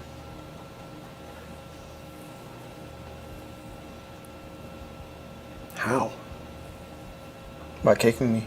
I mean, right. Kick me in the groin by the black and white definition. Okay. Causes great bodily harm. Could incapacitate. But before that, before when you were backing her up with the shoulder against the wall, what was she doing at that point to warrant a use of force? I didn't use force. I directed her back to the wall. I didn't issue any strikes at that point. Okay, but you pushed her against the wall, right? I didn't push her against the wall. You placed her against the wall? Yes, sir. Okay, guided her against the wall. That's your contention? Yes, sir. Okay. Okay. In what way? Because she was handcuffed, correct? Yes, sir. Okay. And did you strike her? Yes, sir. Okay. Did you strike her with an open hand or a closed fist? Closed fist. Do you remember the amount of times you struck her? Is there a difference in training with open hand versus closed fist? When to use either at JSO? Yes, sir. Tell me about that. There's a certain kind of slap you can perform over the air that's meant to like disorient, and that would be open hand. And then of course there's closed hand strikes that you could administer as well. Okay. Why not do open hand here? Just because of the placement of where she was, and I didn't want to hit her in the head. Okay. How tall are you? 5'10", 5'11", roughly. And is your weight larger, smaller, or the same as it was then? Since then, I've put on weight. You put on weight since then? Yes, sir. Okay. Do you know about what you weighed then? I believe 130. Okay. Do you know what was she shorter or taller or the same height as you? I believe she's like 5'7". Okay, so a little shorter. A little bit shorter. Was she smaller in stature than you? No, sir. Okay.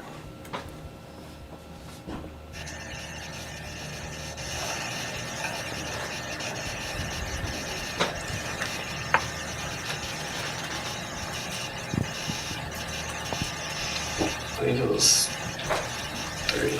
Okay. Where did you strike her at? In the stomach. Okay. And like I said, you recently came from the academy, so I'm thinking that you're more well versed in that aspect of, active resistance and things of that, and use of force. Where in the academy that they allow us to punch suspects that are handcuffed? I mean, at that point, she's physically and actively resisting. Okay, if you're saying she tried to kick you, which is what you said, right? She didn't try to, she did. Okay, so she kicks you. And your response is you ball a fist up and you punch her 3 times in the stomach. What part of that falls under JSO protocol?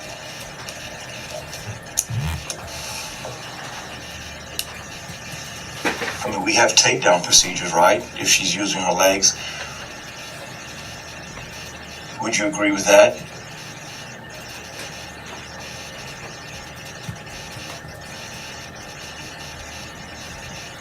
Do Do you feel your use of force with those 3 strikes at the Sally Port were according to your training at JSO?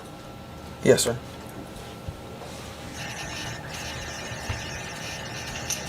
And also, Borisade, like I said, I can totally understand a reaction sometimes, okay? You're not a bad guy, okay? I think you're a good young officer. And I do believe she was intoxicated. I spoke with her and she admitted that. It's a possibility she ingested drugs. So I think with the duo of both alcohol and or drugs in her system, she probably wasn't thinking clearly. Okay, but at a certain point in time, Officer Borisade, we as law enforcement officers, we have protocols that we have to follow as well. And see, what happens is when we deal with intoxicated, mentally ill people of that nature, they'll do things to kind of, piss us off. But what we have to do is we have to remain above them. Do you agree with that statement that Detective Cayenne said that you as the law enforcement officers, you encounter people with a host of problems and drug addictions and abuses, but you've got to rise above them? Check the phone.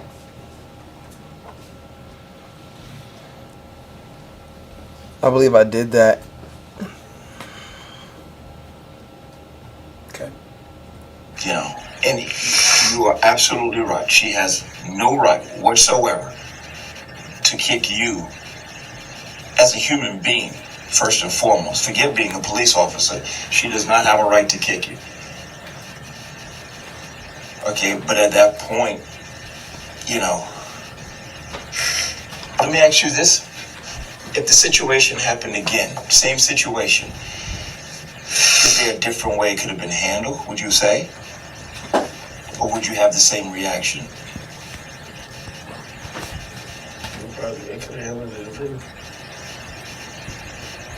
Well, what would you have done differently? Can we get some help, gentlemen?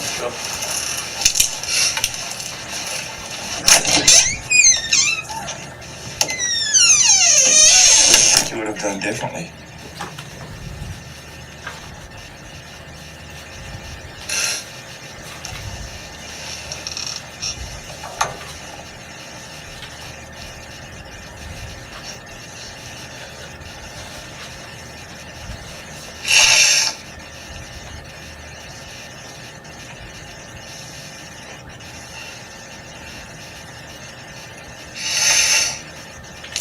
Real quick, man. Let me ask you something. Detective, trust you, man. I'm not judging you. I'm not here to judge you. I'm not here to belittle you. I'm not here to I'm not angry with you. I'm not upset with you or anything like that. I'm just saying, would you agree with me? Would you agree with me that they give us a big thing? And for you guys are a little bit different. You guys get everything on the computer now. But they give us, when I was coming out, they gave us multiple different books. We get the general orders, we get the You got multiple different books too, didn't you? Yes, sir. Okay. and procedures, we get the municipal ordinance, the field report manual of how we document reports and stuff like that. And there's a whole lot of information that basically, we're bound by, as well as Florida state statutes, right? And within these documents, they tell us what we can and we can't do. They can't tell you how you can feel emotionally, okay? And I can tell you are upset, and you have a right to be upset. But within those books, they tell us, hey, if you have this situation happen, this is how far you can go. Or this is how your response should be. We put all the emotions and we put the alcohol and the drugs and everything, and you put that in a boiling pot of water, nothing good is going to come to the end of it. You understand? And you experiencing in your young career a situation like that, I can 100% guarantee you, most police officers have been there and done that. we combined in here, we probably got close to 40 years of law enforcement experience. And I can't tell you the number of times we dealt with some people like Miss Martinez who probably acted totally out of character tonight. Because I can't believe that that female will go around and, be belligerent, not following instructions and things of that nature. And like I said, nothing that she did tonight gives her a right to do what she did to you. But on the other hand, what we did, in response to her, emotions, do you think it was right, it was wrong, it could have been better handled? I mean, it's just like either way, I feel like either way it would have looked bad because I'm a guy and she's a girl. Like if I would have took her down to the ground, she would have landed on her hand, she wouldn't have been able to catch herself, she would have landed on her face, and that would have looked really bad on camera, just like what I did looks bad on camera. What do you think looked bad? I guess the amount of times I hit her. Okay. What you just said, male or female? If it was a male, would you have been justified doing what you did tonight? Because remember something, we don't put gender on suspects. We don't put race on suspects. We don't put religion on suspects. Suspects are suspects, and they come in all shapes, sizes, young, old, male, female, and things of that nature. And what we got to understand is suspects' acts are sometimes unpredictable. Okay? But that's what makes us being held to a higher standard. Because no matter what the suspect do, the law enforcement officer have to respond in a certain manner. And the manner that we respond, we are bound by the policy and procedures of the Jacksonville Sheriff's Office to general orders and Florida state statutes. And if we go out of that and we violate policy and procedures, then yeah, we deal with internal affairs. But if we violate state statute, then you deal with the integrity unit. So what I don't want you to leave here and think tonight that if that was a guy, your reaction would have been justified. Okay? Because they don't tell you, or you have to give me the name of the person that tells you it's okay to punch somebody multiple times that are handcuffed. Right? That totally goes against our policy and procedure. So like I said, if given the opportunity to do it all over, what different decisions could have been made?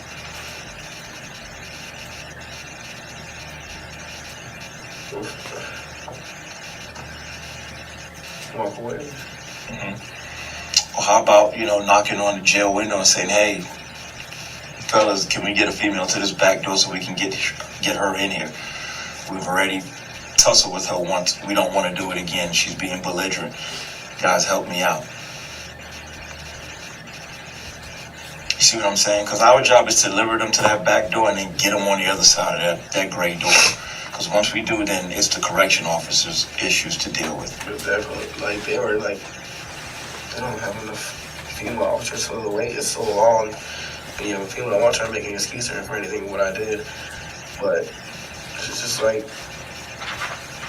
I feel like what happened to, if I would have walked away, she would have thought that it was okay to do that to another officer. And that was my fault.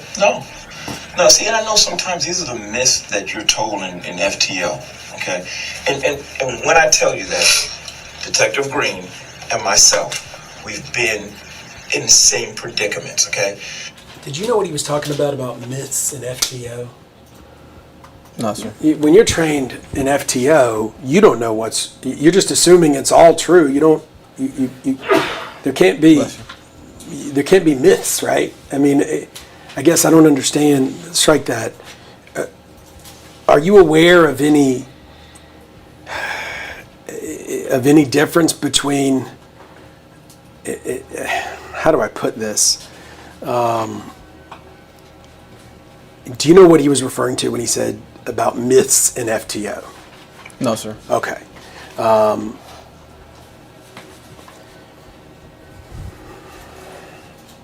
So yes, you have a lot of things that we believe in police work that's not really true. Like that imaginary line. You're the first person I've heard say that. Like, don't let them cross that line. Because an officer, if somebody wants to walk across, yeah, your job is to get control and command. So we have escort positions, right? And we have transport positions. Hey, get them back to that wall and say, hey, ma'am, look, real quick. You pissed off, you're arrested. Hey, you have an opportunity to deal with it by speaking to a judge or an attorney when you get assigned one. But what happens is they escalate and then we respond. And we can't do that outside of policy and procedures.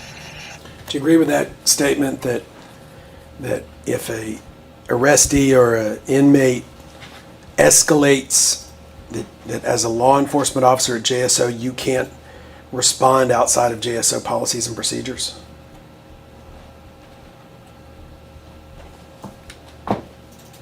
I believe that I responded within the procedures. I would agree that you can't respond outside of it. Okay.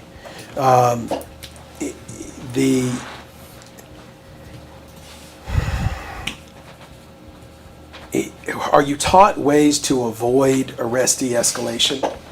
Are you taught de-escalation, essentially? And arrestee de-escalation? Correct. No, sir. De-escalation.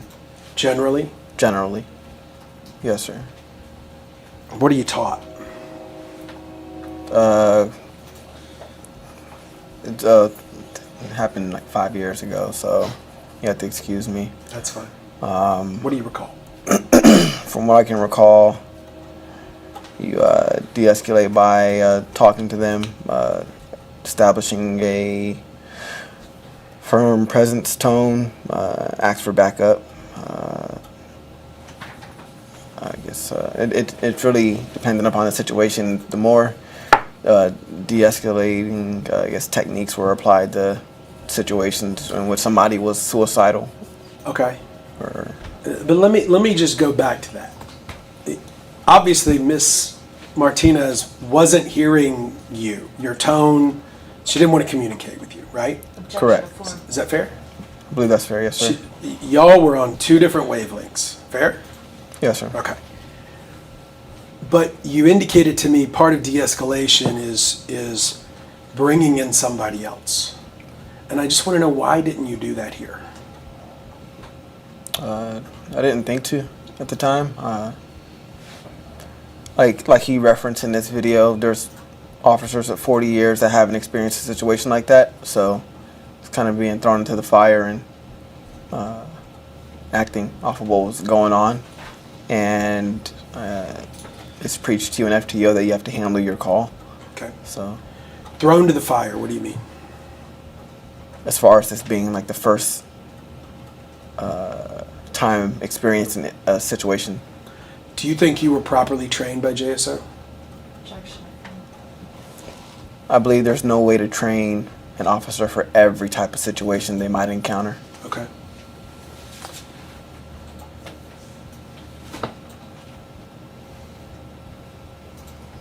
Is there any type of additional, I'll strike that.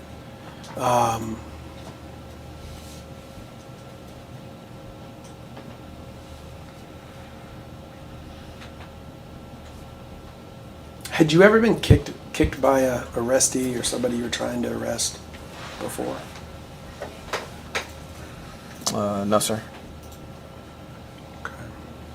Did they practice that at JSO Academy? Check the form.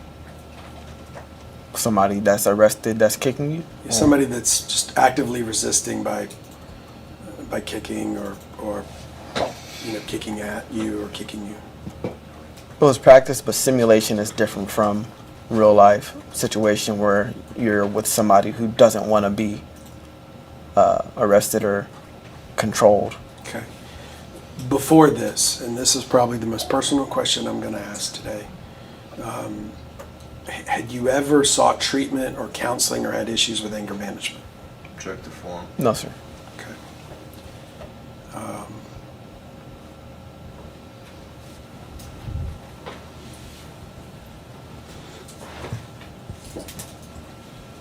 When was the last time before this you had gotten in a fight, like a fist fight?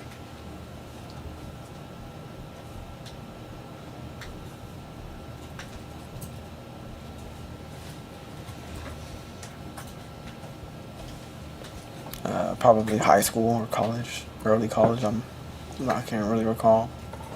Anybody arrested in any of those incidents? No, sir. Got about a minute left on the video. Let's go ahead and change. Yes, sir. We're on the record at 3:16.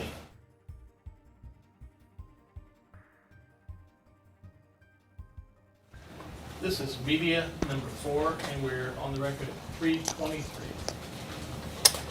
Finishing up, I think there were a couple of minutes left in the video, but we got through what we needed to get through. Have you ever met Steve Zona? Yes, sir. How? He came to my certification board hearing, and I believe I met him at the academy. He came out there. Did he testify on your behalf? At the board hearing? Yes. No, sir. What was his role at the board hearing? Came to just show support.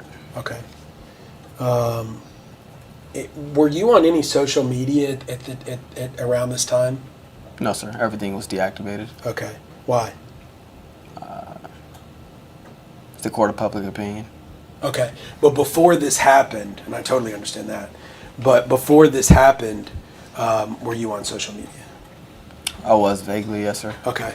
Did you have a Facebook account? At one point, yes, sir. Were you friends with any other officers or Mike Williams or Steve Zona or anybody? No, sir. I wasn't friends with them. Did you ever know an officer named Tim James? Yes, sir. He was. I'm not sure if he was at the academy or he was up there. I believe he had relations with one of my classmates. Okay. At the time. Okay.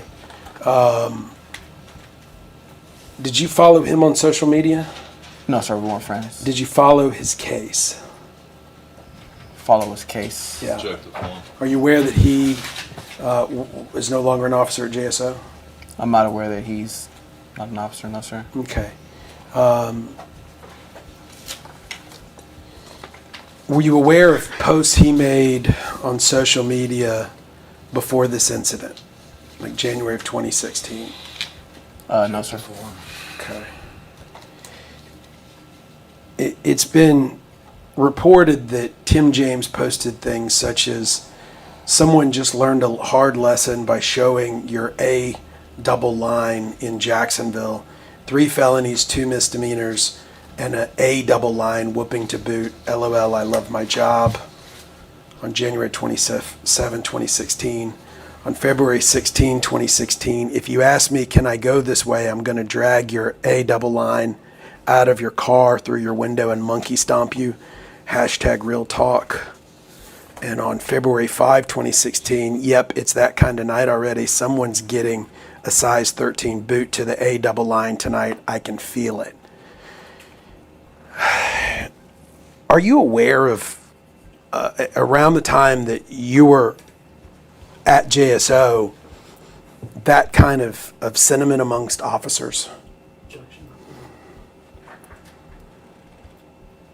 Yes, sir. I've heard officers talk like that. Okay, tell me about that. I mean, I don't recall all of their names or anything like that, but I've heard officers speak in that manner. What manner? Similar to the context which you just read. Causing harm to the public? Unnecessarily. Nobody's out there wanting or going to look for causing or wanting to harm the public. I guess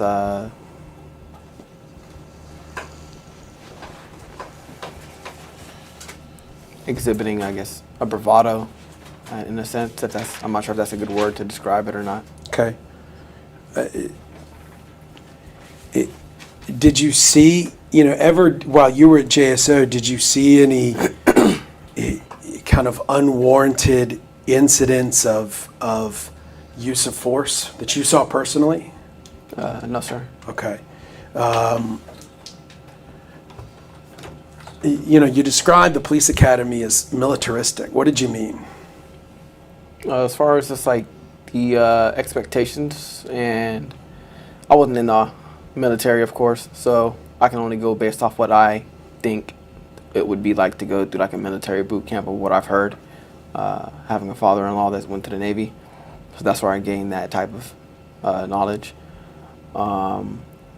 It's very high standards, shine your boots, proper dress, formations, saying the pledge every single day you're there, standing when people come in, stuff like that. Okay. Did you experience any of that bravado or you know, at least spoken threat to the public at the police academy? Objection form. No, sir. Okay. Where did you experience it? I guess like in passing, within like different substations, hearing other officers talk just as me in passing, walking, listening. Was there any racial component to it that you ever noticed? Check the form. I've heard other classmates say that they witnessed racial targeting, in a sense. What do you mean? Say they only looking for a specific race to arrest. At JSO? I've heard of that, yes, sir. Okay. Did you experience any of that firsthand? I didn't do that, no. No, okay. sir. Did you see any other officers do it that you're aware of? No, sir. Not that I'm aware of. Okay.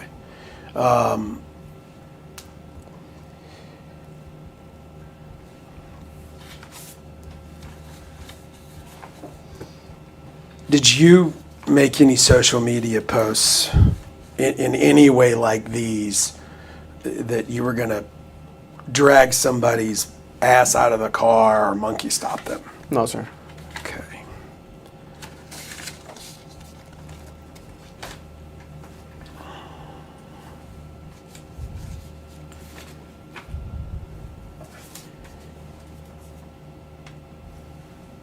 Did you keep any diary, journal, video journal, or anything about your experiences related to this whole thing? I have a file. Okay. What's in your file? Just information regarding like the criminal charges. I also have a commendation that I received from the sheriff the previous work cycle. Okay. For a case that I handled. Just certain stuff like that. I have a newspaper. That's it. Okay. How was your criminal case resolved? I believe it was resolved as a adjudication withheld. Okay. And then expungement? Yes, sir. I got it expunged. The general council meeting, which we talked about, do you know who arranged that? So I guess am I correct that you called? I called the city. You called the city. Do you know who arranged a meeting? Who said meet here? No, I don't remember her name. It was a receptionist and. Okay. You met with 4 or 5 people? Yes, sir. And they said they can't do anything for me. Okay. Is there any more questions on that? I guess. Yeah. Do you know how we could obtain either the date that you had that meeting or the names of the people at that meeting? Do you have that in a record anywhere? No, sir. Do you know how you communicated with the city, maybe by email or phone? Or phone call. Okay.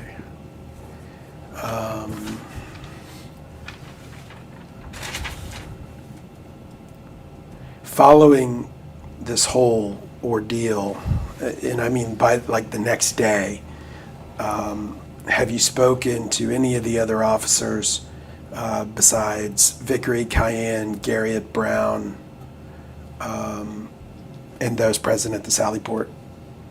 I've spoken to Cayenne. In what way? We actually live in the same neighborhood, Okay. so I see him in the gym a lot Okay. and talk to him in passing. You talk about this case? No, sir. Your only law enforcement training was provided by JSO? Yes, sir.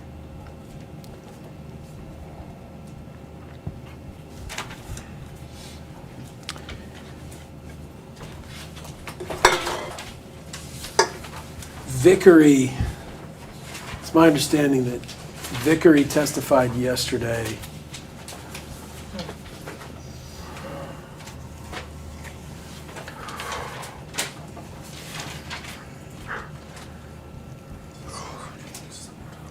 No, there's the one that you had this question. Yeah.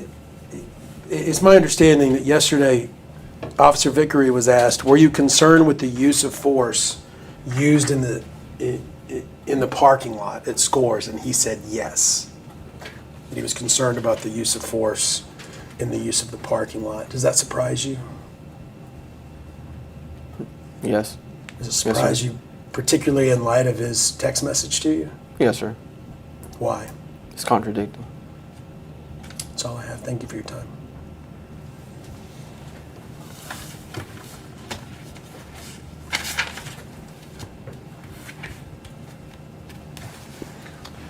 Anybody? Can we take a moment? Yes. Thanks. Going off the record at 3:34.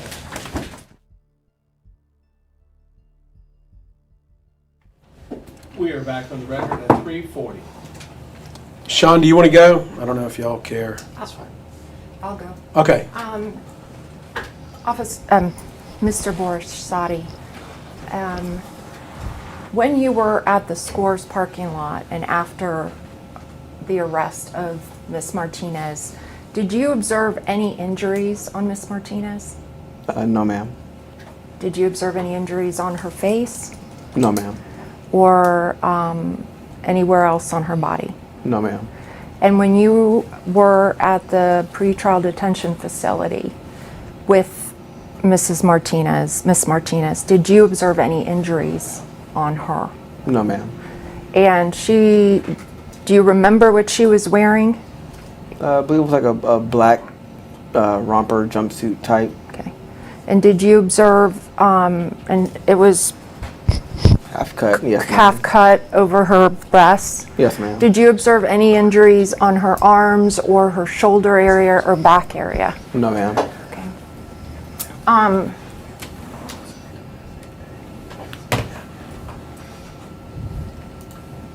I don't have any other questions. Thank you. Yes, sir. You're welcome. No questions. Sean?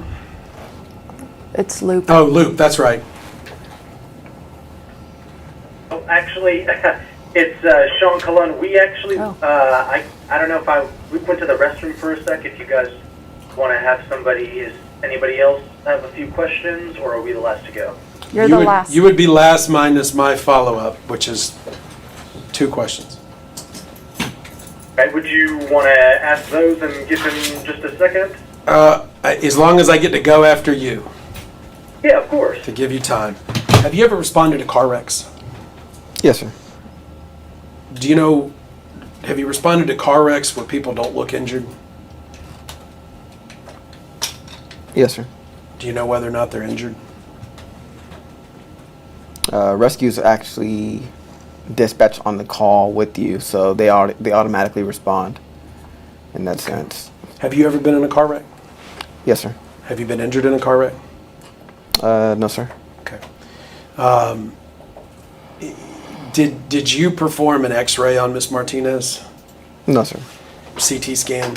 No, sir. MRI? No, sir. Have a doctor input on whether or not the inside the skin was injured? No, sir. Okay, fair enough.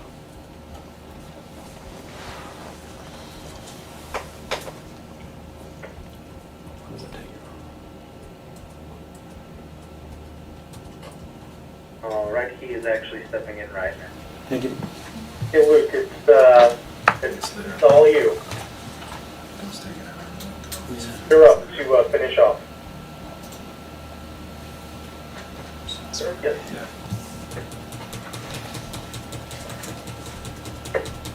Sorry, the one time I took a break, right? All right. Mr. Borisade, for the record, my name's Luke Leroux. I represent Emperors Incorporated, doing business as Scores. I'm just going to ask you a few questions about the day of April 27th, 2016. Can you tell me what directions or call you received that brought you to the location of Scores on that date?